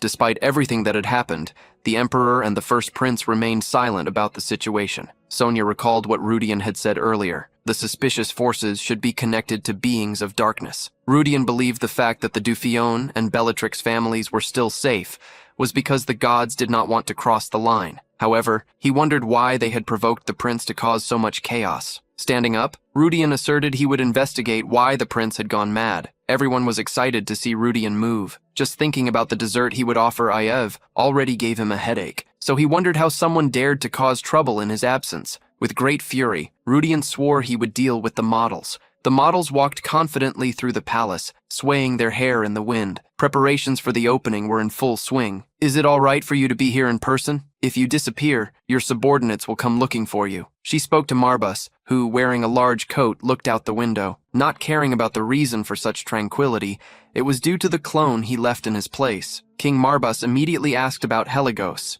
The models tried to defend him. She claimed to have done everything to avoid being annihilated. Annoyed, she questioned whether Marbas knew how much strength Heligos had taken with him and lost. Marbas ignored Asmodeus's irritation and interrupted her. "Even if Heligos acted rashly, you should say that his actions were justified." Asmodeus was confused by Marbas's words. The king, above her, reminded her, "Just because our position has become a bit unfavorable, we cannot let ourselves be dragged down. If that's the case, it's better to ally with the kings of Rorans and strike first." The models were shocked by Marbas's thought. "Don't tell me you intend to abandon the Mauryan Empire." Marbas interrupted the models before she could continue speaking. Releasing a vicious energy, he glared at her from behind the golden mask. He commanded her to think of a bigger scenario. "We came to the Middle Kingdom for power." The models clenched her teeth, unwilling to give up. She was willing to endure another year so that her efforts would not be in vain. She also didn't imagine that Marbas would hurt her pride by seeking help from someone of a lower rank. Hearing her assumption, Marbas regarded her thoughtfully. The models was direct, thinking of a plan to turn the tables. "We can use the power of the core we found to open a small gate first. Then we can summon the highest-ranking kings of the Dark Kingdom and take down those bastards from Adora." The models was confident that, with this method aligned with the grand plan, they would achieve victory and keep each other's pride intact. Marbas liked the model's idea and asked how much time she needed. Maliciously, the models revealed, "1 month is enough." The protagonist tried to think chronologically and realized that the attack by the models and the prince on the nobles occurred exactly when Heligos was eliminated. Thinking as he walked down the street, he believed that the models would gain nothing. Calling attention. Creating an uproar would make the faction of the second prince, along with his allies, start to move. Rudian kept trying to guess what was happening. What kind of plan the models had in mind? Suddenly, Rugen remembered something Dai had revealed months ago. She had felt a fragment of a module in that woman. The golden L was powerful. Depending on how it was used, it could destroy a planet or two. The Gate of Darkness was open in the Mauryan Empire. The module he had sensed in the models was a distraction. Rudian still didn't know, however, the true objective. When night fell, Rudian spotted, after the long walk, the village of the Bestia family, near the capital Navon. It was the location indicated by Adi. Adi could feel the presence of the terminal coming from the village, calling for Diabo's help. Rudian discovered that the entire village was surrounded by dark energy. Thanking for the information, Rudian covered his head with the hood. He began the search for Had's module. On the surface, that village seemed just a large and luxurious tourist spot. However, most of the villagers inside were beings of darkness disguised as humans. Rudian walked through the area that had become the base of those beings, using invisibility magic. Soon, Rudian arrived at a residence where, according to Dai, the module was hidden. The place looked like a common home. Despite the large family emblem above the front door, there were several butlers and maids around the village. There were even private guards protecting the entrance. Rudian could see that they were all beings of darkness, strong enough to even deceive Maria's senses. As Rudian passed by a butler, he turned, grinding his teeth and releasing dark energy. "What is this?" thought Rudian, imagining he had been caught. The protagonist hurriedly held his hood. A maid appeared, surprised by the butler's reaction. "Something is wrong." Amdusius, the man, shook his head negatively. He started to instruct them again about the disappearance of Lord Heligos. "You cannot let your guard down." The maids lowered their heads in response to the order. Rudian, who had almost been caught, hurriedly crawled on the ground. For that man named Amdusius, being almost noticed meant he was close to a king's level. Therefore, Rudian reminded himself to be careful. Inside the village, there was a secret passage. As he descended the stairs, Rudian felt more relieved. That place was truly a fortress. Rudian encountered a large dungeon, bigger than the catacombs he had attacked before. There, dozens of dark monsters, of all kinds of races and species, roamed. Adai, however, encouraged him with a pat. "We're almost there, master." Rudian moved cautiously among the monsters, dodging each one as he advanced. At a certain point, Adai managed to see the objective. "Master, we have arrived. Look over there." Before them, there was a large sphere with numerous electrodes draining energy from the core. Around it, there were various security measures that would be activated if something approached.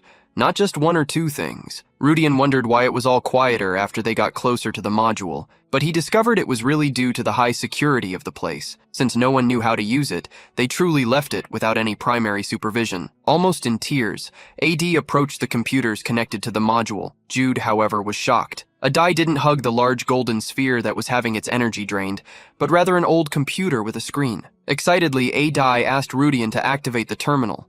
Worried, the protagonist asked if no one outside would notice if he turned on the computer. A die assured him that no one would notice. Therefore, there was no reason to worry. The protagonist pressed the power button and, immediately, the energy flowed through the cables behind the computer. It was connected to the large energy sphere. As the computer glowed, Addy began to activate the control module with his tentacles. Dai started to attack the computer, quickly sucking its information. He took control of the entire module. A robotic voice took over Addy. First-generation collection artificial intelligence activating El Dorado's artificial intelligence. The computer powered on, and an image appeared on the screen. After booting up, the protagonist felt excited. Now, Addy's first core was in his hands. The energy orb continued to overflow with electricity, powering the computer. Suddenly, a new Addy, cream yellow in color, jumped out of it. Rudian nearly screamed in shock at Addy's transformation. The original Addy held the extra Addy, who was silent. He believed the module still lacked any installed intelligence. Addy, however, still managed to check the commands assigned to him. Rudian was curious to know what they would be. Addy went straight to reading the registered information. The capital of the Mauryan Empire is Navan. Summon a dark gate. Rudian confirmed what he had already suspected.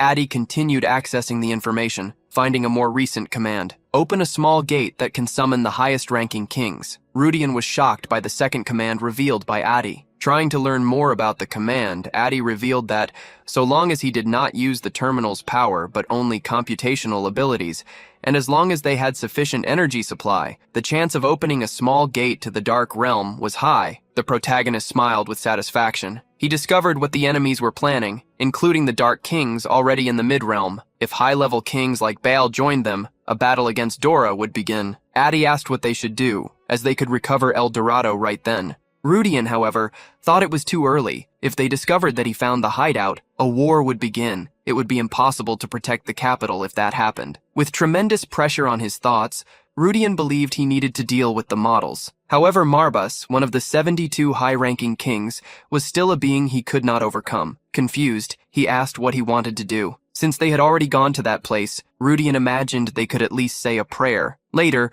Rudian used his muscles to make a new dessert for Ivy. After preparing a multi-layered cake, he wiped the sweat and handed the dessert to the alien. Eve drooled just at the sight of the piece of cake ready to eat. Rudian never expected to spend so much time in the tower. Because of his delay, he swore he would make a dessert she had never tasted before. It was a relief for him to have obtained a pastry license in his past life. Luckily, he had all the necessary ingredients in this new world. Ive picked up the spoon and tasted the dessert. Rudian was worried to ask how it tasted. He did not know if Ive would like it due to the coffee notes. Ive's cheeks flushed when she felt she was in a golden heaven. She only replied one thing: "It's good." The protagonist celebrated in tears because the dessert saved him. While he was celebrating, Rudian received a visit from Gray. Bellatrix Gray approached the table, surprised to see all the desserts Rudian had made. However, when Rudian saw him, he became irritated because he had not authorized anyone to enter unexpectedly. Gray took the dessert from Ive's plate while she was still eating, something he should never have done. An extremely powerful energy exploded from Ive's body, ready to destroy Gray. However, Rudian was quicker, delivering an attack with all his power to Gray, making him drop the dessert. Rudian quickly cut another piece of coffee cake, serving it again to Eve. While Gray was still holding his stomach in pain, Rudian gave him a warning look. "I want you to know that I just saved your life." Leaving the dining room and heading to Rudian's office, Grace sat on the sofa. She revealed that she had gained support from some nobles, as instructed. They also had no doubts about what was happening in the city. Therefore, it became easy to persuade them, without even mentioning the dark beings. By attracting them as well, this should make the Emperor stop being silent. Rudian wondered if there was a reason for the Emperor to remain quiet, since his faction was not the only one absent. The First Prince's faction had not even moved yet. Unlike the Emperor, who at least showed his face due to government duties, the First Prince had been hiding for some time. Gray imagined that the First Prince might be hiding something serious. This made Rudian believe that if they investigated, they might discover something. Smirking, Gray asked if he was planning to invade the palace. The ironic question actually caught Rudian's attention. Infiltrating the palace could indeed be a good idea. However, Before doing such a thing, Rudian had something he needed to resolve first. At the Rainbow Espresso Cafe in the capital Navan, a meeting was taking place. After nearly 2 months, Rudy didn't think Maria looked her best. Extremely tired, she asked him not to make jokes. Seeing the young woman fall onto the table, Rudy joked, "I heard from Mr. Elvin that forming an alliance with the mages wasn't as easy as expected." Maria responded with a sigh. Since the mage from the 4 great towers descended, saying he would reform the Espers organization, the internal conflicts within the organization have only worsened. After the Bellatrix and Delphione families formed an alliance, something like this was inevitable. Rudian felt a bit guilty for being the one who caused such a thing. Following the conversation, Gray commented, "For such a large organization, restructuring the system is inevitable. But for a group of Espers who only know how to use brute force, they lack the skill to manage a large organization. That's why we intervened." Maria rolled her eyes. She asked Rudian who the meddlesome boy was. Gray, arrogant as ever, mocked her for not knowing this super genius who would become a grand mage one day. He demonstrated that his information gathering was pathetic. As he irritated Maria, Gray pointed and said, "By the way, I heard that you should be the next leader of the Espers, but if you can't handle this, you shouldn't be a leader." Annoyed by the nonsense raised by Gray, Rudian punished him with a slap to make him silent. Gray scratched the big bump on his head, irritated. He saw how Maria released an incredibly threatening energy. Rudian had saved Gray again, hitting him before someone else could. Once calm, looking down, Maria commented, "The real problem is everything else. Because of the involvement of the Bellatrix mages, some other factions are rebelling." Rudian understood why the Espers harbored resentment against the mages, but this ruined part of his plans. Taking a sip of tea, Rudian suggested, "If the negative reaction is strong, why not use force? With your power, you can crush anyone, right?" Maria shook her head. "I can't, because they aren't subordinates. They are part of the family." Rudian now faced the weakness Maria was showing. Even in the original story, for Maria, abandoning someone like a pawn was not an option. Because of such a tendency, she would eventually be caught in the schemes of the story's protagonist and meet her end. Rudian wondered what he should do to fix his plan and help Maria's future. Continuing, Maria revealed that there was an even bigger problem. "The hardliners are being led by my father. At this rate, the organization will split into 2. Rudian was surprised by the topic. This time, he was taken aback by Matthias Kepler being at the center of the hardliners. Matthias was someone who devoted his whole life to Maria. Even if things changed, he would not lead the faction against Maria. The protagonist smiled at an idea. With a serious look, he stated, "Maria, if this continues, the organization will split. When that happens, it cannot be fixed without a fight. However, right now, there is a way to fix it without conflict. But this requires you to show determination." Maria approached Rudian, confident that she would do whatever it took. The protagonist moved his finger close to his neck and asked, "Do you happen to know what it means to take your father's succession?" A heated meeting of the Kepler family was happening in the presence of Elvin, Maria, and Matthias Kepler. The leader on one side, family members shouted angrily, "The damned wizards have gone too far! What was Duke Elvione thinking bringing them here? What could we possibly be missing to need to call such scoundrels?" On the other side of the table, an old man stroked his beard, offering a counterpoint. "Still, since they intervened, productivity has soared." Not angry, one of the men slammed the table, questioning the old man. "Are you on the side of the wizards?" The old man corrected himself, claiming it was not that way. "If they keep intervening like this, we cannot say how our influence will change.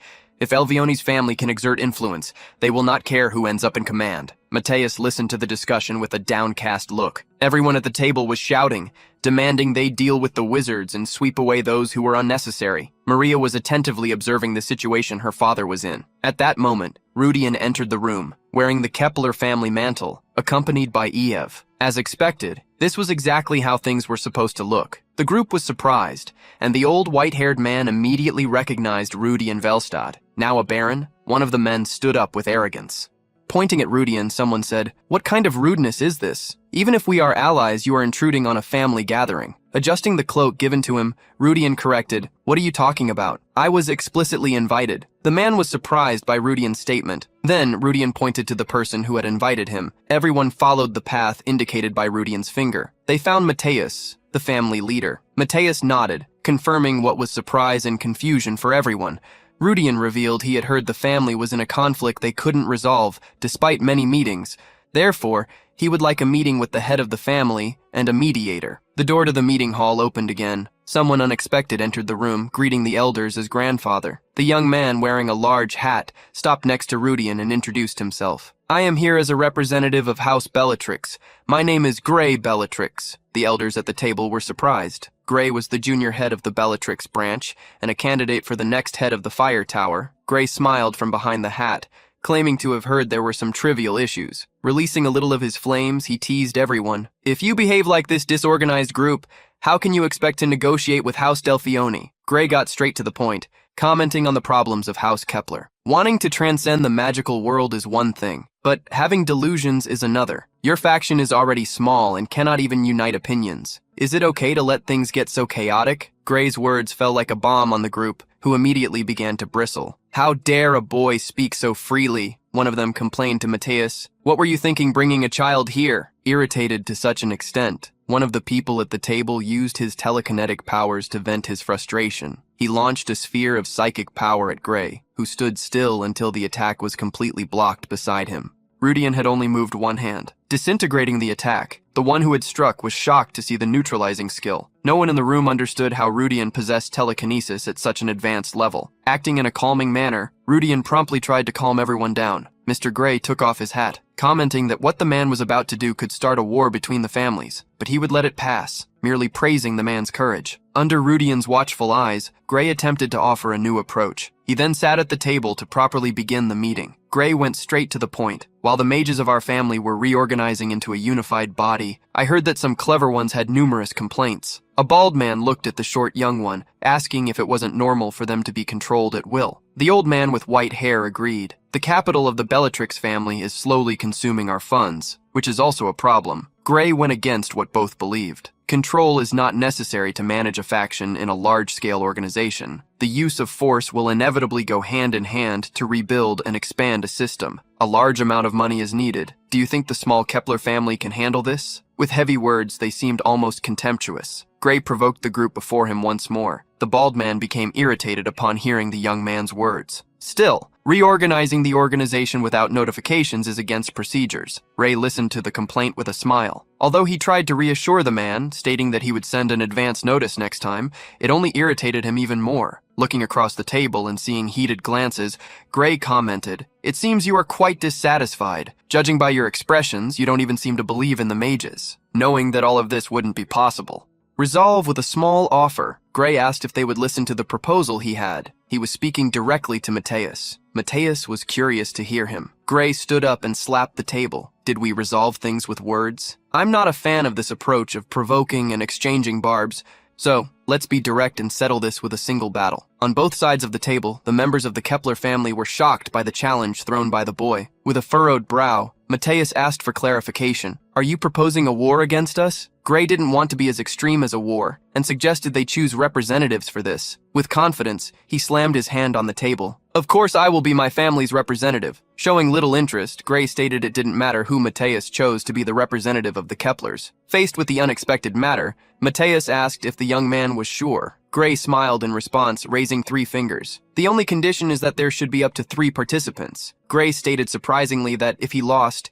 his family would no longer be involved with the Keplers. However, if he won, they would have to swear they would never again covet the supremacy that belonged to the wizards. Upon hearing the condition imposed by Gray, everyone stood up in shock. However, they were more focused on Gray asserting that they would not interfere with the family if he lost the duel. Mateus frowned at the challenge. He had heard that Gray Bellatrix was called a genius within the fire tower. However, at such a young age, he should have technical limitations. Mateus was confident they didn't even need 3 wizards to defeat him. No elder present would be inferior to the boy's abilities. Mateus treated Gray as a novice wizard. Therefore, if they sent an elder to face him, they would be losing honor. If they sent Maria, they would be revealing the strongest power of the Kepler house to the wizards. Mateus decided to send Elvin to teach the boy a lesson. Mateus accepted the challenge. If you think we are easy to deal with, then as the leader of the Espers, I will show you a new sky. Mateus's confidence pleased Gray, who accepted the challenge. As Mateus stood up, he summoned an hourglass. Transcending the dream, he faced someone, questioning internally. He had foreseen all of this a few days ago at Rudian's welcome party. Mateus greeted him after they met, after such a long time in person. I have heard a lot about you from Maria.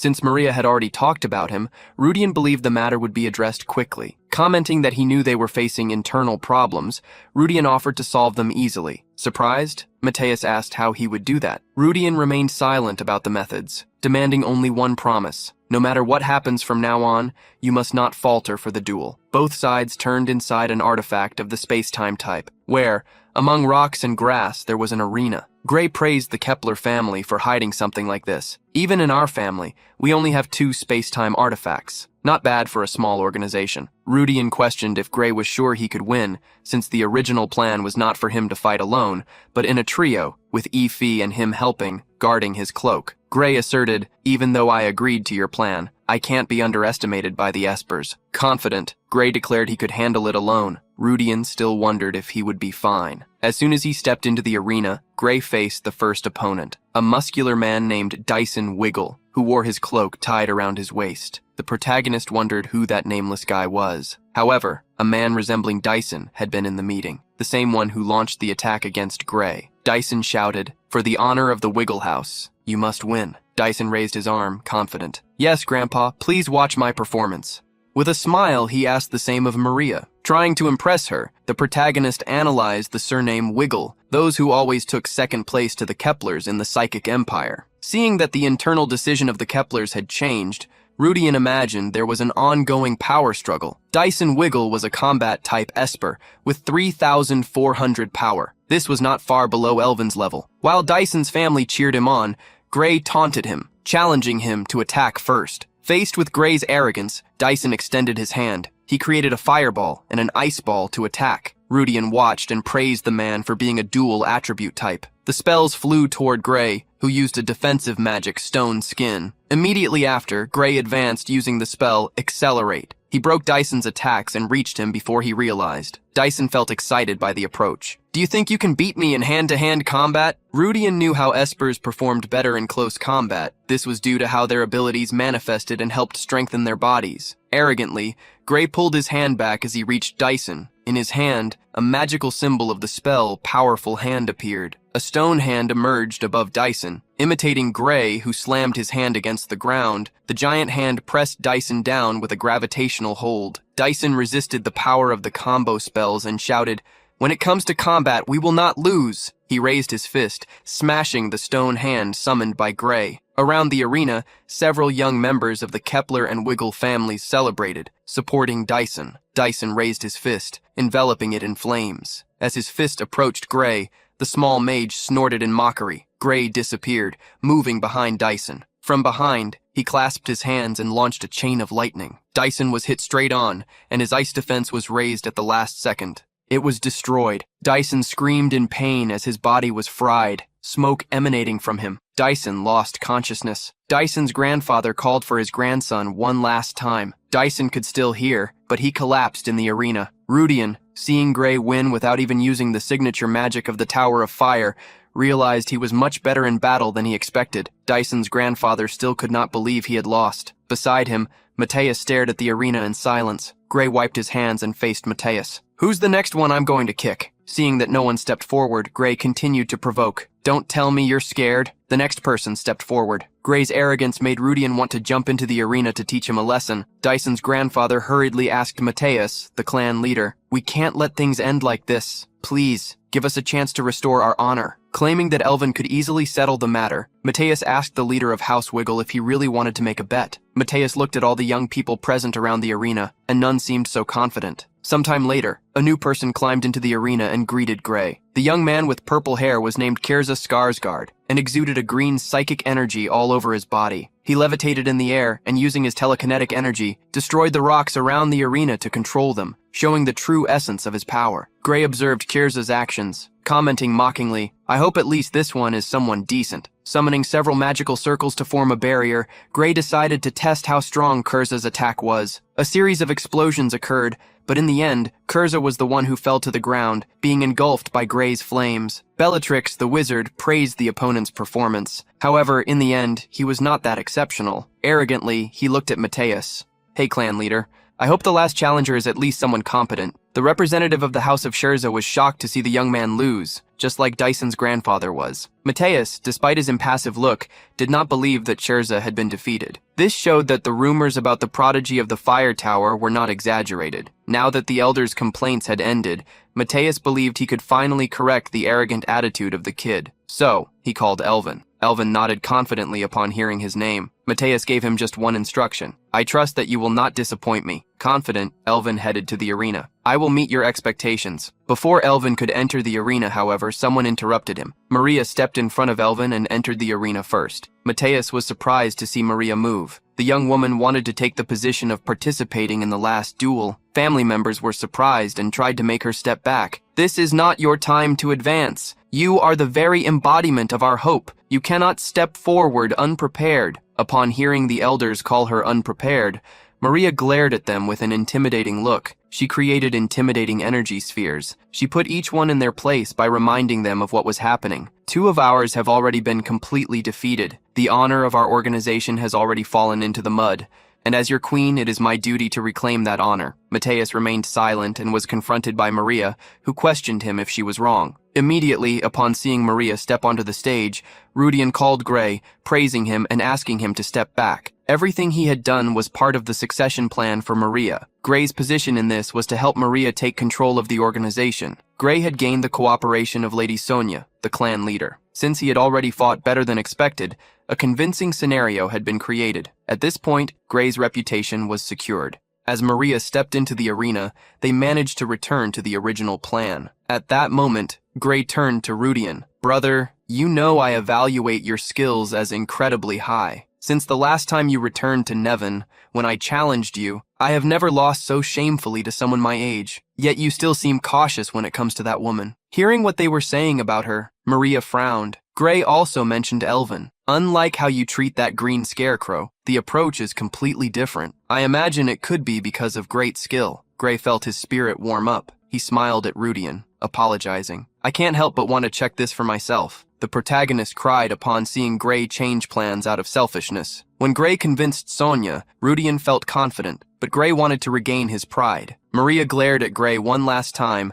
asking if he was sure he didn't want to switch places with Rudian. Gray remained confident in the arena. Worry about your own problems. I will crush her, just like I did with those two. The protagonist sighed, knowing he couldn't save Gray's life for the 3rd time. Maria did not move and calmly affirmed, I will show you a sky above the skies. Maria granted Gray the first attack, asking him to give it his all without restrictions, showing what he could really do. Gray, arrogantly, unleashed the flames of his family and created a magic circle for a high-level spell. A wild fire monster emerged from the magic circle, violently closing the distance between it and Maria. Maria frowned silently, watching the magic with a glimmer in her eyes. Gray declared, Burn like a derailed train! The fist of the fire monster slid towards Maria. The amount of flames exploded with the impact around her, yet she remained standing, trapped amid the fire, unable to see Maria in the blaze. Gray hoped she hadn't been defeated just by that. While he was in the arena, Gray heard Rudian trying to say something to him. Gray turned his gaze away, trying to ask what Rudian wanted to say. He could only read Rudian's lips. Dodge! When Gray looked back at the arena, an energy arrow had already been fired. It cut through the flames as it rushed toward him. Gray tried to raise a shield. However, it was pierced, and the young man was hit full on. Gray fell to the ground, almost leaving the arena. Rudian felt relieved that Gray managed to block part of Maria's attack power at the last moment. He was also relieved that Maria had held on. If Gray had taken the blow fully, not even screams would have been heard before he said goodbye. Sitting on the ground, Gray still didn't understand what had happened. On the other side of the arena, power surrounded Maria like a green whirlwind reaching the skies. With a dominating look, she glared down at him. Are you done yet? Gray gritted his teeth and, refusing to lose, stood up. It's not over yet. The air around Gray moved with the energy of the young mage. In his hand, a new fireball began to form. He raised his hand, increasing the power of the flames with magical circles. I want to see if you can block this time. Something that resembled a supernova formed with the strengthening of Gray's flames. Maria watched intently as he prepared the magic. The oppressive energy had concentrated enough to cover the entire arena like a new blue sun. In a calm voice, Maria asked, Are you planning to destroy this whole place? Annoyed, Gray shouted, Shut up! Outside the arena, The elders were already wondering how someone so young could wield magic of that magnitude. Mateus was preparing a defensive magic to protect everyone when the blue sun completely formed. A barrier covered those outside. Gray was using all his energy, even believing that Maria would not perish. In the face of his attack, with a wave of his hand, the blue sun fell from the sky. Like the descent of a celestial blow, the impact of the attack caused an immense explosion. Waves of energy spread in all directions, like shockwaves. Due to the enormous amount of energy used, Gray fell to his knees on the ground, exhausted. Believing he had won, he looked at Rugen. "If we don't rescue that woman quickly, she will be in serious trouble." Brother Rugen, however, had a furrowed brow, staring intently at the arena. Gray noticed his brother's gaze and, surprised, turned to where Maria should be. He then remembered something he had felt for a brief moment, the heat of the vampires on the other side of the arena. Maria reappeared, abandoning the green energy to conjure an attack with energy that ranged from crimson to pink. Gray smiled in disbelief, conjuring the magic and compressing it into a single point. Maria asked if he still wanted to continue fighting, then she closed her hand, extinguishing the power of the attack. The members of the psychic clan were astonished. Rudian knew that everyone there was shocked. Even knowing Maria's potential, they had never seen her in action, showing her full powers. Gray fell to his knees, his gaze trembling, unable to believe what he saw. Tears fell from his eyes as he stood up, roaring, "Gray is the genius of the century. He can't lose like this." Shouting, Gray ran at Maria, raising a fist devoid of magic. Maria dodged the body attack and, with the side of her hand, struck him, making him faint. Ray fell to the ground like a loaf of bread. Rudian clapped, congratulating Maria for managing to control her powers. Pouting, she played with her hair as she replied, "What's this story? It seems obvious. You weren't worried about my safety." The protagonist was surprised, trying to correct himself, but Maria quickly started laughing, claiming she was just joking and playing a little trick before the end. The protagonist felt. He remembered that it would be the final stage. While the entire clan cried out for Maria as their queen, she walked to the center and asked for a minute of attention. "Until now, we have been united by a common goal. We have persisted for over 1,000 years. However, even so, it is not enough. Disputes began to arise due to trivial differences of opinion. Of course, the pursuit we have suffered at the hands of humans for so many years is part of our history. It is natural that we do not want to join them, but now it is time to cooperate. Everyone is attentive." Maria continued, "I know that many oppose my vision. I did not force them to be convinced." Many began to wonder what she meant. Releasing a mythical golden energy, Maria declared, "From now on, as the successor of the psychic empire, I will take the leader's throne by force and subject all opinions to my will." Mateus furrowed his brow upon hearing those words. All around, the elders seemed unable to comprehend. They did not want to believe what they heard. In the center of the arena, Maria demanded, "I am requesting a succession ceremony. Father, not leader Mateus Kepler." A deep silence took over the field around the arena, until it was broken by laughter. Mateus Kepler began to laugh as if he had gone mad. When everyone looked at him, he seemed to regain his sanity, even relieved. "So, you finally made your decision. You who have always strived to mediate conflicts?" I remained silent, just in hope. Accepting Rudian's request was also motivated by this, because I waited for this moment to arrive. Absolute power,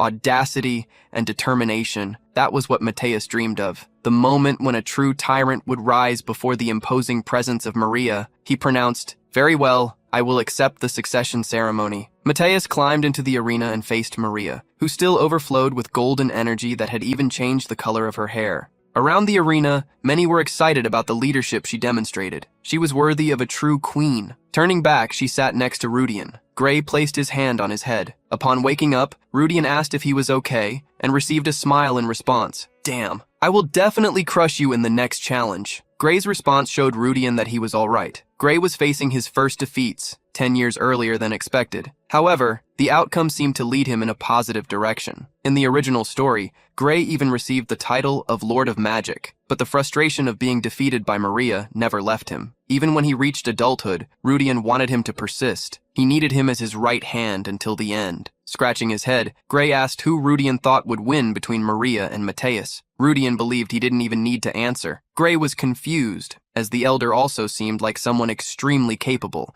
even against the woman who now appeared to be a true monster in the arena. Mateus faced Maria's powers, revealing his own, like green flames. His energy overflowed. He struck the staff on the ground, confronting Maria's green and golden energy that slithered like lightning. The succession ceremony began. Yes, Maria felt the former leader. Mateus laughed upon hearing the young girl and, releasing a power similar to hers, reminded her that this position still belonged to him. Mateus ascended to the heavens, darkening them, while his lightning dominated the brightness. Firmly holding the staff, he challenged, "Come then, try to challenge me, foolish daughter." The power released by Mateus made him appear as a true green sun, lord of the skies, dominating everything below his feet with psychic lightning. The clouds that had formed in the sky began to fall. The glow of the entire region was consumed by Mateus's energy, the only source of light in the darkness. Maria knew her father's specialty well, control of lightning. As a child, she hunted with him. She saw with her own eyes the power he wielded. A being of darkness, with regenerative powers, had been turned to ash in an instant by the power of Mateus years ago. Now, even more powerful, Mateus showcased his gifts once again, challenging his own daughter. Mateus did not hesitate to initiate the attack. He conjured a column of lightning that descended upon the arena. However, Maria had already raised a shield that absorbed all the impact of the magic. With the shield enveloping her, she ascended to the heavens to confront her father in his own domain. Father and daughter exchanged successive strikes, chasing each other in the air like two stars colliding in the vast sky. Maria extended her hand, channeling psychic energy to face Mateus, who was using the aid of his staff. The golden and green energies clashed in the air, forming barriers of pure force. After the first major clash, Mateus praised his daughter. "Impressive, Maria. As expected, common telekinesis will not be enough for this fight." In the next moment, arms emerged from Mateus's back like wings. The hands detached, controlled at his will, flying around the leader of House Kepler. He was determined to show everything he had to settle the outcome once and for all. The hands created by Mateus began to undergo a mutation. Their muscles stretched, forming a new being. In an instant, a dragon was created with psychic power, the Thunder Dragon. Maria was astonished to see, extensively around her, a massive network of psychic energy being formed by Mateus. Ray, witnessing the old man's control, could not help but praise, "That old man is incredible. Even my mother wouldn't be able to do something like that." Rudian told the boy to keep his eyes open and watch what was a true spectacle. The dragon opened its immense mouth and, surrounded by lightning, attempted to swallow Maria before she could be hit. The young woman released a soft golden energy. Stretching out her hand, she commanded. A barrier in the space-time continuum was created, interrupting the dragon's advance. Everything around, just like him, seemed to freeze. Mouth open, Gray asked what was happening. The young man fell seated on the ground, still incredulous. Time stopped. Although the concept of freezing time was widely known, this was a power that had never been under human control. Rudian wondered if Gray would faint upon discovering that this power was still incomplete. Maria raised her hand, channeling the psychic energy around her. 10 swords of light were created, shaped by pure mental energy. The swords, when wielded, appeared transcendent, cutting through time itself. They flew toward the dragon, hitting him before he could react. They destroyed every part of his structure. As they spun around each other, the swords coiled through the space around Maria, until the dragon was completely swept from existence. They did not cease their movement until the entire web created by Mateus was cut, like a spider's web torn apart by a gale. The clan members were left speechless as they saw the Lord's telekinesis nullified in an instant before the power demonstrated by Maria. Mateus recognized how extraordinary she had become before him. Maria asked, "Will you continue, current leader?" Mateus smiled and, embarrassed, admitted he could not oppose the freezing of time. There was no reason to continue the fight. Father and daughter descended from the sky, returning to the arena. When the sky became clear again, the clan leader declared, "I, Mateus Kepler, admit defeat and immediately hand over the leadership of the clan to Maria Lou Kepler. If anyone has objections, speak now." Seeing that no one dared, Mateus concluded, "From this moment on, Maria Lou Kepler shall, as the 41st leader of the Psychic Empire, reign above all others." With Mateus's declaration, the entire clan threw their capes into the air with excitement. "We will support Maria's law. We will follow her to the end, no matter the path she takes." Celebrating Maria's rise, Rudian followed suit, waving the cape he had received. He hugged Gray, praising him for sticking to the plan. Pouting, Gray turned away. Honestly, these guys are truly ignorant, but why won't they admit it? Hastily, Rudian covered the boy's mouth with his hand and corrected him. "Even if you are right, there is a time and place to say certain things. When When late afternoon arrived, Rudian left the residence of the Psychic Empire. Now, that clan would show its true strength under Maria's leadership. Elvin and the other talents would support her firmly, keeping her busy for a while. Just as Rudian and the others were about to leave, someone approached. Seeing Mateus, Rudian said his goodbyes. "I'm leaving." Lord Mateus smiled, though downcast, and joked, reminding that he was now just the former leader. Thinking of Maria, Mateus remarked that the fragility of that child was a problem that needed to be solved at all costs. Since her innate power is very strong, it is difficult to change her temperament without serious approval. He revealed that he had even thought about sacrificing himself, or Elvin, considering drastic measures. The protagonist knew that this would never be the best option. If Mateus had done that, the organization would have collapsed. Now, Mateus was relieved that there was no need for something so extreme. Then, he appealed to Rudian. "From now on, please take care of that child." The protagonist responded affirmatively, though confused. He felt as if Mateus was a father-in-law, handing over his daughter to someone. Concluding the matter, Rudian warned that a great battle was approaching and that everyone should prepare as much as possible. Although he noted the sudden change of subject, Mateus acknowledged the truth in his words. Meanwhile, in the Bellatrix family, a small red crystal placed on a pillar was shining. Rudian had arrived at the residence to ask Sonia how the situation was with the imperial family. Taking a glass of wine, she revealed that she had visited the first prince's in-laws. She noted that something definitely strange had happened. Following the conversation, Vincent remembered that the first prince's in-laws were from the Calrelas family. Seeing Vincent's worried expression, Rudian asked if there was a problem with that. Antonia revealed that the prince's in-laws claimed they hadn't seen him in some time. When she tried to probe the topic of dark beings, they, for some reason, desperately refused to meet her. Just as Rudian was about to take a drink, Sonia revealed something that surprised him. "When I started investigating, I found an extremely notable name about Duke Relis." Vincent and Rudian were curious to know who she was talking about. Sonia was straightforward. "Count Marba Ensword." Rudian knew exactly who that being was. Marba, the Lord of Darkness. Sonia remembered that Rudian had already spoken about Marba and the three Dark Lords. Since the Ainsworth family had allied themselves through marriage to the first prince, the protagonist figured they would only obtain information if they asked the Emperor directly. Vincent agreed. It would be necessary to speak with His Majesty to prepare for the battles. Sighing, Rudian asked how they could possibly meet with the Emperor. Sonia reassured him. "Why don't we go see him in person? Of course, we will only be able to do that if you can sneak into the palace." They would also need someone who was already there to guide them to the Emperor. When the subject of an ally inside the palace was raised, Vincent thought of someone. "Do you want the eunuch? His power was recently reduced, so he must be filled with resentment." Sonia agreed, confirming her initial plan. Thinking about the eunuch, Rudian smiled mischievously, as he could confirm something. The loss of influence of that family meant that it had not fallen into the arms of the Dark Lord. The protagonist asked if Duchess Bellatrix would speak to the eunuchs. The Duchess nodded, revealing that, in 5 days, it would coincidentally be Marba Ainsward's triumphant return from the Eastern campaign. When the banquet began, not only royalty but many high-ranking nobles would gather, so the guards would concentrate around the hall, which would weaken security in other locations. Having his answer, Rudian stated that they would use that day to infiltrate. Upon going out to the city streets, Rudian saw a massive flow of people. It was not the day of the ceremony, but the city was festive. With the infiltration mission just ahead, it would be crucial to identify the dark beings that were in the palace. Before that, he intended to check the streets looking for possible variables. Suddenly, Yev pulled Rudian by the hand. Her eyes shined as she saw countless delicious sweets at a stall by the side of the street.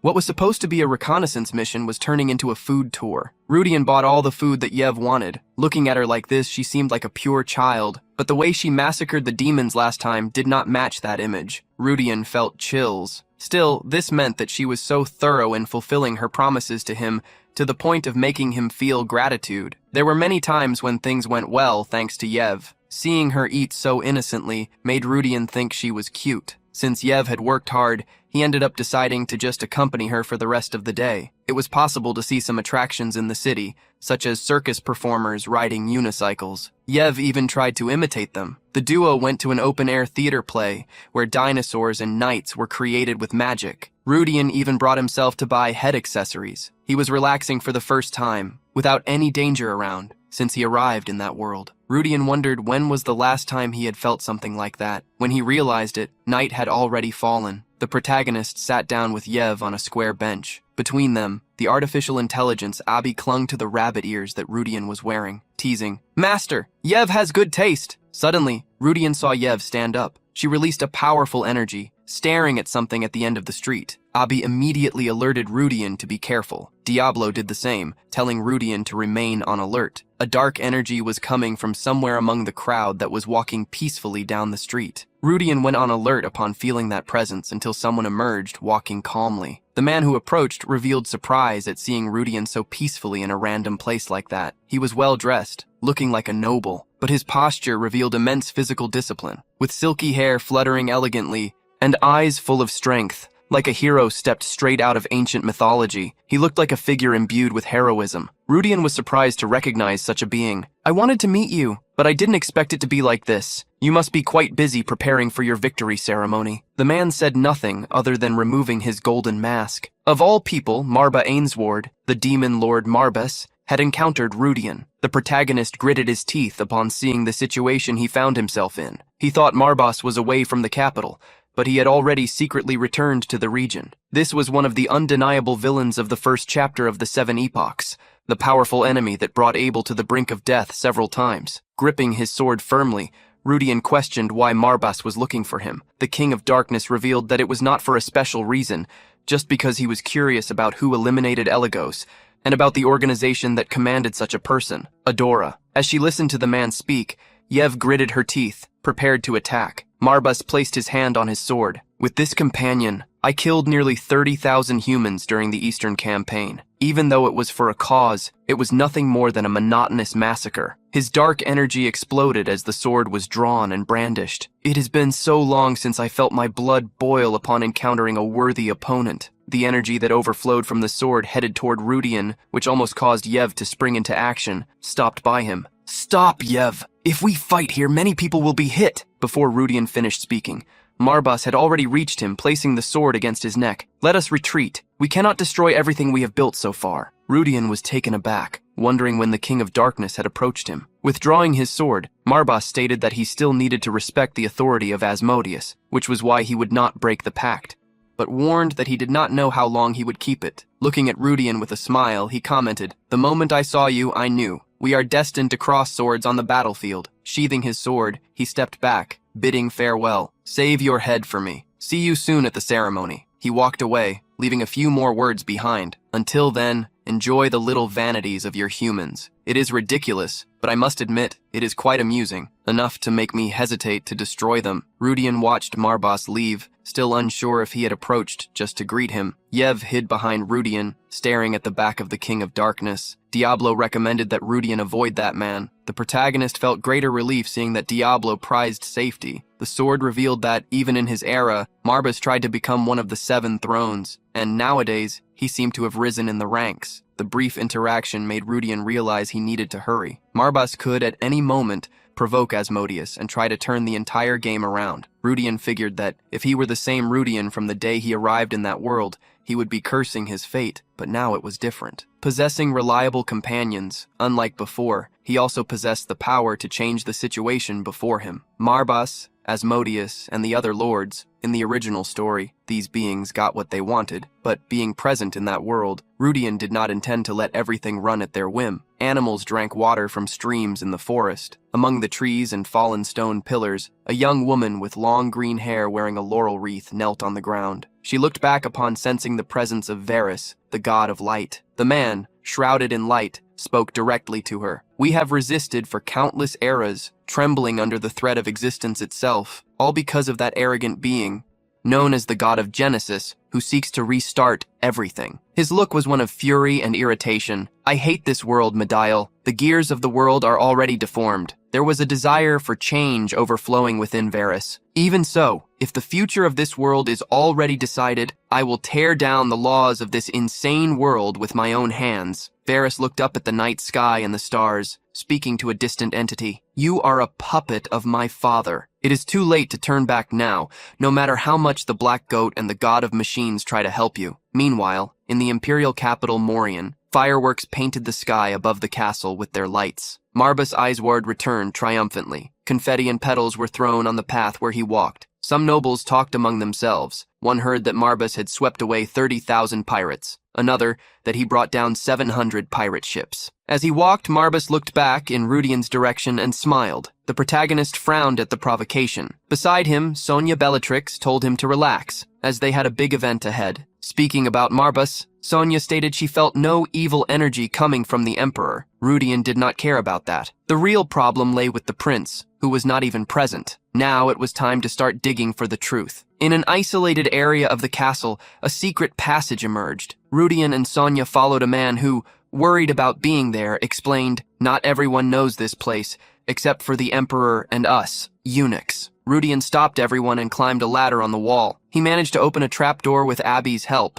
All around, he saw succubi walking peacefully dressed as maids. There were about 20 of them. The succubi were surprised when someone jumped out from a secret passage. Rudian summoned the sword Diablo. At the tip of the sword, a pentagram appeared with the face of the being inside it. A sinister aura attacked each of the succubi, striking them directly or creating dark magic circles that attacked them from a distance. In an instant, each of them stopped attacking, falling to the ground and kneeling before Rudian. "We prostrate ourselves before the great master." Sonia and the man from the eunuch family looked around, surprised. The protagonist ordered the succubi, "Take us to His Majesty, the Emperor." The Emperor was in his room and recognized Sonia and Rudian. Lausa Wilhelm, the Emperor, questioned with contempt, "I saw you as the hope of the Empire for standing against the witch alongside the third prince. How have you fallen into the hands of demons?" Rudian approached, asking for the opportunity to clear up the misunderstanding. "The reason we came to see you, despite our rudeness, is entirely to rid ourselves of the demons within the Empire." The Emperor did not believe him, and questioned how he had managed to get past the succubi outside. The protagonist extended the sword in his hand, showing it. "I managed thanks to it, the magic sword I wield." The Emperor's eyes widened upon seeing the sword. The protagonist explained the truth. "Soon we will engage in a decisive battle against the demons within the Empire, including the Delphione and Bellatrix families. Several nobles who share our intention have already concluded their preparations." He implored Emperor Lausa Wilhelm, "Your Majesty, please look with benevolence upon the loyalty of your subjects." Kneeling down, Rudian pleaded, "For the safety of the imperial family, we need your Majesty's support and information about the first prince who has disappeared." The Emperor brought his hand to his face with sadness, revealing, "My eldest son, Logan. He is no longer alive. It has already been 2 months." The information came as a shock to both Rudian and Sonia. The Emperor gritted his teeth, blaming the witch alongside the third prince. She had originally tried to take control of the first prince, but when her attempt failed, the Emperor was forced to watch his son accept his own end for the sake of not becoming a disgrace to the royal family. Lausa still felt the grief of having seen what his son did to himself right before him. Since then, he had become more cautious, making every choice with extreme care. Suddenly, someone whose presence Rudian did not even feel emerged, replying to the Emperor, "I think that is enough for there to be a possibility, Your Majesty." The old man approached, greeting Sonia, who recognized him with surprise. Grand Duke Oscar von Quiller, the greatest swordsman on the continent, the Grand Swordmaster. The man with long white hair and armor covered by a black overcoat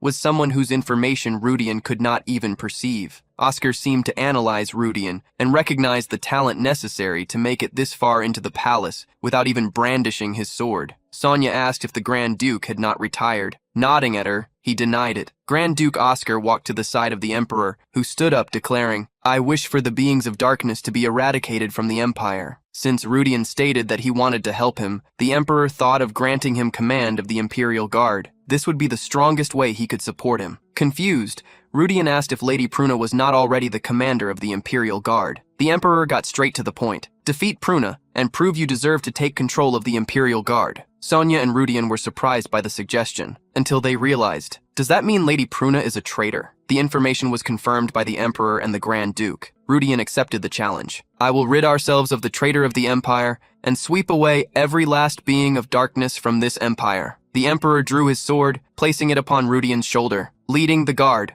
"Imperial with the nominal title of Viscount will have its limits. Count Belstead, I hereby appoint you as temporary commander of the Imperial Guard and entrust you with the subjugation of the darkness," the protagonist vowed. "From this day on, every single one of them will be wiped out from the Mauryan Empire. Not a single one will be left behind." At that moment, in a nearby castle, Asmodeus went furiously to Marbas. "What was the reason you went to such lengths to find him and provoke him?" Marbas smiled, recognizing that his actions were irresponsible. He apologized, but stated that it would be better for the plan to move forward. Confused, she asked what he meant. Marbus trusted his intuition. I will face this man in the very near future. Victory or defeat will likely be decided by whoever makes the first move. The conversation was interrupted by the commander of the Imperial Guard, Pruna. She assured, My lord, do not worry. No matter what they try to do, I will intercept and stop them. Coincidentally, the exact same words were being spoken by Rudian to the Emperor. After leaving the palace, Grand Duke Oscar wanted to introduce his disciple to Rudian. According to Oscar,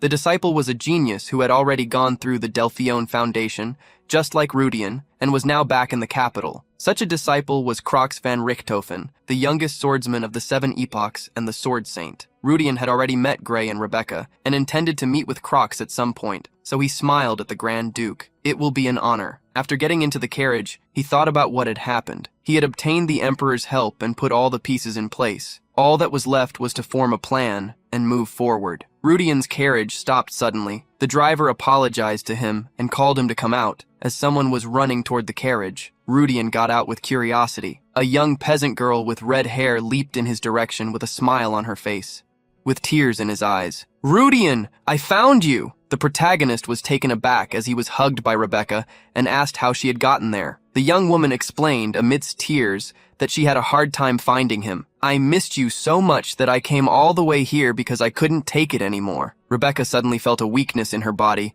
and fainted in the protagonist's arms. Inside the Belstead mansion, Rudian laid her down in one of the bedrooms. Rudian had a look of sorrow on his face. He never imagined he would reunite with Rebecca like that. The crimson hair she possessed when they met again could reveal that she had awakened the power of Devour just to find him. However, Rudian stated to himself that Rebecca would not break her promise. While he tried to reason about what had happened, Rebecca opened her eyes. Rudian smiled at her. Did you sleep well? Rebecca, with sadness in her voice, approached him and hugged him, making a request. Please, don't go anywhere else. Stay with me. Rudian was caught off guard, and his cheeks flushed. At that moment, 2 girls entered the room. Luciella, to deliver information for the strategic meeting, and Maria, wanting to have tea with him. As soon as they entered the room, they saw Rebecca hugging Rudian and froze. Rebecca, still hugging Rudian, held him tightly, her fingernails nearly piercing his back. With a cold voice, she asked, making Rudian sweat with fear. Who are these women? Answer. Resting her elbows on Rudian's head, Luciella approached with a big, lively smile. Hello, you are a friend of Rudian's, right? We met in Baran village. Rebecca became confused and asked if the girl knew her. Luciella reminded her. Yes, you were unconscious at that time, so you probably don't remember me. Rebecca remembered the incident. Ah, it was you who finished off all the bandits that attacked our village and recruited Rudian, the great noble among nobles. Luciella introduced herself, and Maria did the same. If you are a friend of Rudian's, then you are our friend too. Rebecca introduced herself, and Rudian saw that they were all getting along, better than he expected. However, as soon as Rudian tried to leave the room, the 3 of them stared at him. Where are you going? He felt a massive pressure on his back as he looked for an excuse to leave. However, they told him to sit down. About 3 hours later, Rebecca went back to sleep, and Luciella had her meeting with Rudian. She read some papers, explaining that she had mobilized the entire guild and the intelligence center, locating the base of the dark beings in the capital. Rudian warned that they could not make mistakes and needed to strike first. He knew that the more they delayed the plan, the more unpredictable the demons could become. With all preparations complete, he announced that it was time for the final battle. Confident, Rudian swore, "Tomorrow there will be no dark beings left, and we will cleanse them from the Empire." In the Imperial Palace, Lady Pruna was in a meeting with the Emperor when a soldier rushed into the room. "Commander, there are intruders on the west side of the palace." More and more soldiers approached. Fire has broken out on the outskirts of the south side of the palace. A third one warned, "The village on the east side has collapsed from the attack of an unknown magic." Pruna roared furiously. "What are you doing? Where are the guards? Move the troops immediately." A 4th soldier entered the Emperor's room, calling for the commander of the Imperial Guard. "It is believed that Rudian Belstead is leading troops straight to the south gate of the palace." Pruna flared up in fury upon discovering that Rudian had moved before her. The Emperor questioned the commander, asking what that disturbance meant. Pruna beat her chest, stating, "It seems that Rudian Belstead has dared to start a rebellion. We will suppress it as quickly as possible, Your Majesty." The Emperor listened to her and determined, in that case, the commander, Pruna must personally bring me the body of the traitor. Pruna was surprised by the order and reminded him that she could not leave his side. The emperor, however, stated that it depended on the situation. I already have many skilled and loyal guards by my side, so there is no need for the commander to waste her abilities here. Pruna became confused. She felt something strange. There were countless guards stationed around the emperor's room, and all of them were people of the lord she obeyed. With the succubi monitoring the area,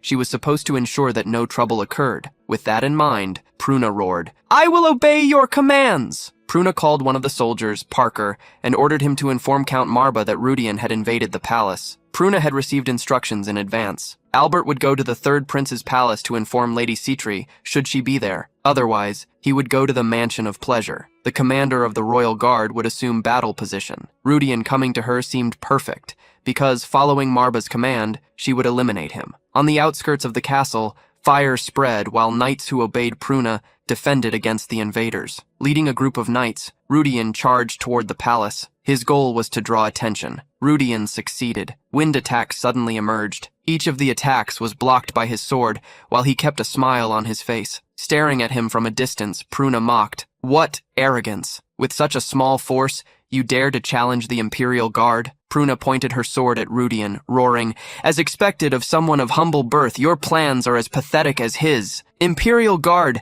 eliminate the traitor Rudian Belstead." Rudian drew a second sword with golden details and warned, "All of you, pay attention. Who exactly are you calling a traitor?" Everyone stopped when they saw the Emperor's sword, the Sword of Ascension of Morian.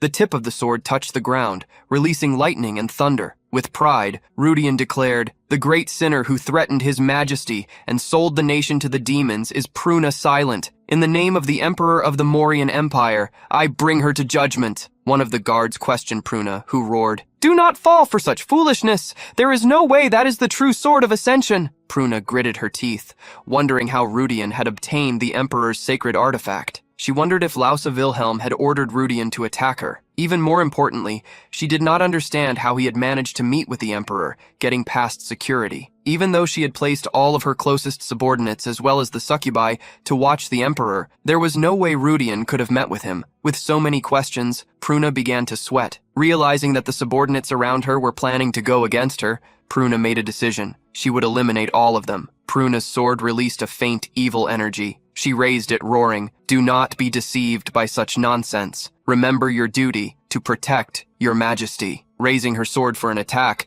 Pruna planned to eliminate Rudian personally and prove her innocence. Rudian challenged her, "Go ahead and try, traitor." Each time Pruna brandished her sword, energy slashes flew toward Rudian. Counterattacking, Rudian launched a beam of light, shattering each of the wind slashes and exploding his energy against Pruna's. The knight was pushed back and found Rudian already before her, mocking, "Even with them ordering you to do something so absurd, are you going to obey like a good female dog?" Earlier, in a meeting with Sonia, Vincent, and Luciella, Rudian explained that he had found a place, the base of the demons within the Empire. Sonia never imagined that the base of the dark beings was in that place. She used to even visit it. Once or twice a year during vacations, the protagonist explained that if they attacked there, the Dark Lords would not be able to focus on the capital. To minimize the damage that would be caused in Morian, everyone would attack enemy bases under a single command structure. Rudian wanted to hand over general command to Luciella, something surprising to her. Vincent understood the reasoning behind the decision. Luciella led the Information Guild. She possessed the ability to command people. Since they entrusted such a mission to her, Luciella confidently promised to meet expectations. Lastly, the operation against Pruna meant facing the entire Imperial Guard. Rudian had a plan for that. "We must create a situation where all the knights become confused." With Rudian leading the mission to eliminate Pruna, Elvin and the 8 psychics going to rescue the Emperor, Oscan von Killer's knights following Imperial orders, and more than 300 elite forces from the magic towers gathered, the operation to purge the dark beings from the Empire began. Elvin entered the palace, confronting the guards subordinate to Pruna. Some succubi approached, questioning what was happening. One of the soldiers warned them, "You must join us to stop the invaders." One of the succubi smiled, understanding the situation. She attacked the guard who spoke to her. With a look of satisfaction, she went against what the soldier wanted. "Our great master, Lord Rudian, demands your lives." Meanwhile, Rudian continued to pressure Pruna. The commander of the knights never imagined there was another swordsman in the Empire as strong as Oscar Quiller. Rudian was thankful for having trained hundreds of times with Kamaris in the tower. He would make that battle not last much longer. conserving mana for subsequent confrontations. Rudian brought forth a finishing attack. Flames emerged on his sword as the second version of Adora's swordsmanship was displayed. Pruna was taken aback and raised her sword to defend herself. But the slash struck her before that. She looked at the hit arm, wondering when Rudian had managed to strike her. While she was still in doubt, Rudian pressed her again. Each attack pushed her back, trying to force her into a mistake. Facing Pruna head-on, Rudian taunted her. "You think you will have a chance if demonic reinforcements arrive at the palace, don't you? Do you really think they will come to help you?" Pruna gritted her teeth, unable to find an answer. Rudian revealed a bit of the truth to her. "Right now, the Knights of Delphione and the Mages of the Fire Tower are there. So why don't you see their leaders, Quiller and Sonya, unless there is something more important than this situation? For example, taking care of business at a resort 15 kilometers east of the capital." Pruna was taken aback, as that was the direction where her master was, the Mansion of Red Pleasure. Facing her head-on, Rudian asked a question. "In this situation, will the demons come to save a mere subordinate like you, or will they focus on defending their base on the brink of collapse?" Pruna then realized she was cornered. Alone, there would be no reinforcements. She was fated to perish, abandoned. Seeing her expression of surprise and helplessness, Rudian smiled with satisfaction. Taking advantage of the moment of distraction, he brandished his sword with flaming power. The soldiers, seeing that their commander had been defeated, wondered what they would do. Abi approached Rudian, but he did not even need to warn him. Rudian knew it was not over yet. Pruna began to roar, and her body rose into the air as a dark energy gathered around her, blending with the mana. Far away from there, Marbas felt what was happening to Pruna. She must be cornered to accept the servant contract she had refused for so long. Asmodeus laughed out loud, mocking Marbas. "Take a look at the state of our base, Marbas. That damn bastard Rudian must have broken the agreement.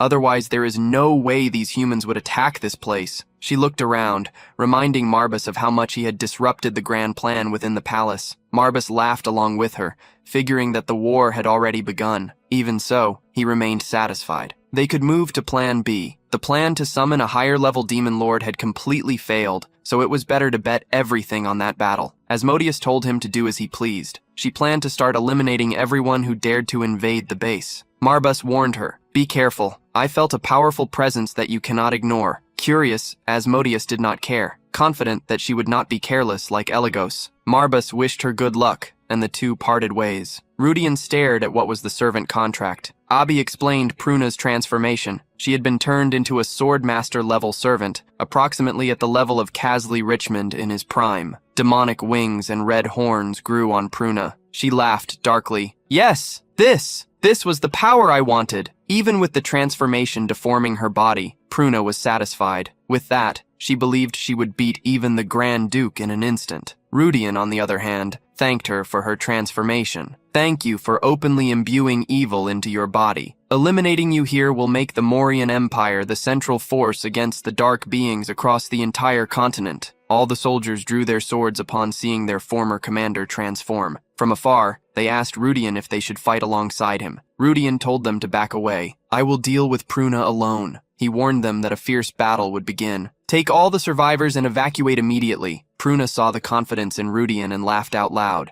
"Ha ha ha, you think you can win against me?" The protagonist asked Pruna, "Do you know the difference between you and your master? You, who are nothing but a servant, are extremely weak against your greatest enemy." Holy energy began to rise above Rudian, forming a sword of light. Pruna gaped upon seeing the attack. The Sword of Daylight was activated, striking Pruna with a blast of energy. One of the knights following Rudian roared, "Justice for the Morian Empire!" Pruna managed to escape the attack, dodging somehow. She raised her hand, now gathering evil energy. "Against my overwhelming power, your holy sword is useless." From the center of her hand, an attack similar to that of the sword emerged, but as shadows that would rot the world around. Rudian faced the attack and, before Pruna could notice, the swordsman had already passed by her, delivering sword slashes filled with light. Pruna looked back, feeling pain and surprise that Rudian had dodged her attack. She raised her hands once more, creating dozens of dark spears. Each of them aimed at Rudian, but, as if anticipating every move they would make,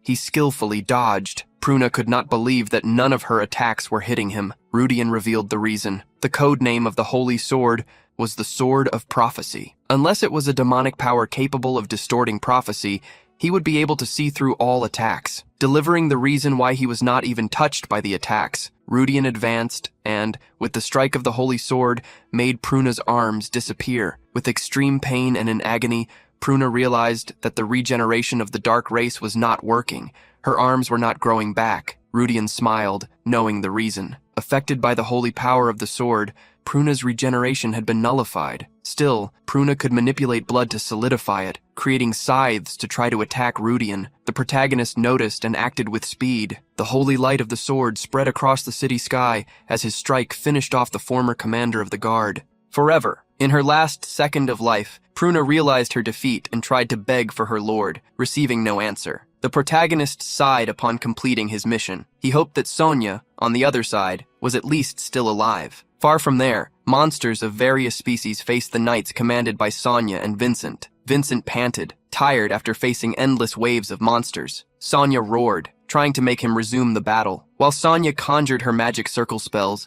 a knight approached her, looking up at the sky as he warned, "Something is breaking the barrier and flying in our direction." The knight stammered as he spoke, "And the dark energy of that thing is massive." Asmodeus had headed toward the battle. Her dark magic power overflowed with every flap of her wings. Looking down from above, she looked at Sonia and the others. "I found you, insects." Sonia recognized the woman by her fake name, Citri Belstad. The pressure exerted upon her made her wonder if beings of the Dark Lord class truly existed. Upon being called by the name of Citri, Asmodeus laughed out loud, warning her, "I will make you regret invading this place." Extending her hand, Citri conjured a summoning magic circle. "Reveal yourselves, Seer Amdusius." The two subordinates emerged, obeying Asmodeus's orders. Their objective was to eliminate everyone before them. Sonia gritted her teeth upon realizing that even the two before her could defeat her. Worried, she wondered where Rudian was. Suddenly, a man appeared. Grandmaster Oscar walked to the front, making a joke. "You seem to have aged 10 years. Upon hearing the Grand Duke's voice, Sonia became excited. Asmodeus observed Oscar von Quiller and wondered if that was the greatest obstacle Marbus had mentioned. She took the initiative to provoke him. "I will face this old man." Oscar, however, warned that it would not be him who would face her. A woman's voice suddenly emerged. "It seems the time for my entrance has arrived." Asmodeus looked up and saw a young woman with blonde hair carrying an artifact that absorbed all the energy in the region. Confident, Maria mocked, "I don't care if you try to run away, but I will not let you escape." Asmodeus was taken aback. She never expected a human to exert that level of pressure. The artifact's power fell upon her, forcing her to retreat. Far from there, Marbus, standing atop a magic circle, bid farewell. "I am sorry, Asmodeus. I never expected there to be such a strong monster among the humans, but I have to finish our work, so I cannot help you." Without caring about what would happen to his partner, Marbus planned to go until the end to discover if, at the end of the story, he would be called a loser, or if he would achieve victory. He challenged the one who was rapidly approaching the city, Rudian. At that exact moment, a young man with blonde hair was tied up and kneeling before the emperor, begging for leniency. Emperor Lausa looked at his son, the third prince, delivering the answer to the plea. "I already had a bad feeling when you ruined relations with the ducal houses, but what I absolutely cannot forgive is that you sold this empire to the demons," Rojo cried, swearing he was innocent. It was then that he noticed Luciella's presence and begged her to prove his innocence, trying to appeal to the feelings she carried. Clenching her hand in fury, Luciella released magic power, imbuing her punch as she approached the prince with a piece of advice. "You better stop talking and watch out for your teeth." The punch Rojo received caused him to be thrown against a wall after bouncing several times across the floor, losing several teeth with each impact. An order was given by the emperor. From now on, the third prince will be confined to the Spring Palace with no set time limit.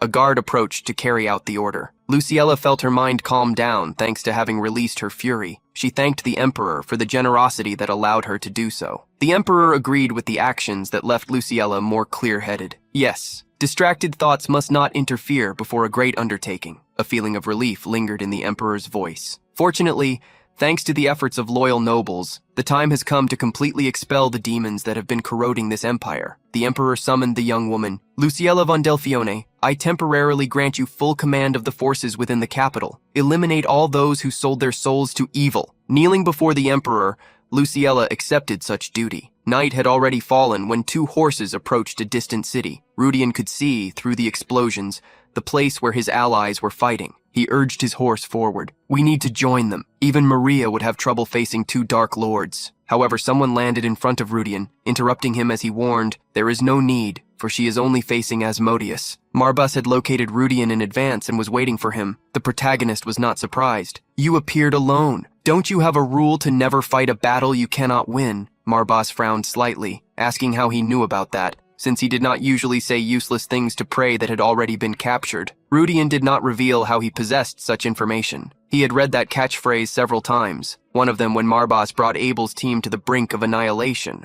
Rudian asked Lord Mateus to head toward the north. Surprised, Maria's father asked if he really planned to fight alone. The protagonist recognized that joining forces to defeat Marbas would be ideal, but helping the allies was his priority. Despite what he said to Mateus, Rudian just wanted him not to get in his way. Mateus warned that he would return as soon as the battle in the north was finished and wished Rudian good luck. Upon seeing the horse depart, Marbas sighed, what a pity. I would have loved that fight. Dismounting his horse and drawing his sword, Rudian countered him. Liar! Weren't you in fact wanting a one-on-one fight with me? Marbas agreed that it was true. However, he snapped his fingers, warning, first I think the human behind you has business with me. Rudian looked back and saw someone approaching.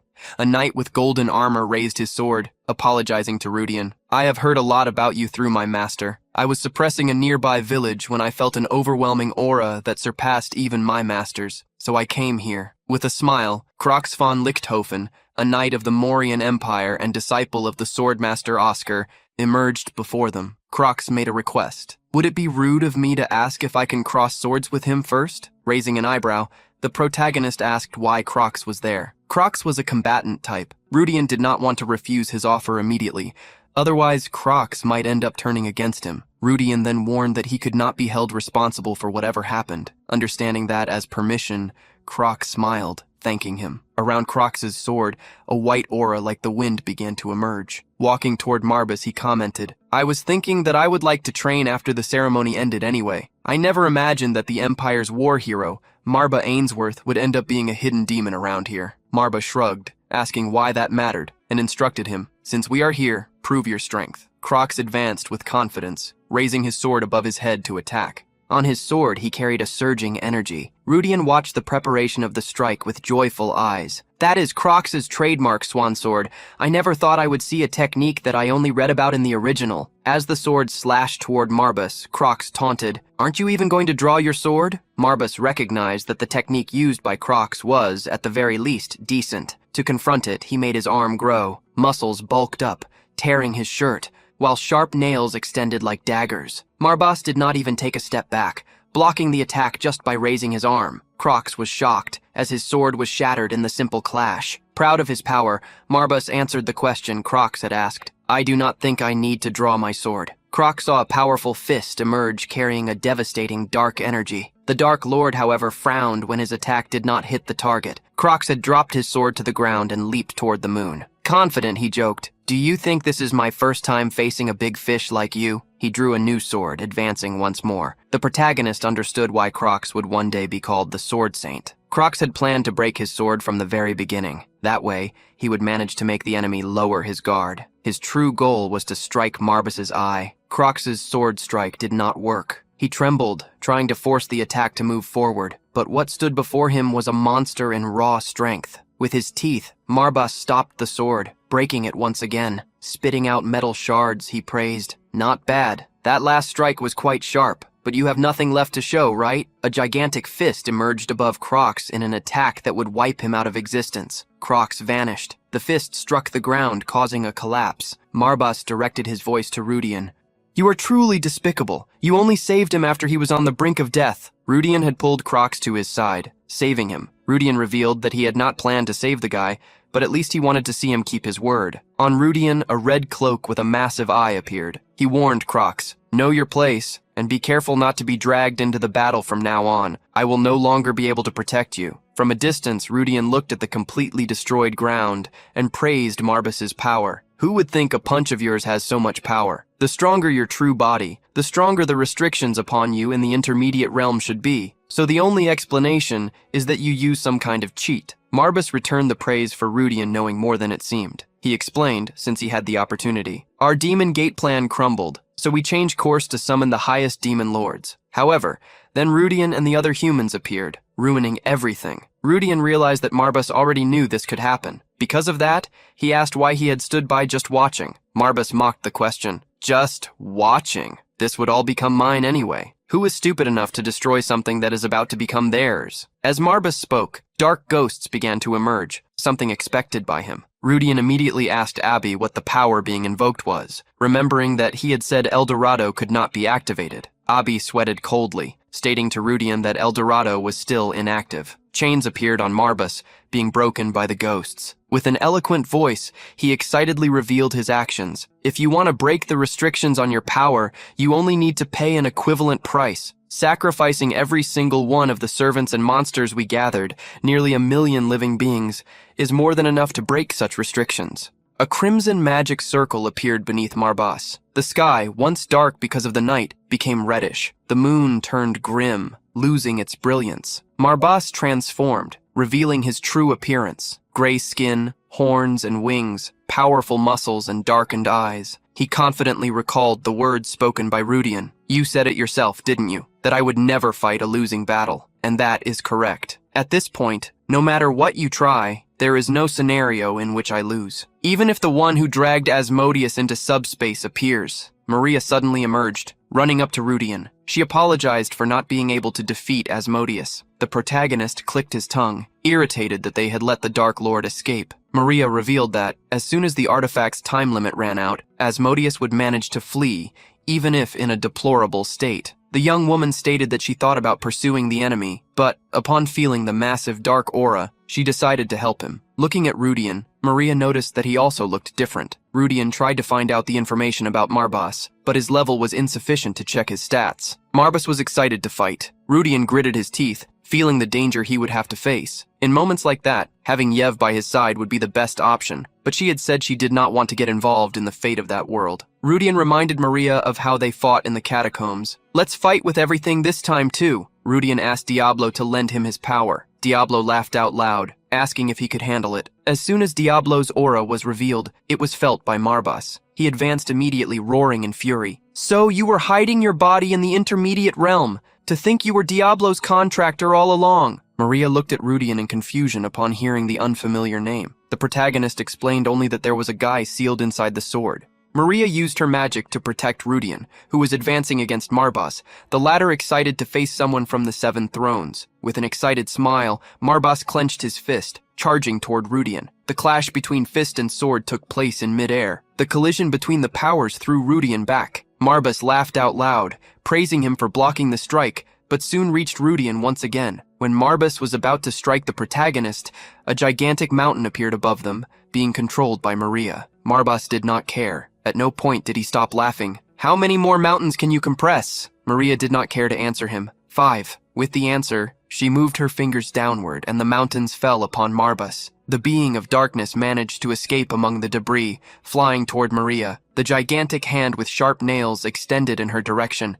Marbas's intention was clear. Eliminate her first. Maria was startled by the sudden approach. There was no way to escape. However, a sword strike fell upon Marbas. Rudian roared, "Your opponent is me!" Marbas retreated slightly, feeling the power of the authority of wrath. Diablo's power seemed to grow exponentially since the last time. Seeing that he had only managed to wound Marbas with a small scratch, Rudian knew that delivering a fatal blow would be difficult. Knowing he would need another power for that fight, he brought the Holy Sword of Daylight to his other hand. Equipping himself with the natural enemy of darkness, he brandished the Holy Sword, creating a slash of light that advanced in Marbas's direction, who praised, "A sword of darkness and another holy? What a bizarre combination." Confronting the blow of light, Marbas revealed his authority. Challenge. The authority Marbas possessed made him confident. The stronger my opponent, the more worthy of being overcome. The more my power increases without limits. Show me everything you have! Maria emerged behind the being of darkness, bombarding him with magic. Marbas was not even wounded. He looked back, thanking her. You are good with massages. Do you want to try a little more? Seeing that Maria's attacks did not work either, Rudian realized they could not drag that fight out for long. The demonic energy that Marbas spilled was gradually transforming the area into a pseudo-demon realm. Since they were not far from the capital,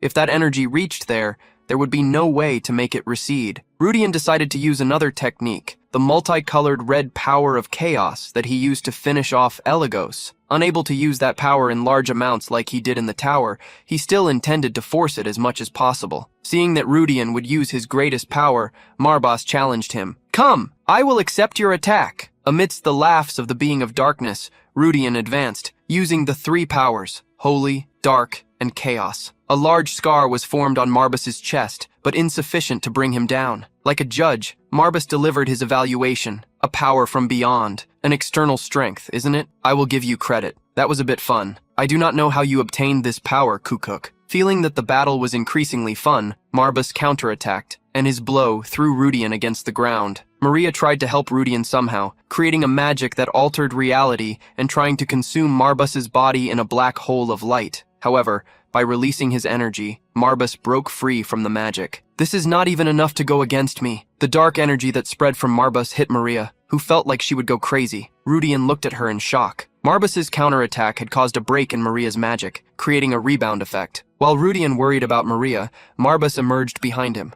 The protagonist was hit without being prepared, and his body flew far from the battlefield until he crashed into the ground. Rudian could not get up. The swords he had conjured had vanished. Marbas walked up to him, wanting more. "Is that all? You amused me, so I would like to spare you. But I broke the Demon Lord invocation ritual as I pleased, so I will probably need to bring your head as an excuse." Marbas held Rudian by the head and reassured him. "I will do this quickly, so you do not suffer." In response, however, Rudian began to laugh frantically. Confused, Marbas asked what exactly was so funny. "Your external strength and Diablo's power are exhausted. What are you laughing at?" With a crazed look, Rudian apologized. "Forgive me for disappointing you, but I also never start a fight that I am going to lose." At that moment, Abby had finished her preparations and began to act. Abby revealed herself to Marbas, drawing his attention. "Bad guy who dared to hit my master, this is your end." While Marbas was confused, Rudian initiated the protocol. "First generation collection. Enter terminal. Eldorado activate." If you enjoyed today's recap and want more Manhwa content, subscribe to the channel. We're starting this journey now, and I hope that together we can strengthen this new community. So go ahead and like the video, comment for future parts, and share it with your friends. Thank you so much for joining us, and until next time.